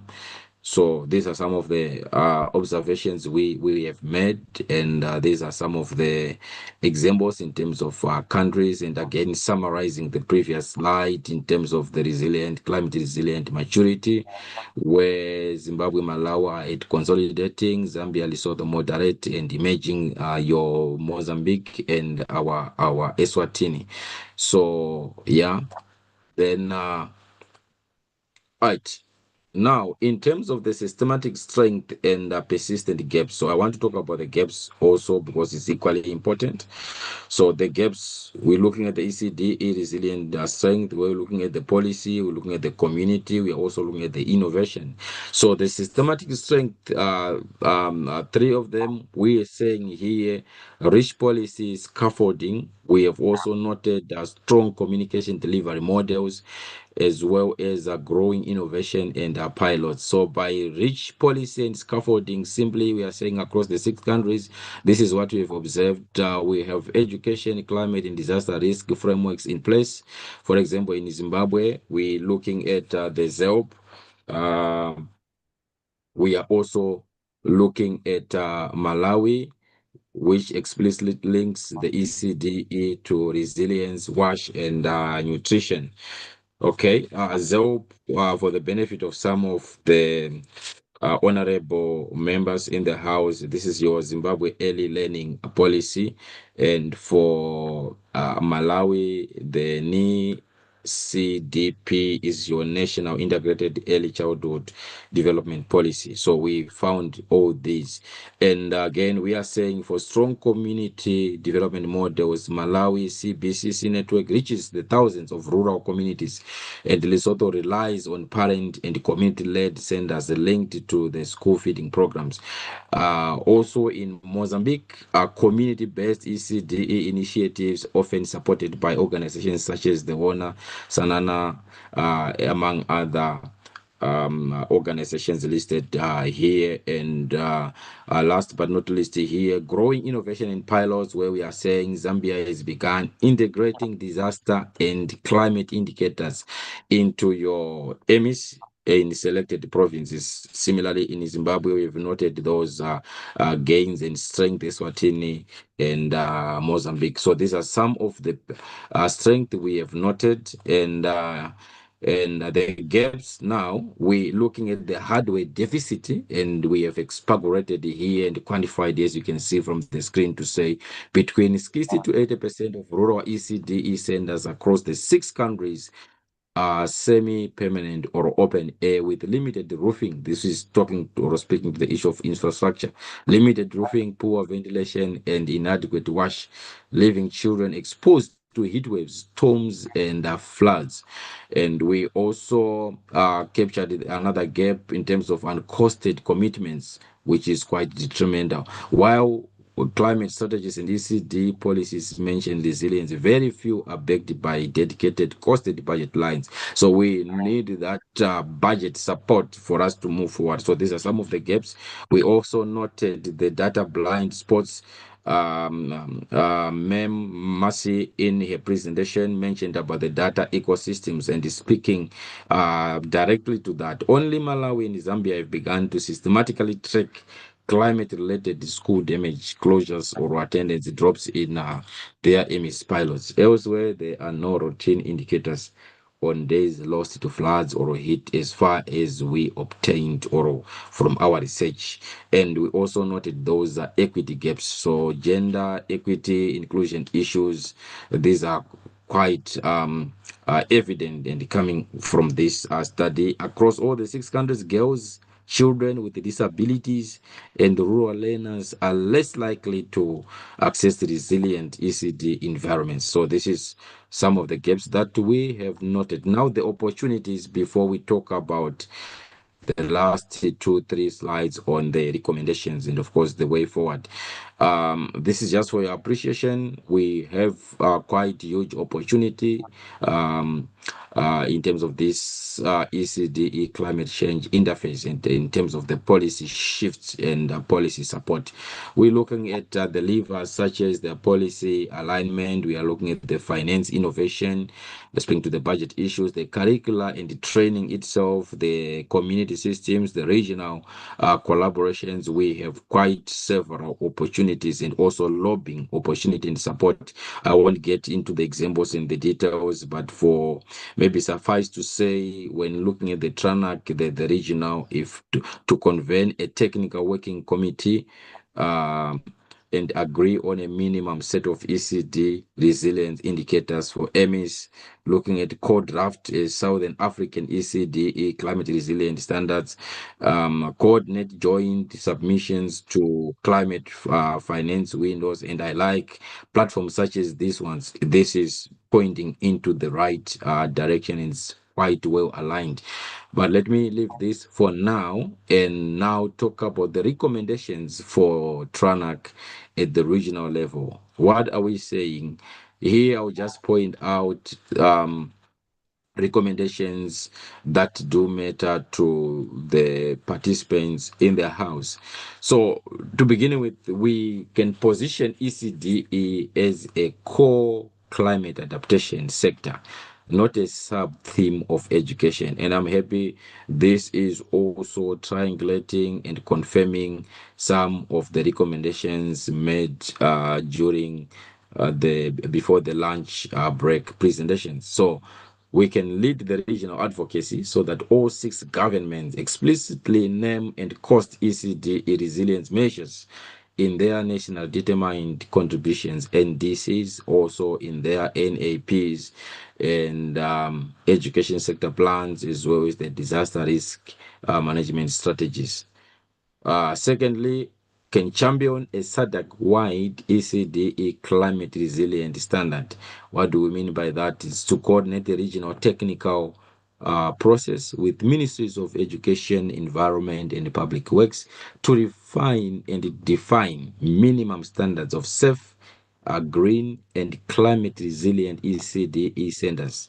Looking, for example, the site selection, flood, heat protection, wash, energy accessibility, and of course, push for the integration into the national building codes. Thirdly, in terms of the recommendation, we drive the creation of dedicated ECDE resilient budget lines. I want to call it drive the co-creation of a dedicated ECDE resilient budget line so that there is that ownership and also to trigger and attract the budgetary support required to push this agenda. So we just want to support the national coalition to lobby ministries of finance and education for ECDE resilient subvotes. Also broker access to climate finance for ECDE. We are looking at work with governments and also partner with, for example, the World Bank, some UN agencies, so that you ensure ECD components are embedded in climate, in a green climate fund. Why have we pointed out the UNICEF, the UNDP? Because they've already begun the good work in the same direction of green climate fund, also adaptation fund and other climate finance proposals. So yeah, we can partner with them so that we tap into the positive energy that is already there, as well as we advocate for SADC climate resilient ECDE fund dedicated to retrofits and also resilient new builds. All right.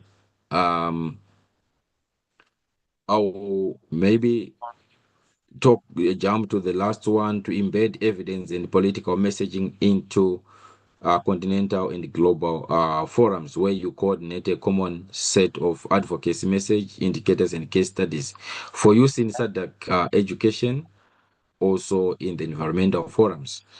Okay, I've skipped some of the recommendations, but I'm sure the PowerPoint presentations or slides are available for sharing with the important delegates in this room today. And I won't talk about the first regional roadmap here. This is just a recap and focusing on country-specific advocacy hooks that are there. When you look at Mozambique, Malawi, Zambia, Zimbabwe, Lesotho, Eswatini, these are some of the country-specific advocacy pinpoints that we have also recommended, but emanating from the previous slides. Lastly, allow me just to talk briefly about the key advocacy message for TRANAC. Yeah, as you can see from the screen, these are some of the recommendations, but I think those that do matter are the ones that I have talked about, especially in this slide on the recommendations, touching on the regional and are relevant to the SADC and the countries represented in this room today.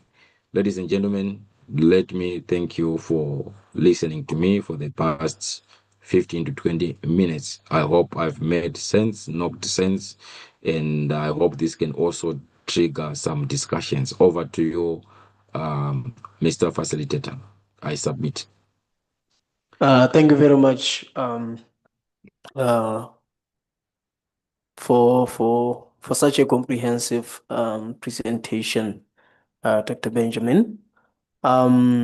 I will now give an opportunity to honorable members in the room to react to the presentation, either by giving any comments that they may have, any need for clarifications or questions that are specific to the presentation. Honorable members, the floor is yours. Let us engage Dr. Benjamin on this informative presentation that he has shared with us.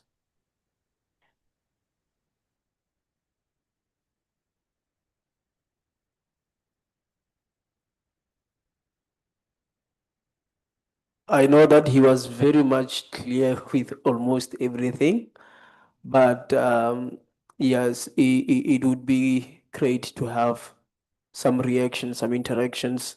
Honorable member from Malawi, I see your hand. Yes, we are not going to force it, but at the same time, we really want to know that we are engaging. You are actually picking something from the conversation. I see honorable member from Madagascar as well. So we'll have them in that order. Honorable member from Malawi, and then the honorable member from Madagascar. Thank you, Chair. And let me thank the researcher and the presenter at the same time for a very elaborate presentation. I just wanted to appreciate the model of communicating this to the countries that participated in this study, and also wanting to appreciate how these countries were identified to participate in the study. Thank you, Chair. Thank you very much, Honorable. We will take the next member, and then we can have Dr. Benjamin perhaps respond. Honorable member from Madagascar. Merci, Monsieur le Président, de m'avoir donné la parole. Excuse me a little bit, Honorable. I just want to double check that those who are online are able to get the interpretation. Is that the case? Okay, thank you very much. Go ahead, Honorable member. Merci encore, Monsieur le Président. Comme on a vu pendant l'exposé, il est vraiment bien présenté l'impact du changement climatique vis-à-vis de le développement de notre petit enfant. Et on a constaté que l'étude se déroule dans les 6 pays, à part Madagascar n'est pas là. Mais comme on vit vraiment au milieu de l'océan, on est vraiment exposé à cette fléau du changement climatique. Comme j'ai déjà expliqué pendant mon exposé, l'année dernière, côté est de Madagascar est vraiment touché par le cyclone et ça entraîne des dégâts surtout dans le domaine scolaire. Il y a des écoles qui sont complètement détruites et comme il a bien exposé que la réhabilitation n'est pas facile et des fois ça nécessite beaucoup de temps et ça nous empêche de réaliser le progrès de notre petite enfance. En tant que pays de la SADC, nous n'avons pas encore élaboré un plan de réhabilitation ou de réponse à telle catastrophe. On a aussi entendu que le Mozambique est vraiment touché aussi par cette cyclone, mais avec le changement, on a habitué d'avoir des cyclones à 100 km à l'heure, mais maintenant, ça devient 180 km à l'heure et ça va créer vraiment des dégâts. Donc, il est vraiment raisonnable de penser dans notre région de faire une stratégie pour faire face à ces fléaux. Donc, je crois que nous devons penser vraiment à trouver des solutions pour faire face à ces fléaux. Merci.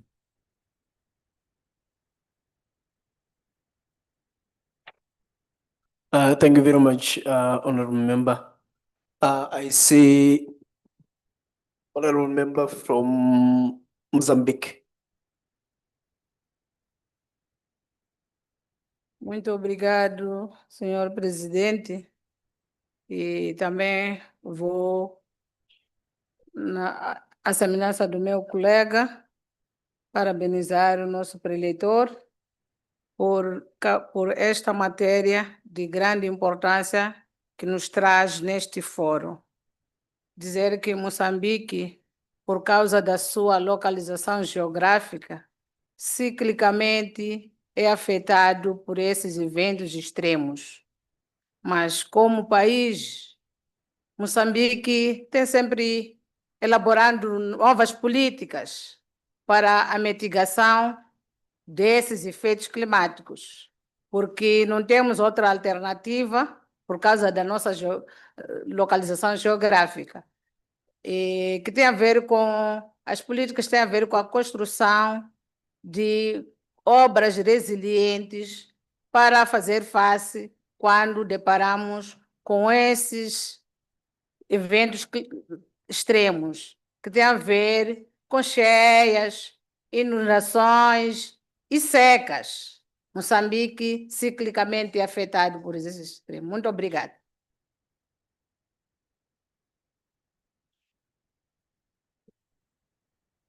Thank you very much, Honorable Member. By look of things, I don't see any additional hands. I'm going to then open the floor back to you, Dr. Benjamin. But before we close, before you actually come in, let us also give an opportunity to Madam Secretary General. Perhaps then you will react to overall comments that will be from the floor. Madam SG. Thank you, Honorable Chair. I'm speaking now because I believe it's a hearing, it's a public hearing session, and that we should take advantage to create the linkages that will be necessary for us to really be responsive to the needs of citizens. And that is why you see me coming back. Let me just start off by perhaps applauding the linkages that have been made on climate and children. I believe that this is a very important linkage, particularly as it relates to devastation, the increase in poverty, and the other elements that were raised by the presenter. Also to restate that the forum has already resolved on coming up with a model law on climate. And perhaps this committee must commit to championing the integration of issues related to children in this model law. so that we do not lose this particular vulnerability of children. And perhaps also recommend that dissemination of such findings related to children must be widespread, because the nexus, extrapolating between the nexus of climate and children, climate and SRHR, these are areas that really require this level of research, because they do not ordinarily lend themselves into anything that one would say this then requires this type of budget for this particular target audience. And it is for this reason that I would like to recommend to the presenters and their associates that could you kindly commit to developing messaging? You talked about messaging in your presentation. I would like to recommend that as part of the engagement with this committee and the forum, can we come up with a time frame of 2 years where we are coming up with messages that relate to the nexus between children and climate, and in particular, integrate the issue of gender? Because we're talking about education and employment. Earlier on, we also spoke to the issue of women and what really happens in this context where women are burdened beyond their normal, the normal responsibilities that we are aware of. Take it further to the school setting. May we have data that gives us an appreciation of the burden that is then imposed on those who are in the school setting, among others. And perhaps, I don't know if you can do permutations around costing implications. We know we cost every time there's disaster, and we know that the ministry says this is the level of preparedness of a country. Could members of parliament really be flooded with the costs related to what happens when there's from El Nino, if possible, or we can move further to the latest and be able to flight information for members of parliament to be able to reference every time there's a budget cycle? I'm basically requesting here that be present during budget consultation cycles of countries, and in particular be present when the budget, when the members of parliament are debating the budget, so that such messages that you would have developed earlier find themselves in oversight, find themselves in the debates for the appropriation bill. I thank you, Chair. Thank you very much, Madam SG. Dr. Benjamin, would like to give back the floor to you. Oh, before that, I realize there is one additional intervention before you come in. Kindly afford us that opportunity. Thank you. Thank you very much, Chair. I am happy to hear that there is a model law that has been put in place pertaining the climate change. So to the honorable members, I really know that you are the ones who really take part in the constituencies or in the areas that you come from. And you are also our eyes, and you also assist us in pushing some of the issues, especially when it comes to accountability and also making sure that everything is going in order as we would have agreed. So I really want to make a proposal or give a recommendation in terms of that. Because there is a model law that has been put in place, is it possible that the honorable members go back to the countries and also assist us making sure that the infrastructure that are being put in place, they are whether resilient, or we have to deal with the situation that we put the infrastructure so that it can also be friendly, especially when it comes to these issues of climate shocks. So I think we can do the same way that we are doing to the budget tracking, We can also provide the monitoring as what we normally do in Zimbabwe.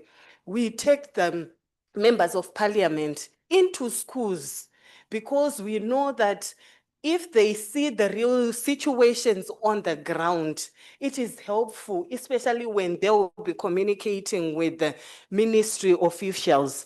And it has been helpful in Zimbabwe because you also see some ECD learners or young people going to school, crossing some bridges, and you will see that the time when the rains will be pouring, there are no mechanisms that have been put in place whatsoever. So you will see that if we put some mechanism with the help of you honorable members, making sure that when infrastructure is being put in place, it is also weather resilient or it is friendly, especially when we are looking at the climate change itself. Thank you. Thank you very much, Madam, for the insightful comments that you just put. Just one thing that I would want to put on record clearly around the issue of model law on climate change. It is yet to be developed. Yes, there has been a resolution that SADC PF develops a model law on climate change. So there is still a long way to go to get it through. There will be a lot more consultations that would happen and perhaps and resources that have to be mobilized for that to happen. So perhaps in the process, institutions like yours may end up being involved perhaps during the consultations of the process of developing the model law. But your points are quite valid to the honorable members in terms of the role that they can play actually to translate some of the realities lived by our citizens and then to elevate them to the level where some policies and legislation could be developed to ensure the safety of our people. Dr. Benjamin, we are back to you. For you to give your reactions to the comments that have been addressed, particularly speaking to the presentation. Please have the floor. Thank you. Thank you so much, Mr. Facilitator. I must say the submissions made by the honorable members were quite pronounced, profound, and insightful. Starting with the honorable member from Malawi. The question from honorable member from Malawi was why did we select these 6 countries to participate? And also, I want to tie it with submission and inquiry from honorable member from Madagascar to say we have noted these 6 countries, but what about Madagascar? Madagascar was also omitted or excluded, but yet the impact of climate change on ECD was quite pronounced, citing issues of cyclones, which have been around 500 kilometers an hour, but now has exceeded that. I do admit that climate change has had a hit not only these 6 countries, but even beyond, including Botswana, which we didn't talk about. Yeah, but please take note that the study was done in a phased approach. At the point of the study was done, the 6 countries were already part of the TRANAC, and we also appreciate and understand that efforts were made to expand to other countries. Perhaps if there's going to be a second phase of the same study, definitely this will be included. But of course, Madam Mercy will be better positioned and placed to respond to that. Then honorable member from Mozambique, yes, you were speaking in our lovely language. I could pick 1 or 2 things even before the translation, but your submissions were quite profound. You spoke about issues of building resilient structures, the coping strategies, so that we curb these extreme weather events. I totally agree with your reaction there. We are well aligned and quite noted. And moving on to Madam SG SG made several intelligent recommendations. Again, we are well aligned, and that one is for noting from my end. And last but not least, the last speaker who spoke about the model law. And I'm happy the facilitator, you've also responded or clarified on that, but it's also well noted and quite a good insight. I submit. Thank you very much, Dr. Benjamin.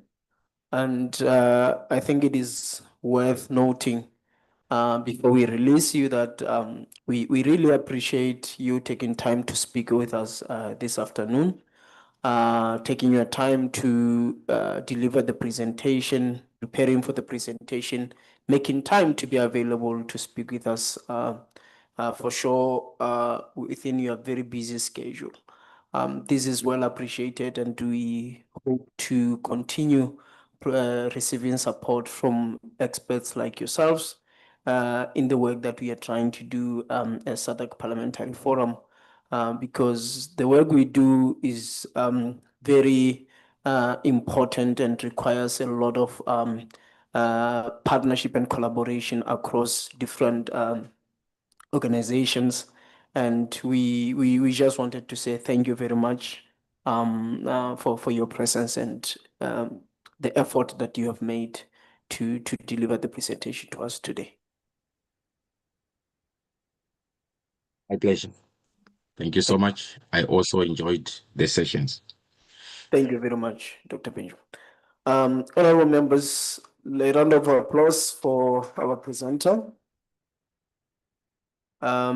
And now, at this stage, we are going to then move on to the next and hopefully being our last presentation of the day. And the presentation is from the Population Services Zimbabwe through Ms. Mudavanu, if I am pronouncing that well. Please come take the pleasure of addressing the honorable members. And again, kindly introduce yourself, your names, so that next time we are able to say that correctly. Thank you very much.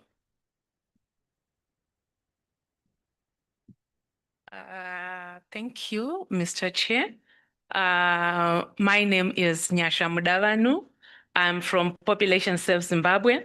Regionally, we are known as Maristops or MSI Reproductive Choices. I would like to write on the protocols observed.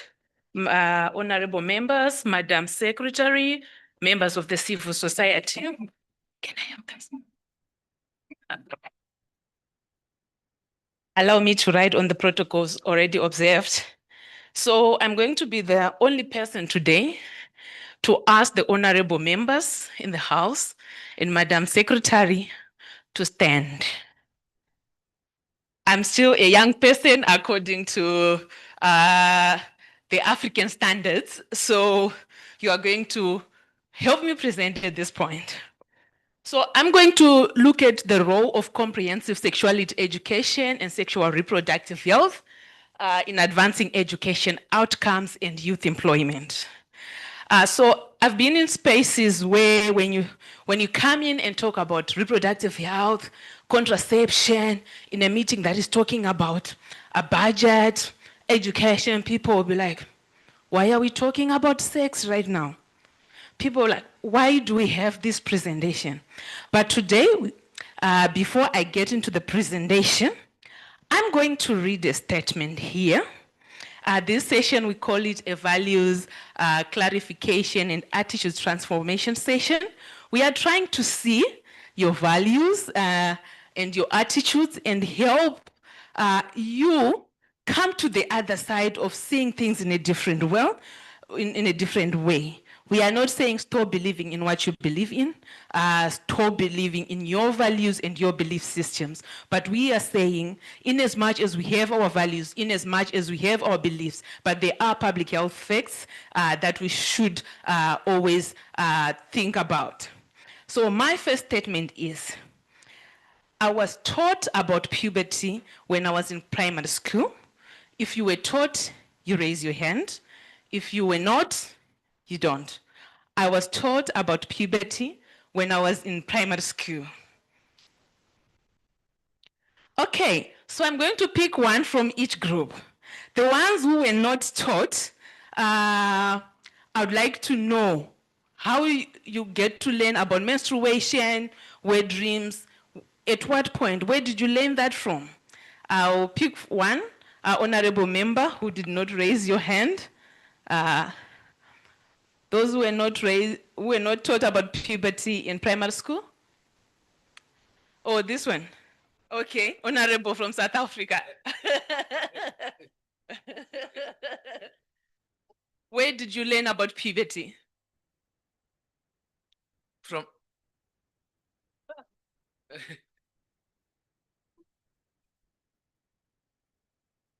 No, he learned from experience.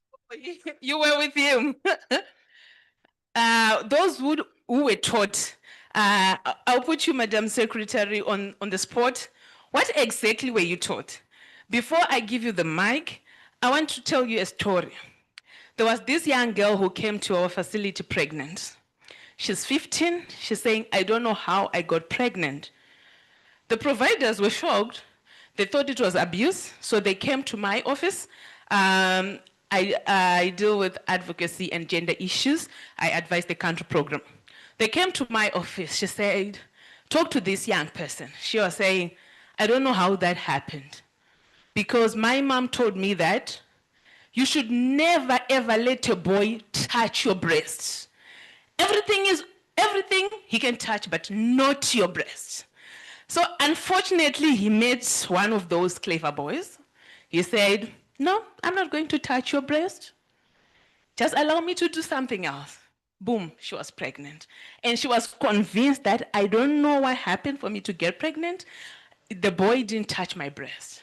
So, Madam Secretary, what were you taught in school? It's taught or in school, you just qualified it.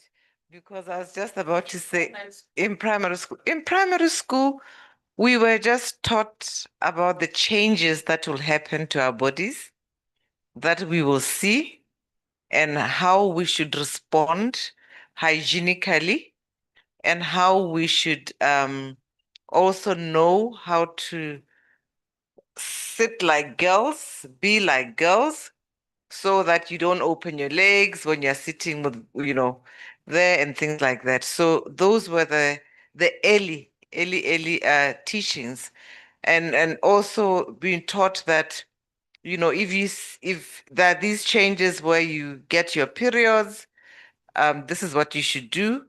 The boys were also taught not to laugh if anybody else was to stain their uniform and things like. There was a lot that was learned, but also just the whole issue to boundaries, to say this space is yours and there's another circle drawn, this space belongs here, this happens. And there were questions around who bathes you at home, or do you bath yourself, and how you should do it. And boundaries were also integrated. So that was the basic level. Thank you, Madam Secretary. I'm sure your school was very much advanced. So let's give a round of applause to that school where she went. Maybe it's telling my age. Okay, the next question, we're going to do 3 more questions. The second question, I was taught about puberty by my parents or relatives. Those who were taught by parents and relatives, please raise your hands. Those who were not, you can keep your hands down. Okay.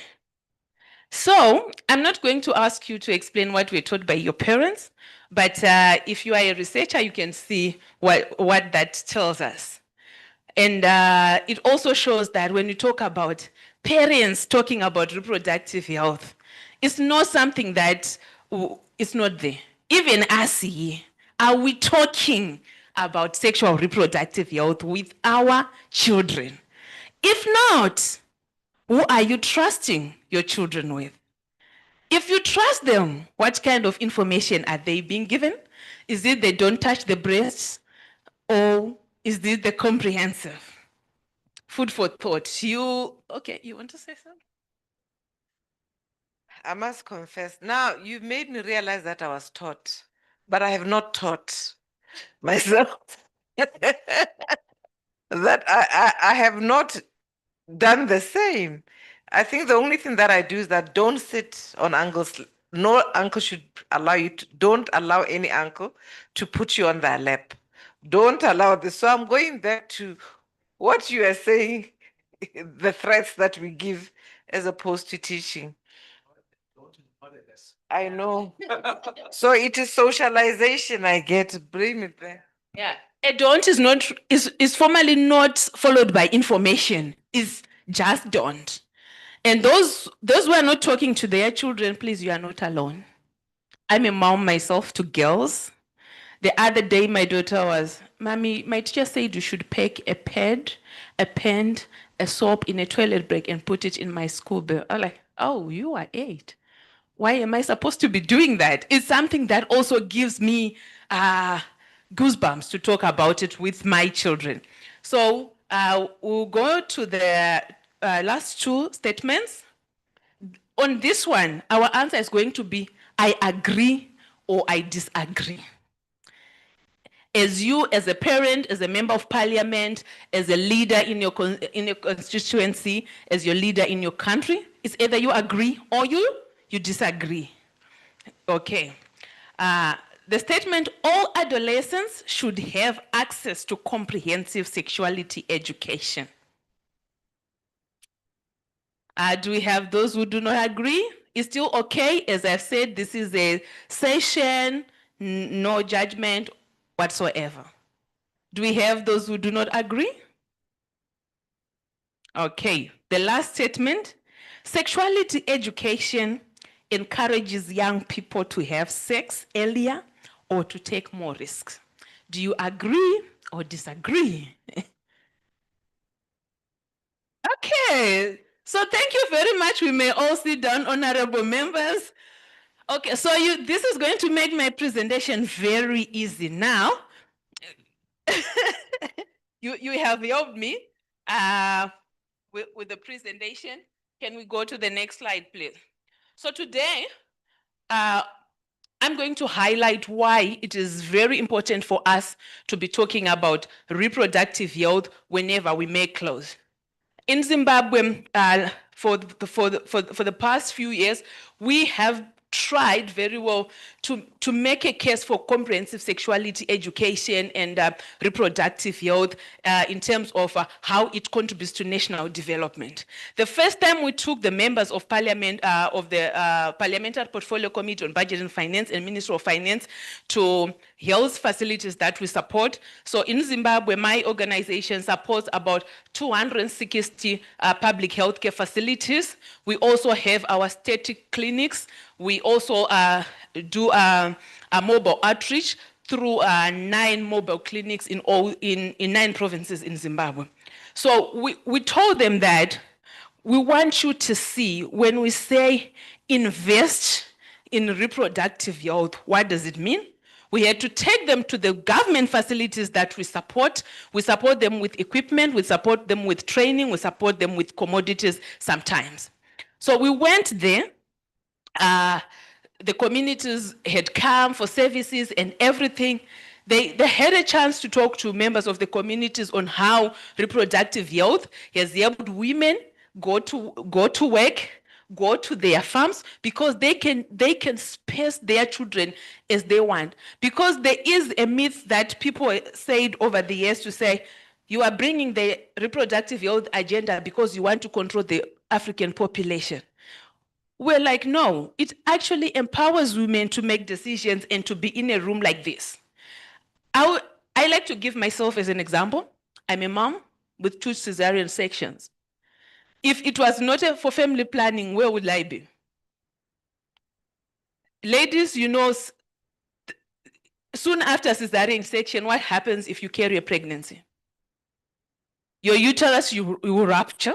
So we had to show them the cost of providing an oral tablet, which is 50 cents, The cost of taking care of a maternal health complication, normally it ranges, because we are a service provider, a complication ranges from $120 US to $500. The cost of managing a complicated delivery, the cost that the government is also going to incur from the time that the child is born to the time up to now, like now, the government still supports me in one way or the other. The cost that is also going to cost the government when it says, when a woman shows up at a health facility, please treat them for free and don't ask for money, save a life. I always say it will cost. We are complaining about resources, we are complaining about investing, but the government is incurring costs each and every day that could have been saved. This is the same with investing in reproductive health, as next slide, to develop our human capital. So by way of definition, we have people who believe that if a child is taught comprehensive sexuality education, they are being taught about sex, they're being encouraged to have sex at an early stage. But comprehensive sexuality education basically means the provision of age appropriate, meaning that the information that is given to my daughter who is 8 and the information that is given to someone who is 16 is different. Age appropriate, culturally relevant. I like to give South Africa as an example. In South Africa, they still value the no sex before marriage. I've seen rituals where the festivals where girls go for virginity tests or celebrated for keeping their virginity. It's still there. What they're being taught is you can abstain. People will celebrate you for being a virgin. So it's sexuality education which is culturally relevant, scientifically accurate. Like what I said, there is information which just says, don't touch, don't touch. This is your don't touch. But the children nowadays are very curious. When you say don't touch, what do you mean? What happens if I touch? What happens if I let someone touch? So the don't touch is not normally followed by information. So let's give scientifically accurate, realistic, non-judgmental information about sex and relationships. So I always say to people, whenever we talk about comprehensive sexuality education, it's easier for us to run to, I'm not talking my child about having sex. But it's also an opportunity to tell them abstinence, to instill your Christian values, to instill your cultural values at that point. So this is the definition for comprehensive sexuality education. Reproductive health, we are just talking about a state of complete physical, mental, social well-being, not merely the absence of diseases in matters and related to the reproductive system, to say, is your reproductive system healthy? Whether the actual uterus, the other organs that form the reproductive system, are they in good shape? Are they okay? So I put this definition so that when we go through the presentation, you can also understand what we are talking about. So on the bottom there, this is going to be our takeaway. Yeah, I would like to recommend honorable members that this be your takeaway, that reproductive health investment is not a social expenditure. It's foundational infrastructure for education, employment, and economic growth. Next slide. So in terms of human capital development, why does comprehensive sexuality or reproductive health matter? Number one is education retention. A country that invests in reproductive health or comprehensive sexuality education, by investment, we are not talking only about money. We are also talking about time, to talk to your children, to talk to the young girl as they grow. In Southern Africa, or in Sub-Saharan Africa, adolescent pregnancy is the #1 driver of girls' schools dropout. All the strategies that we have been told by those who specialize in early childhood development, everything that our protocol for education and training seeks to achieve. Will not achieve if the girl drops out, if someone drops out of school because of pregnancy-related issues. How are they going to finish school? How are we going to invest so much in the women that we are saying we need to empower a girl child? Where are we going to get the girl child? So we are saying adolescent pregnancy is #1 driver of girls dropout in sub-Saharan Africa. Globally, up to 4 million girls per year drop out of school. This is a global statistic. So without reproductive health education, we'll continue to record the 4 million girls that are dropping out. Workforce participation. If a girl can finish their school, they go whether vocational, university, they can participate in the workforce. I was talking to someone during tea break to say, as SADC, we have a very good education and training protocol. Country level, we have very good acts on education strategies. Even as a SADC region, we have our protocol on health. We have got the SRH strategy 2019 to 2030. We have the SRH HIV strategy for among key populations. We have a lot. But one thing that I've also seen, the link between these protocol and strategies with the ministries of health. The Ministry of Health with the Ministry of Education. I'll give an example. We were talking about, we have policies that allows young girls to come back to school after getting pregnant. I've challenged members of parliament in Zimbabwe, honorable here, representing the others, to say, why are we caring so much about the young girl when they are already pregnant? But when we have policies that are refusing them access to comprehensive sexuality education, access to preventative reproductive health services, why are we then acting concerned when we say, oh, now she's pregnant, at least she can come back to school?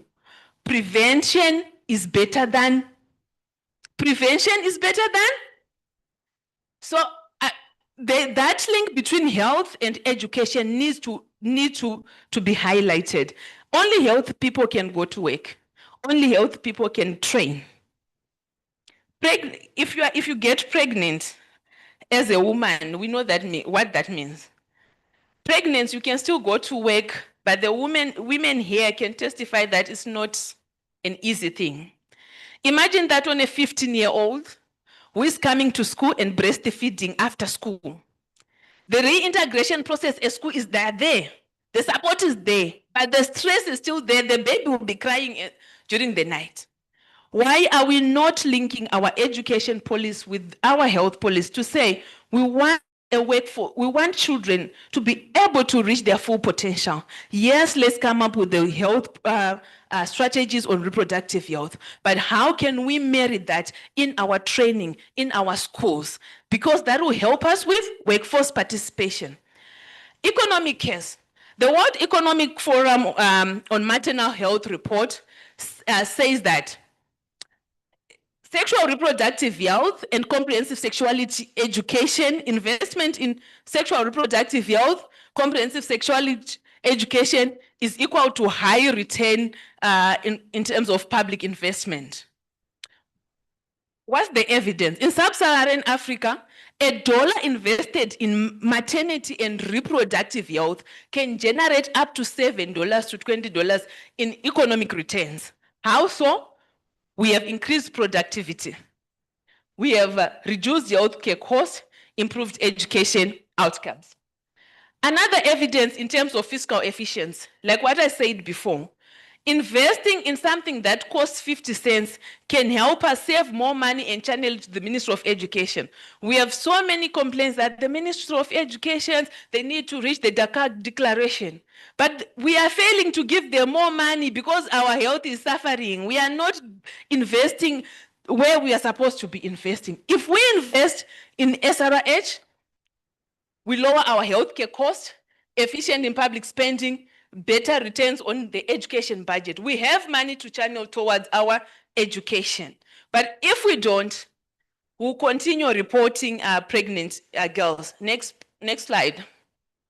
So this is just data. across the region. I've picked 4 countries. Zimbabwe, where I come from, it said our teenage pregnancy rate at the moment is at 24%, according to the Zimbabwe Demographic Health Survey. In South Africa, Honorable Madikizela, your name I heard it yesterday. I didn't forget it. In your country, 365 girls give birth per day, every day in South Africa. Researchers are now saying right now they're even up to 400 girls giving birth, teenage girls giving birth, and a percentage, 10% of those are below the age of 15, giving birth every day. What does it say in terms of education?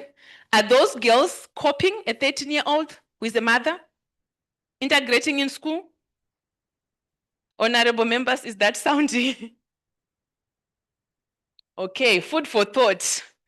In Zambia, 11,000 girls drop out of school annually due to pregnancy. In Malawi, the Malawi Demographic Health Survey of 2024 says that 32% of girls get pregnant each and every year. What we are saying, per 100 girls, around 32, they are likely going to get pregnant or they are pregnant. That's very high. These are teenagers.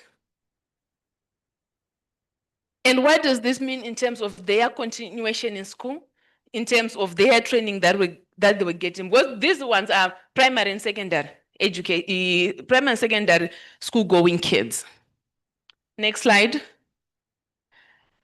So, how does adolescent pregnancy systematically undermines human capital formation? What are we saying? We are just saying, in short, I'm just saying limited SRH knowledge and access, the restrictive laws, the restrictive policies, the fear that if we train and talk about sexuality education in class, we'll promote sex, because that has been the basis of denying comprehensive sexuality education. And in some schools and some countries that are doing well, a comprehensive sexuality education is coming in for disguise as guidance and counseling or life skills training. And we have always asked, let's see the life skills training or the guidance counseling modules. What contents of comprehensive sexuality education does it carry? Is it accurate? Is it scientific? Is it culturally relevant? So we are saying limited SRH knowledge and access is equal to early and unintended pregnancy, resulting in school dropouts and exclusion. Thereby you go to skills gap and unemployment. And we are actually intergenerational disadvantage and poverty, the cycle that will continue coming. There's a research which says, if a young girl gets pregnant at a young age below 18 and they have a child, there's a higher chance that their child is also going to be the same. So we are also contributing to that if we don't go back and review our policies to make sure that our health strategies and our education and training protocol are speaking to each other. What is the benefit? The benefit is clear. We have knowledge access, resulting to the agency prioritization of comprehensive sexuality education, retention, employability, and generational prosperity. Isn't that what we all want here? So these below are examples of why comprehensive sexuality investment works.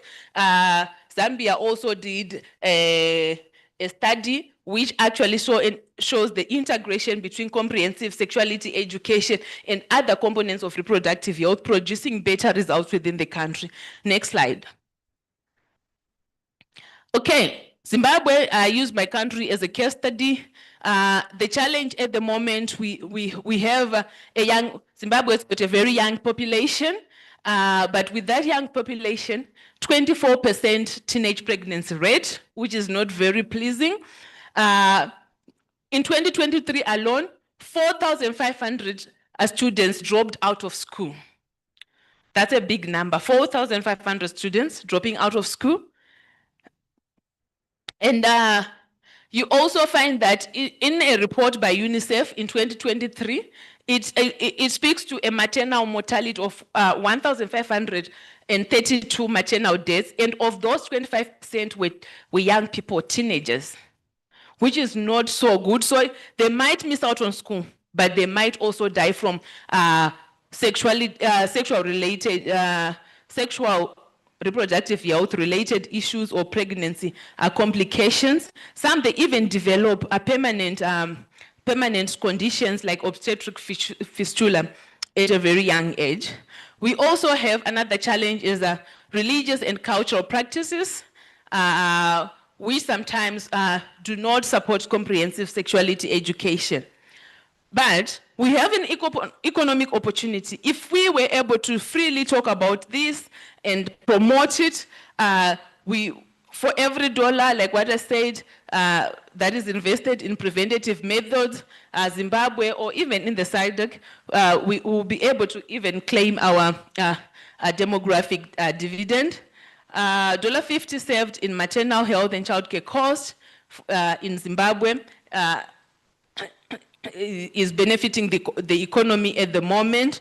We also, as Zimbabwe, have reached our FP 2030 commitment on family planning, which actually has also contributed to the country.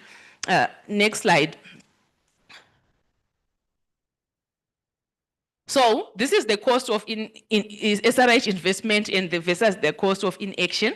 So whether we are going to talk about this today, and there's going to be something being done about comprehensive sexuality education or not, the cost of inaction is very clear.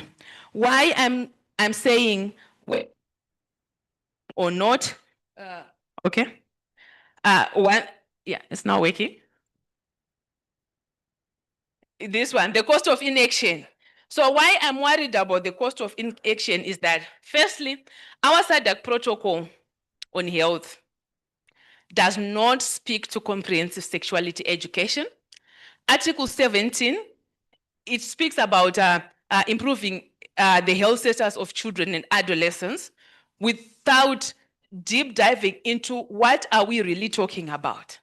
Article 16 of the Protocol on Health speaks about reproductive health, but it mainly focuses on maternal mortality, preventing birth defects, and regulating fertility. Then we also have our major strategy, which is the SADC SRH strategy 2019 to 2030. You find that it's talking about what member states can do, adolescent civil society, but we have no section on comprehensive sexuality education. We don't know if that was something that was omitted or it also reflects our position as member states on comprehensive sexuality education. There's one friend of mine who is a politician who said, Nyasha, in politics, silence means exactly that.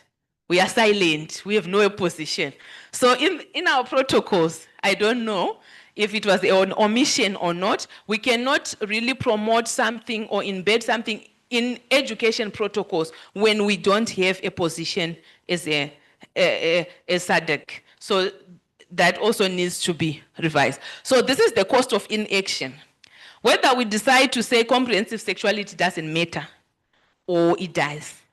If we don't act, 1 billion, this is according to a UNESCO report, 1 billion is lost annually by countries not educating girls to the same level of boys. This is 1 billion lost by countries who are actually educating girls, but not at the same level of girls. They are being educated. So imagine if that girl is not educated, the cost there. We spoke about the girls who left school in Zimbabwe.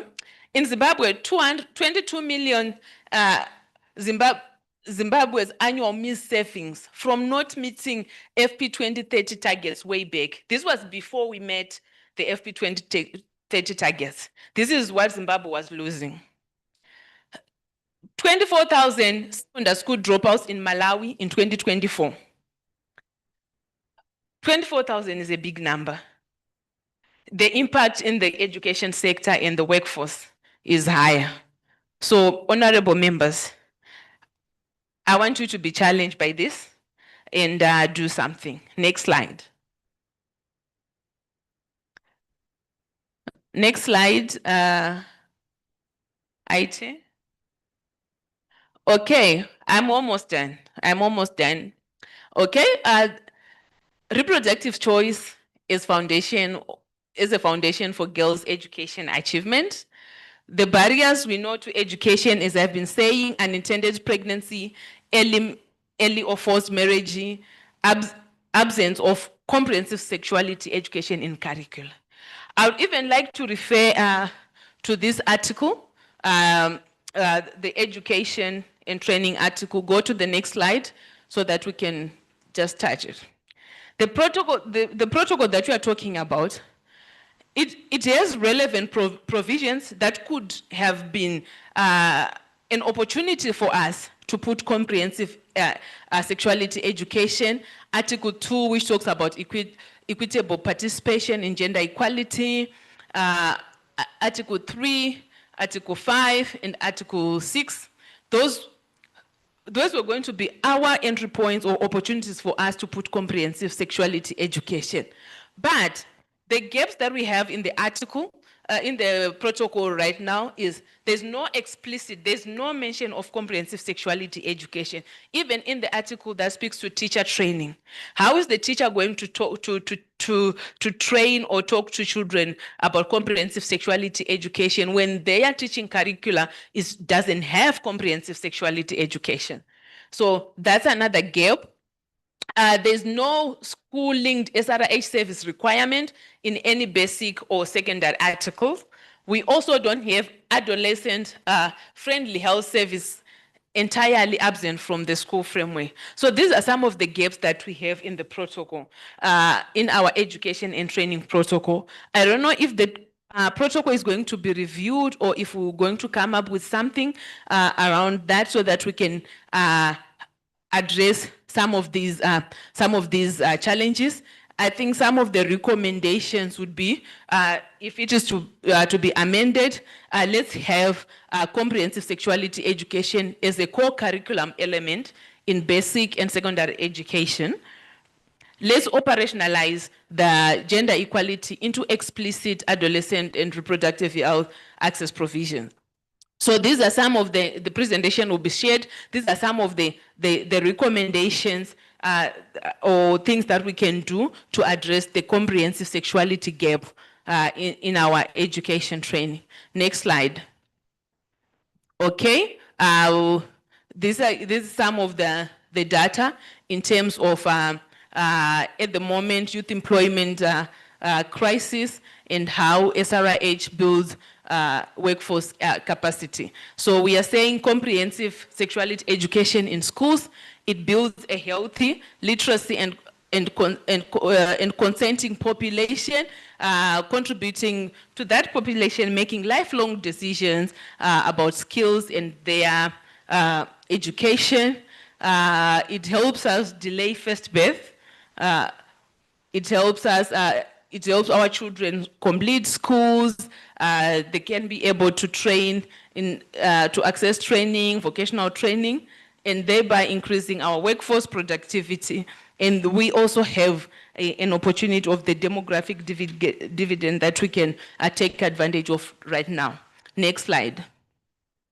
Okay, so this was also the data and evidence to say where comprehensive sexuality education was integrated with reproductive health and enabling policy, how it worked.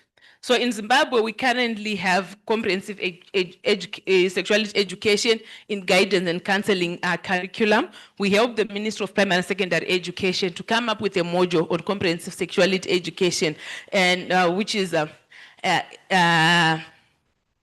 age appropriate. The guidance is there.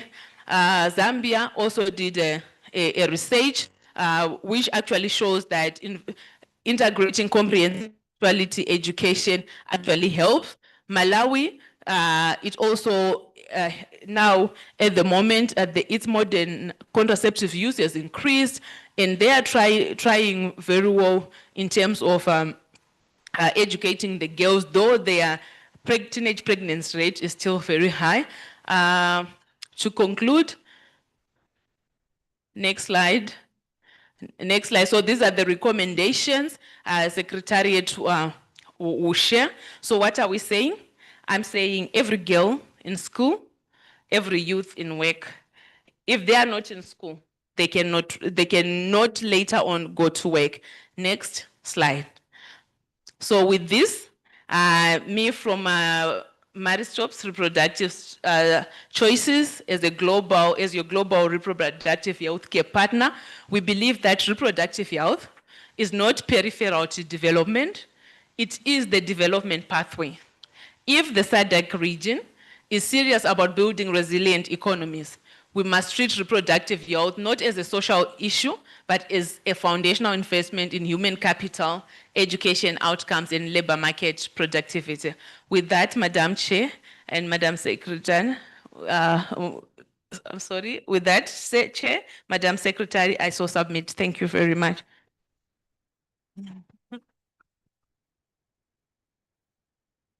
Wow. Thank you very much. I missed your name.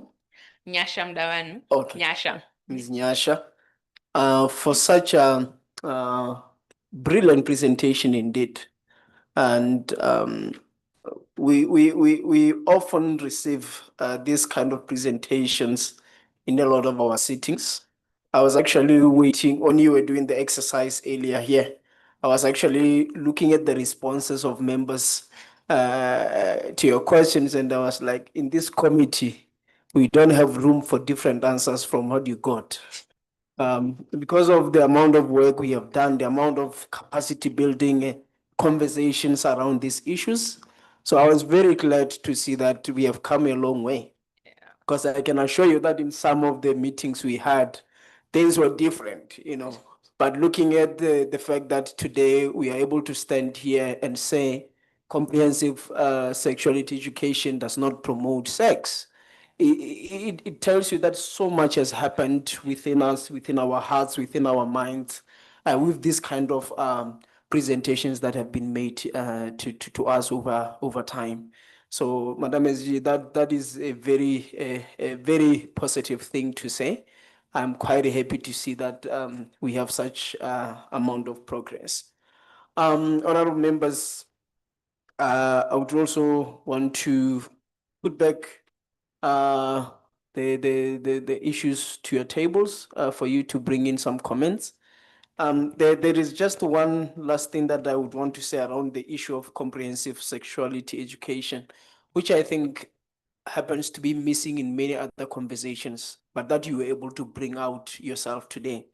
That comprehensive sexuality education is not just giving information about sexuality and all issues related, but your definition itself has really made it very clear in terms of what that is.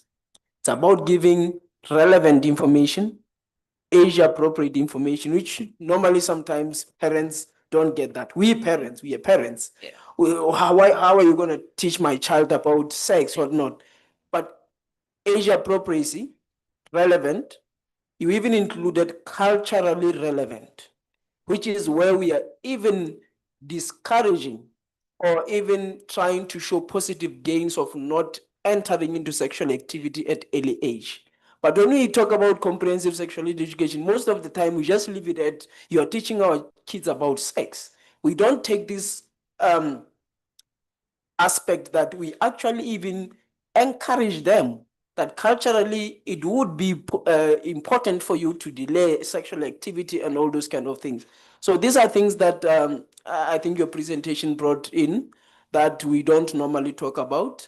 And it just points out how important and critical it is for us to advocate for this kind of topic.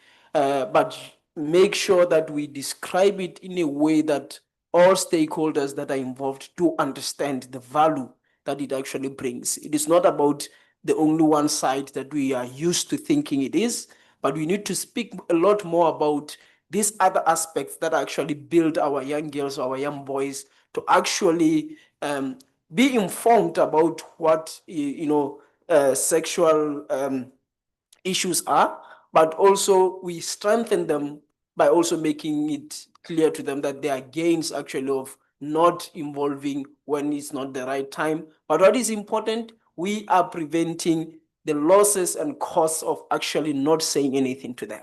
Yeah. Thank you.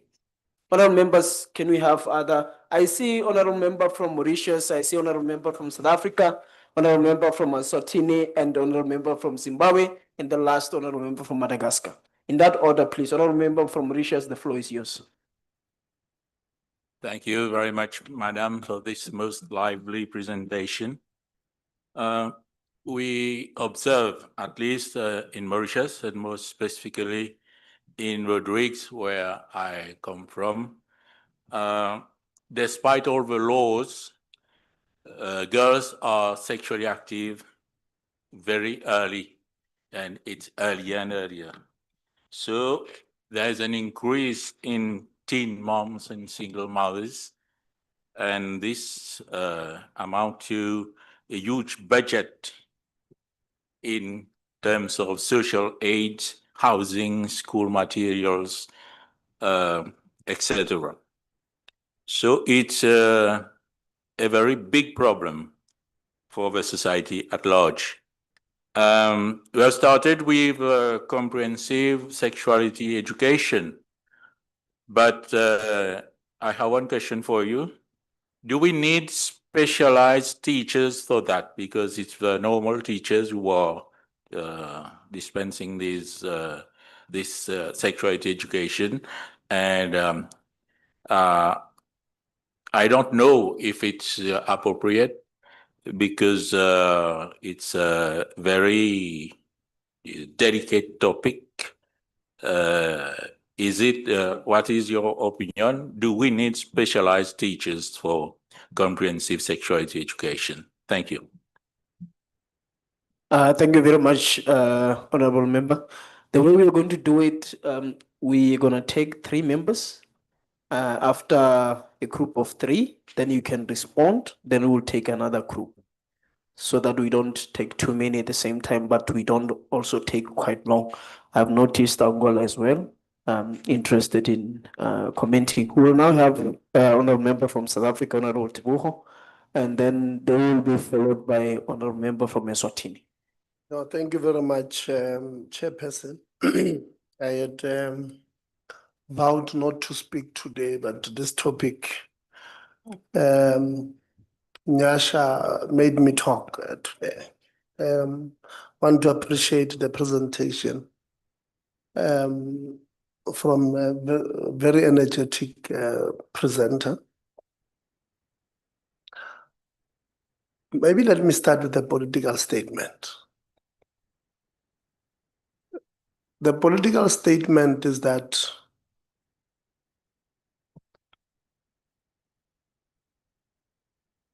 the presentation says it costs more not to teach our children, or not to equip our children with relevant information. It costs us more not to do so. But if it costs us more, where does the money come from? And who stand to benefit when we go borrow money from these ones who have it? And you'll understand why I'm starting with this political statement later on.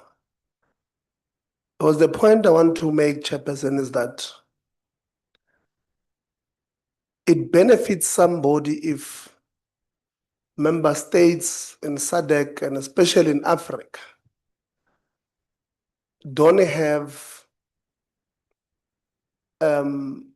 the population that comes out educated, but it has more that becomes the burden to the state. Somebody benefits from it. Let me now get closer to, so South Africa tried to implement comprehensive sexuality education. Were taken to court by a number of NGOs, non-government organizations, including the people in Christianity, Christian pastors, and they took us to court. They took the government to court. And these organizations, one, it was Protect Children South Africa Coalition, Family Policy Institute, Citizen Go, StopCSE.org, CYPSA, Children's Young Person and Protections Agencies.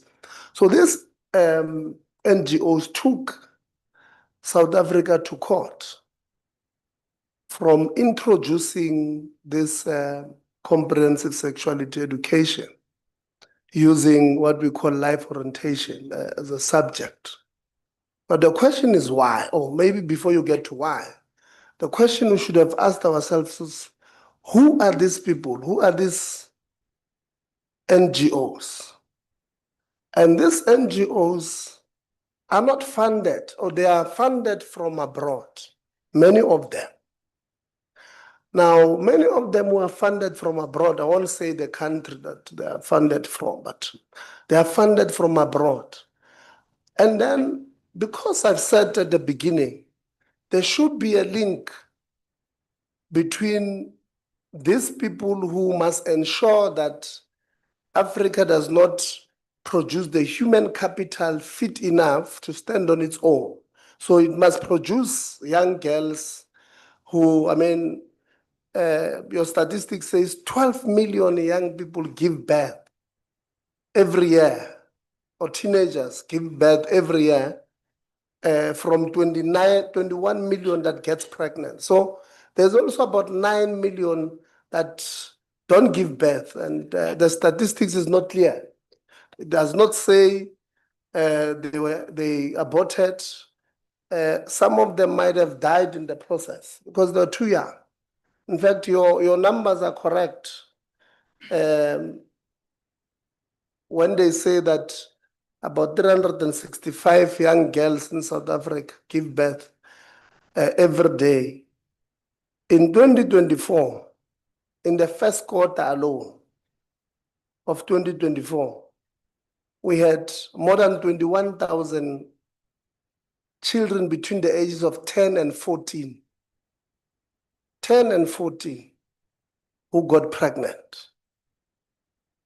And the reason why we in South Africa, so because they've taken us to court, these people who are being funded by external people, we then introduced something called the Bella Bill. I used to serve in basic education at the time. So what the Bella Bill says, one, apart from making early childhood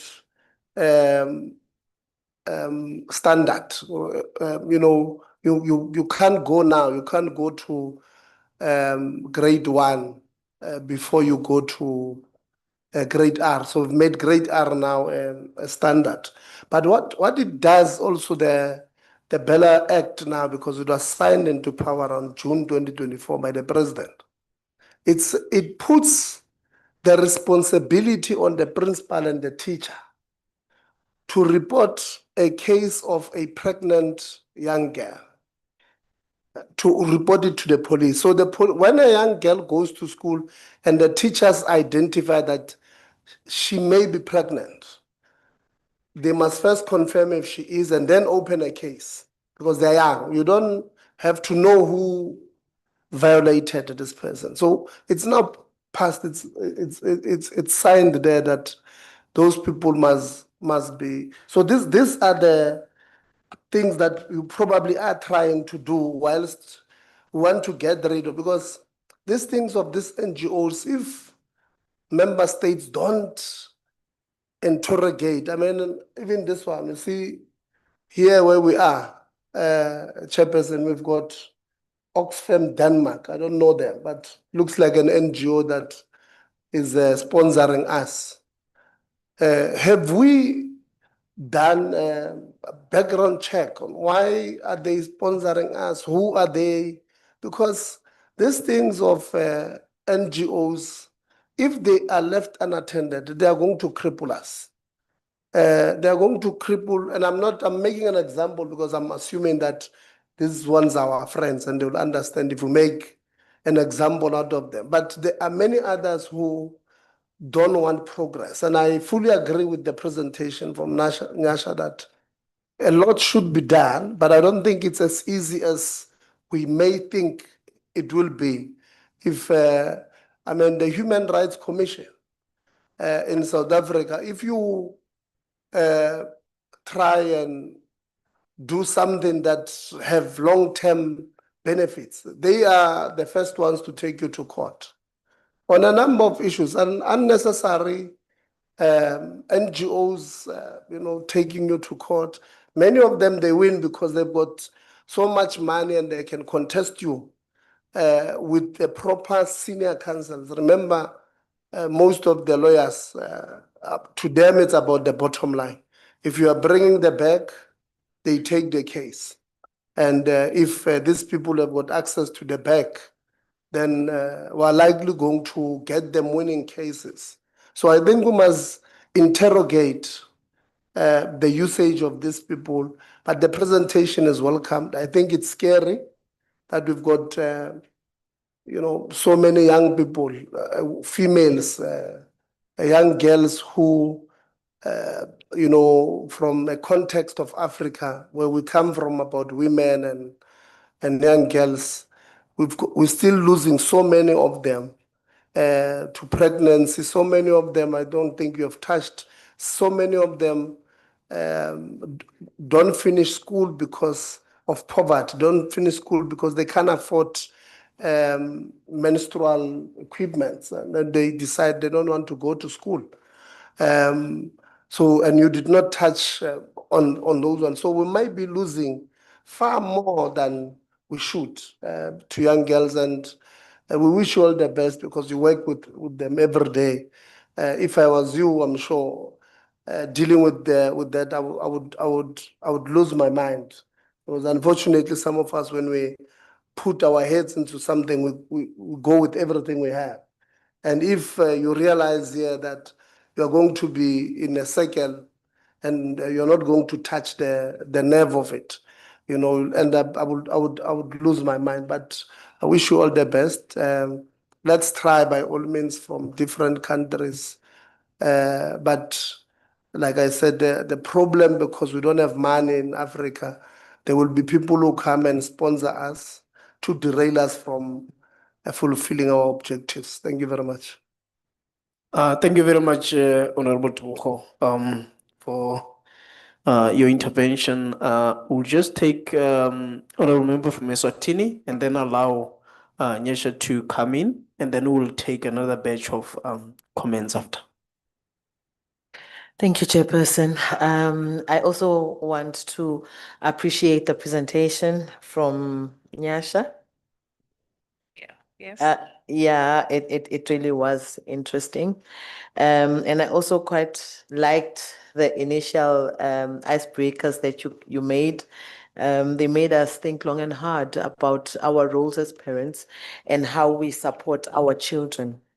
With that said, I do want to touch on the fact that you've rightly said that it has to be comprehensive, it has to be timely, and I feel also that it has to be continuous. Children grow and they evolve as they grow, and the challenges that they face get complicated as they grow.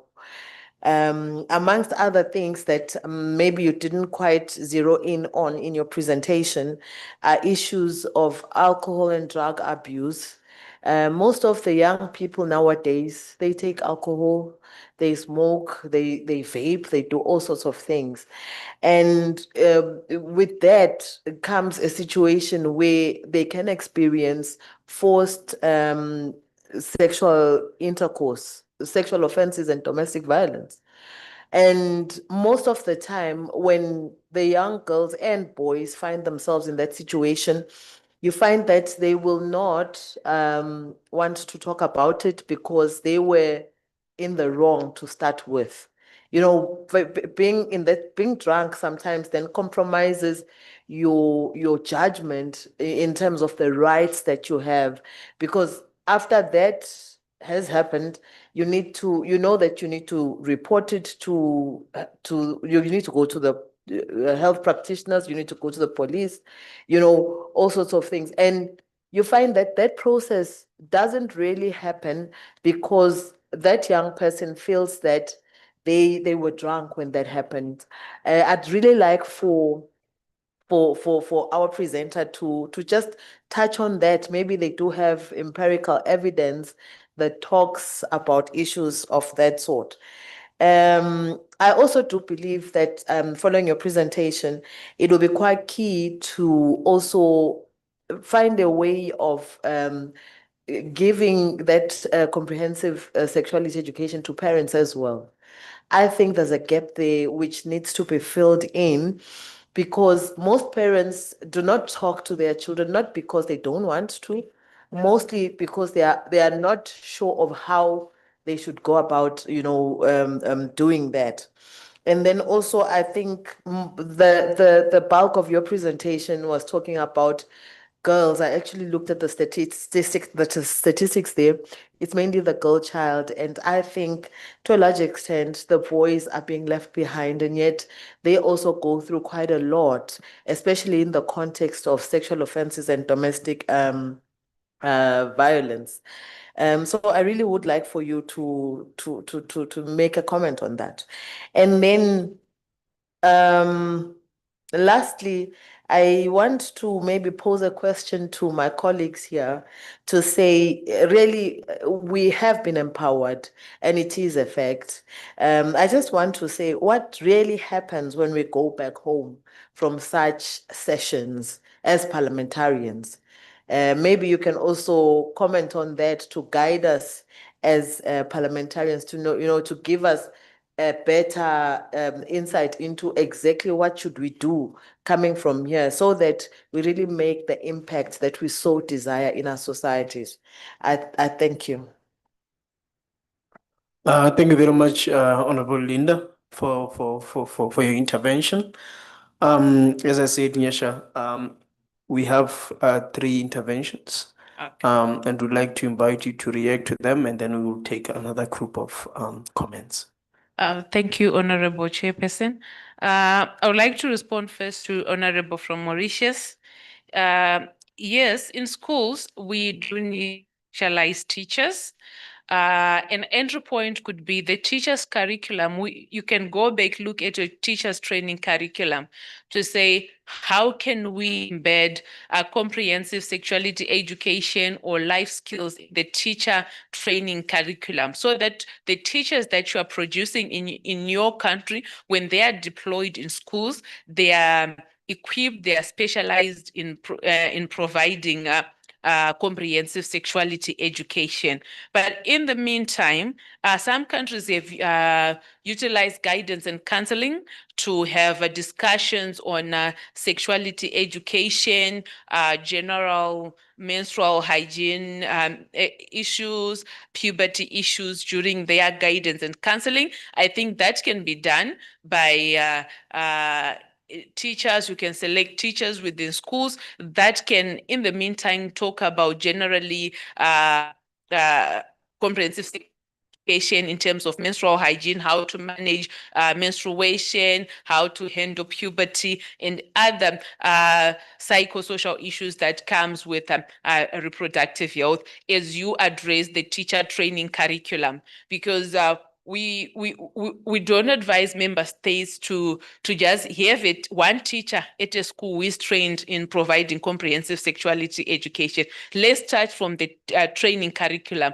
Let's make sure that every teacher who is coming out is equipped and is empowered to the extent that we are not worried when we see teacher so and so taking children for a guidance and counseling or a comprehensive sexuality education session because they are all trained. Another strategy that has also been used by other countries is to make sure that the general primary school's curriculum in your science subjects, it touches health issues on menstruation, puberty, how do you define a boy, how do you identify a girl, what's happening in menstruation. I think even in high school, is there in biology, is there in science. So we can also utilize those teachers as resource persons while we are addressing our teacher training curriculum.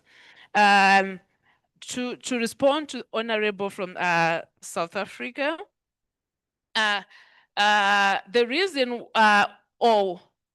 why there has been so much opposition, countries or governments being dragged to court over certain issues on sexuality education, abortions, to mention just a few, is because sometimes it's the way we are framing our concepts. In Africa, comprehensive sexuality education has always been there. We have always had grandmothers, the aunts giving this information to our children or to our young girls and boys within the family unit. That's where we got the statement, it takes a village to raise a child, because we trusted the aunts to give the information, to tell the girl that you need to keep your virginity. This is how you manage your menstruation. If you sleep with a boy, this is what happened. We trusted them. But the global village that we are in now, and how things have changed. If I can ask right now, do you trust your husband, sister to give information to your child in here? The answers that we'll get are very shocking, but culturally, we always had these comprehensive sexuality education. So let's frame comprehensive sexuality education in our own way, as long as it's age appropriate, culturally relevant, scientifically correct, and realistic. We can come up with a term to use and remove sexuality, because what I've seen with the churches and all other NGOs, what they're against is the word sexuality. Because biology is teaching menstruation, science in school is there. But the moment that you say we need to revise and the curriculum to include comprehensive sexuality education, they start mentioning family, they start mentioning you want to teach children sex. But these concepts are there in integrated science. These concepts are there in biology. The problem is how we are framing. Maybe we can go back to say, how can we frame comprehensive sexuality education in a way that is acceptable in our own context, in a way that is acceptable in our African context? What term can we give it? Can we remove sexuality education? I can give an example of Zimbabwe. Honorable from Zimbabwe is here. We had a medical service amendment bill, which was gazetted in 2022. And in 2022, one of the issues that we were having problems with our parliament was, why are you talking about sexual reproductive health? Then that bill lapsed when the new parliament in 2023 came in, before because they came in before the bill was passed. Every process had to restart. In 2024, the same bill was gazetted. It was gazetted, and the people in the health sector were advocating to say, let's make sure that we promote access to reproductive health or to healthcare in broad. They did not have an issue. What changed was the term sexual was removed, and they didn't have a problem. It was left at health and reproductive health. Our constitution defines health including the reproductive element. They don't have a problem with that. They had a problem with the word sexual. We removed it. Now it's still under discussion. Hopefully they are going to pass it, but they didn't oppose it. So what we have seen over the years is the term sexual brings problems. So how can we frame our concept to give our children information that is age appropriate, relevant, realistic, and culturally relevant in our own context? How can we frame it so that we are not sued, we are not taken to court? So, Honorable from South Africa, your homework is to go back and have discussions. How can we make sure that our message that we are teaching our children to abstain, when we celebrate their abstinence and their virginity, how can we frame all these teachings in our own context and still make sure that comprehensive sexuality education is covered? Then, Honorable from Eswatini, thank you very much. You mentioned that comprehensive sexuality education should be continuous, and yes, I agree. As what you teach an 8-year-old is different from what you teach a 15 or a 16-year-old. It's continuous. Even up to now, as old as we are, there are things that we don't know. We are still learning. It's continuous. New terms and new issues are also coming in. Yes, my presentation was also focusing mainly on girls. It was a broad presentation. I was trying to compress everything. So I focused mainly on teenage pregnancy because the impacts we are dealing with them every day, and it's heartbreaking to see a young girl with obstetric fistula. It's heartbreaking. So I touched that, but boys are also being affected. We had a case where a girl fell pregnant. She was 15. The boyfriend was 16.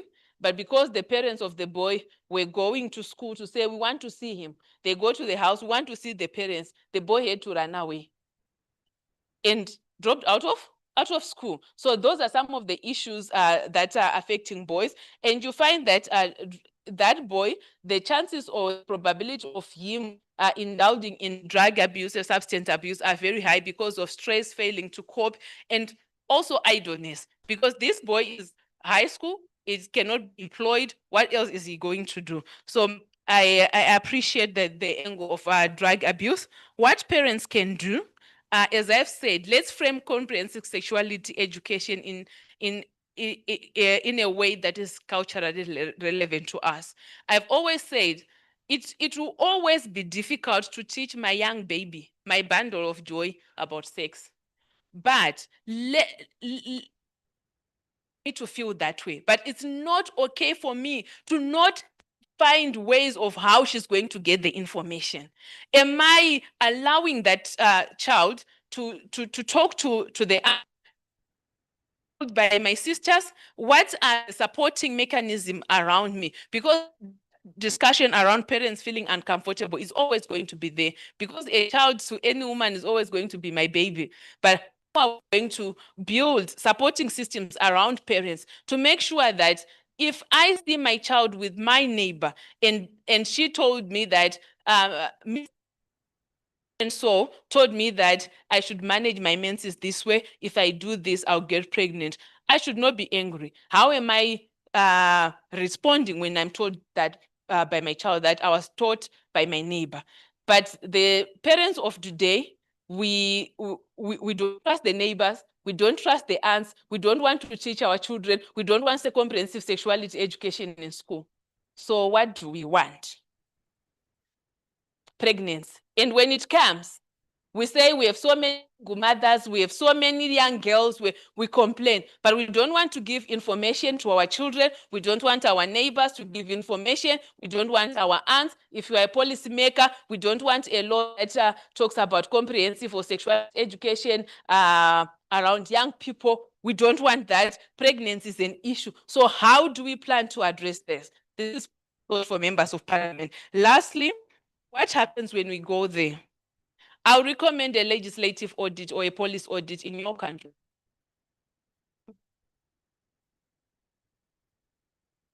Policies speaking to your education policies, specifically the primary and secondary. How are you planning to reach the tertiary students education. What do your policy, what do your health acts say? In Zimbabwe, we have one big act which founded the Ministry of Health, which is called the Public Health Act. That act speaks about having legal capacity to access healthcare service. We have always say legal capacity is one's ability to enter in the contract. Why do you need that when you are accessing healthcare? So this is food for thought. Honorable members, do legislative audit and take action from there. Honorable Chair, I so submit. Thank you. Thank you very much, Nyasha. Honorable members, we still have about 3 members that want to to engage you. But I would really recommend that we keep it short as much as possible. We are moving towards the end of the day. I also want to remember from Zimbabwe, the deputy chair, honorable member from Madagascar will follow, and then we'll have last honorable member from Angola, Honorable Santos. Thank you. Oh, Mozambique as well. Sorry. Thank you very much for the presentation. And I think you have nailed it. And I think as members of parliament, we must challenge ourselves, because in as much as we want to continue to talk about culture and run away from reality, I think that's where we are missing it. Whether we like it or not, these young girls are doing whatever we think they are not doing. Even if you try to run away from it, but we are not doing good for our children. As you know, parents are usually the first people for a child. Even if he gets back home, you are the first one to talk to that child. And I think as parents, we are supposed to be engaged. So my contribution is maybe it's now high time so that we also extend this education platform to parents. Because what I feel is parents, we are running away from it, but this is where we are supposed to go. I can give you an example. I think, Nyasha, you also agree with me that there was a time when the Minister of Education, in conjunction with the Minister of Health, wanted to start to distribute condom in schools. And you know, parents were the first one to fight it. Churches and everybody in terms of the culture and something like that. So I think it's high time that we must be engaged. Maybe we must have like educational capacity building for parents, because everything is now centered on a parent, because our children are living in their age.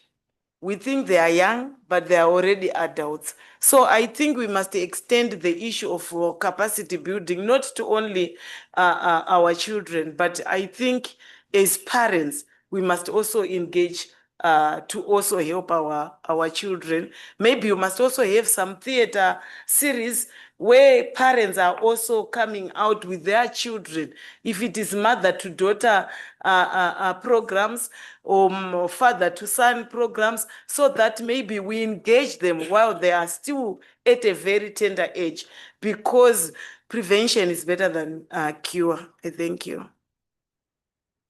Thank you very much, Deputy Chair. We now have a comment from honorable member from Madagascar. Merci, Monsieur le Président.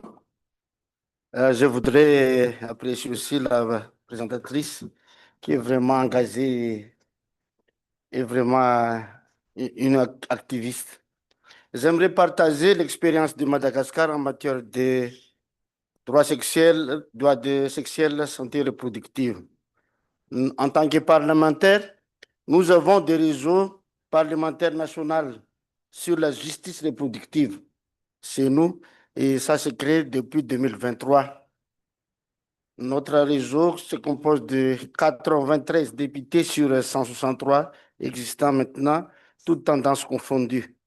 Et c'est moi le secrétaire général. Nous avons comme mission faire de la justice reproductive une réalité concrète pour toutes et tous. Donc, nous avons comme rôle à améliorer les lois, influencer les politiques publiques, vulgariser les lois existantes. Nous avons comme loi SRPF, loi sur la santé reproductive et planning familial depuis 2017, loi 2017-043. Et ça stipule que notre jeunes qui sont déjà actifs, ils sont libres d'aller accéder aux soins en planning familial. Nous avons aussi comme rôle d'orienter le budget et veiller à ce que l'engagement de l'État se traduise en action tangible sur le terrain. Et à part ça, nous avons fait des éduquer, sensibiliser et faire de communication à travers des proximités avec les communautés.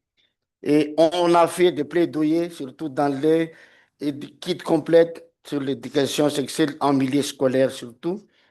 Il faut faire très attention parce que là, il faut balancer ce qu'on va partager avec nos enfants et on a accès surtout sur l'accompagnement et donner des conseils. Et puis, avant notre réunion, on a inauguré même des centres de prise en charge de victimes de violences basées sur le genre dans mon circonscription. C'est moi qui ai construit ces centres et pour dire que nous sommes vraiment engagés de lutter contre le VBG et le viol. Ça, c'est un cas très fréquent chez nous et avec le cas de l'inceste et tout ça. Et enfin, on a promouvoir les accès aux soins de santé reproductive parce que le taux de mortalité maternelle chez nous est encore élevé, 409 sur 100 000 enfants vivants. Donc, on a vraiment travaillé sur cet accès parce que c'est encore insuffisant. Et maintenant, on fait des plaidoyers pour la ratification des protocoles de Maputo qu'on n'a pas encore ratifié jusqu'à maintenant.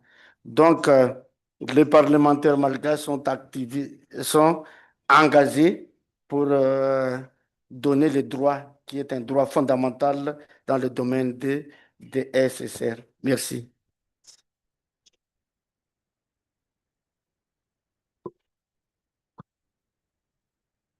Thank you very much, Honorable. We are going to then have. Okay. Okay. Looking at the time, honorable members, we have just two of you left, right? If you promise to make it short, I'm going to allow you to go through. Otherwise, if you feel you have quite a lot to say, could you please save that for tomorrow? We can finish up this session tomorrow morning.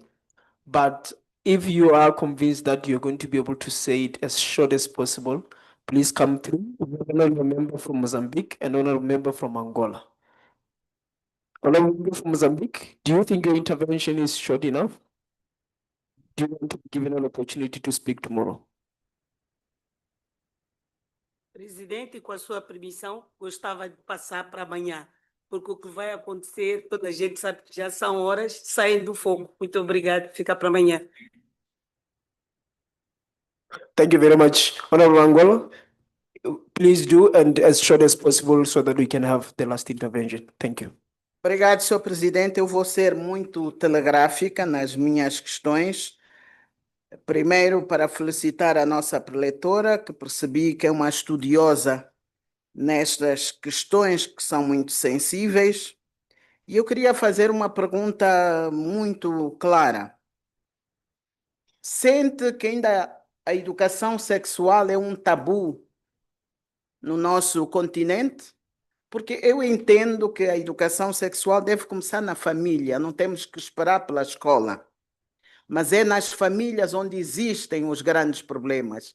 As violações hoje são na família, as violações hoje são nas igrejas.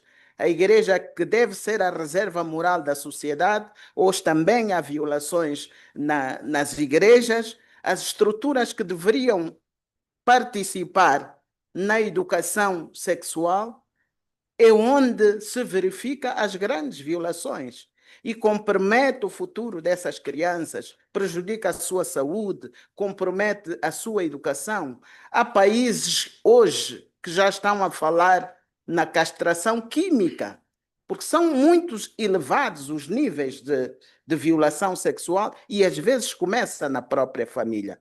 Como uma estudiosa dessas questões, por que que hoje temos mais casos de gravidezes no seio da família e nas igrejas? Essa é a minha questão. Muito obrigado. Thank you very much, Honorable Santos, for that powerful questions indeed. Questions that we all have to be reflecting on, not just our presenter. It's a challenge that we are facing in our communities to say, are teachers the ones who are going to be able to solve this problem? Whereas the opposition comes from families. What are we doing as families and as parents to actually take part in making sure that comprehensive sexual education reaches our children? So we're missing part of our responsibility and expecting somebody else to take it up.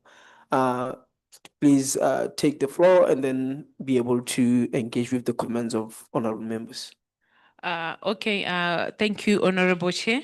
So I'm going to sum this up by saying you are members of parliament in your constituencies. You are leaders. Go back and think what went wrong with our systems where we trusted each other, we trusted our children to get information from our relatives. What happened and how can we fix it? It starts from home. It starts at a family level because as a parent, if you cannot give your child information, what about the service? Are you going to allow them to go and get family planning at an age of 15 or 16 when you cannot give them information about basic issues like menstruation? I would still say it takes a village to raise a child in Africa.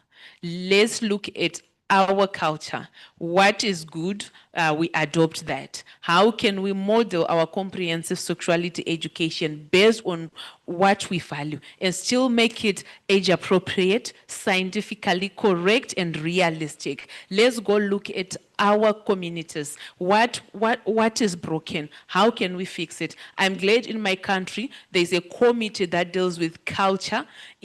It's a committee, if you have that, direct that to them. How can we fix our societies so that when we come to say we want parents to help each other, to help each other's children and talk about comprehensive sexuality education, how can we make sure that the communities are confident that my neighbor can do it, my aunt can do it? What is it that was broken that we can fix? I still believe that comprehensive sexuality as a term, it sounds big, but this is some of the things that we have always done in Africa. It has always been there. We are just making it systematic and scientific so that we can see the health outcomes and the education outcome. Let's go fix our communities, find strategies to say, how can we build our communities' trust and raise our children together.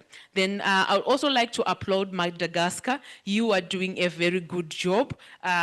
We hope that the work that you are doing will continuously, over time, lead to tangible results. We will see a reduction in teenage pregnancy and maternal mortality rate. By 2030, when we have an evaluation of the reproductive health protocol, maybe we will have a report from Madagascar to say, this is where we were in 2019. This is how we are doing at the moment. Otherwise, well done. Lastly, it's information first and services after. When we teach comprehensive sexuality, give information, services after. If we give information, the majority that will get the information. Those who fail, they will need services. Let's make those platforms available for our young people. Honorable Chair, I so submit. Thank you very much.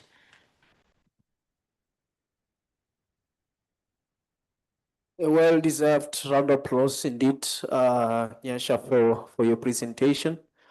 Honorable members, we have had a long day, and I would really not want to get in between your time to go relax.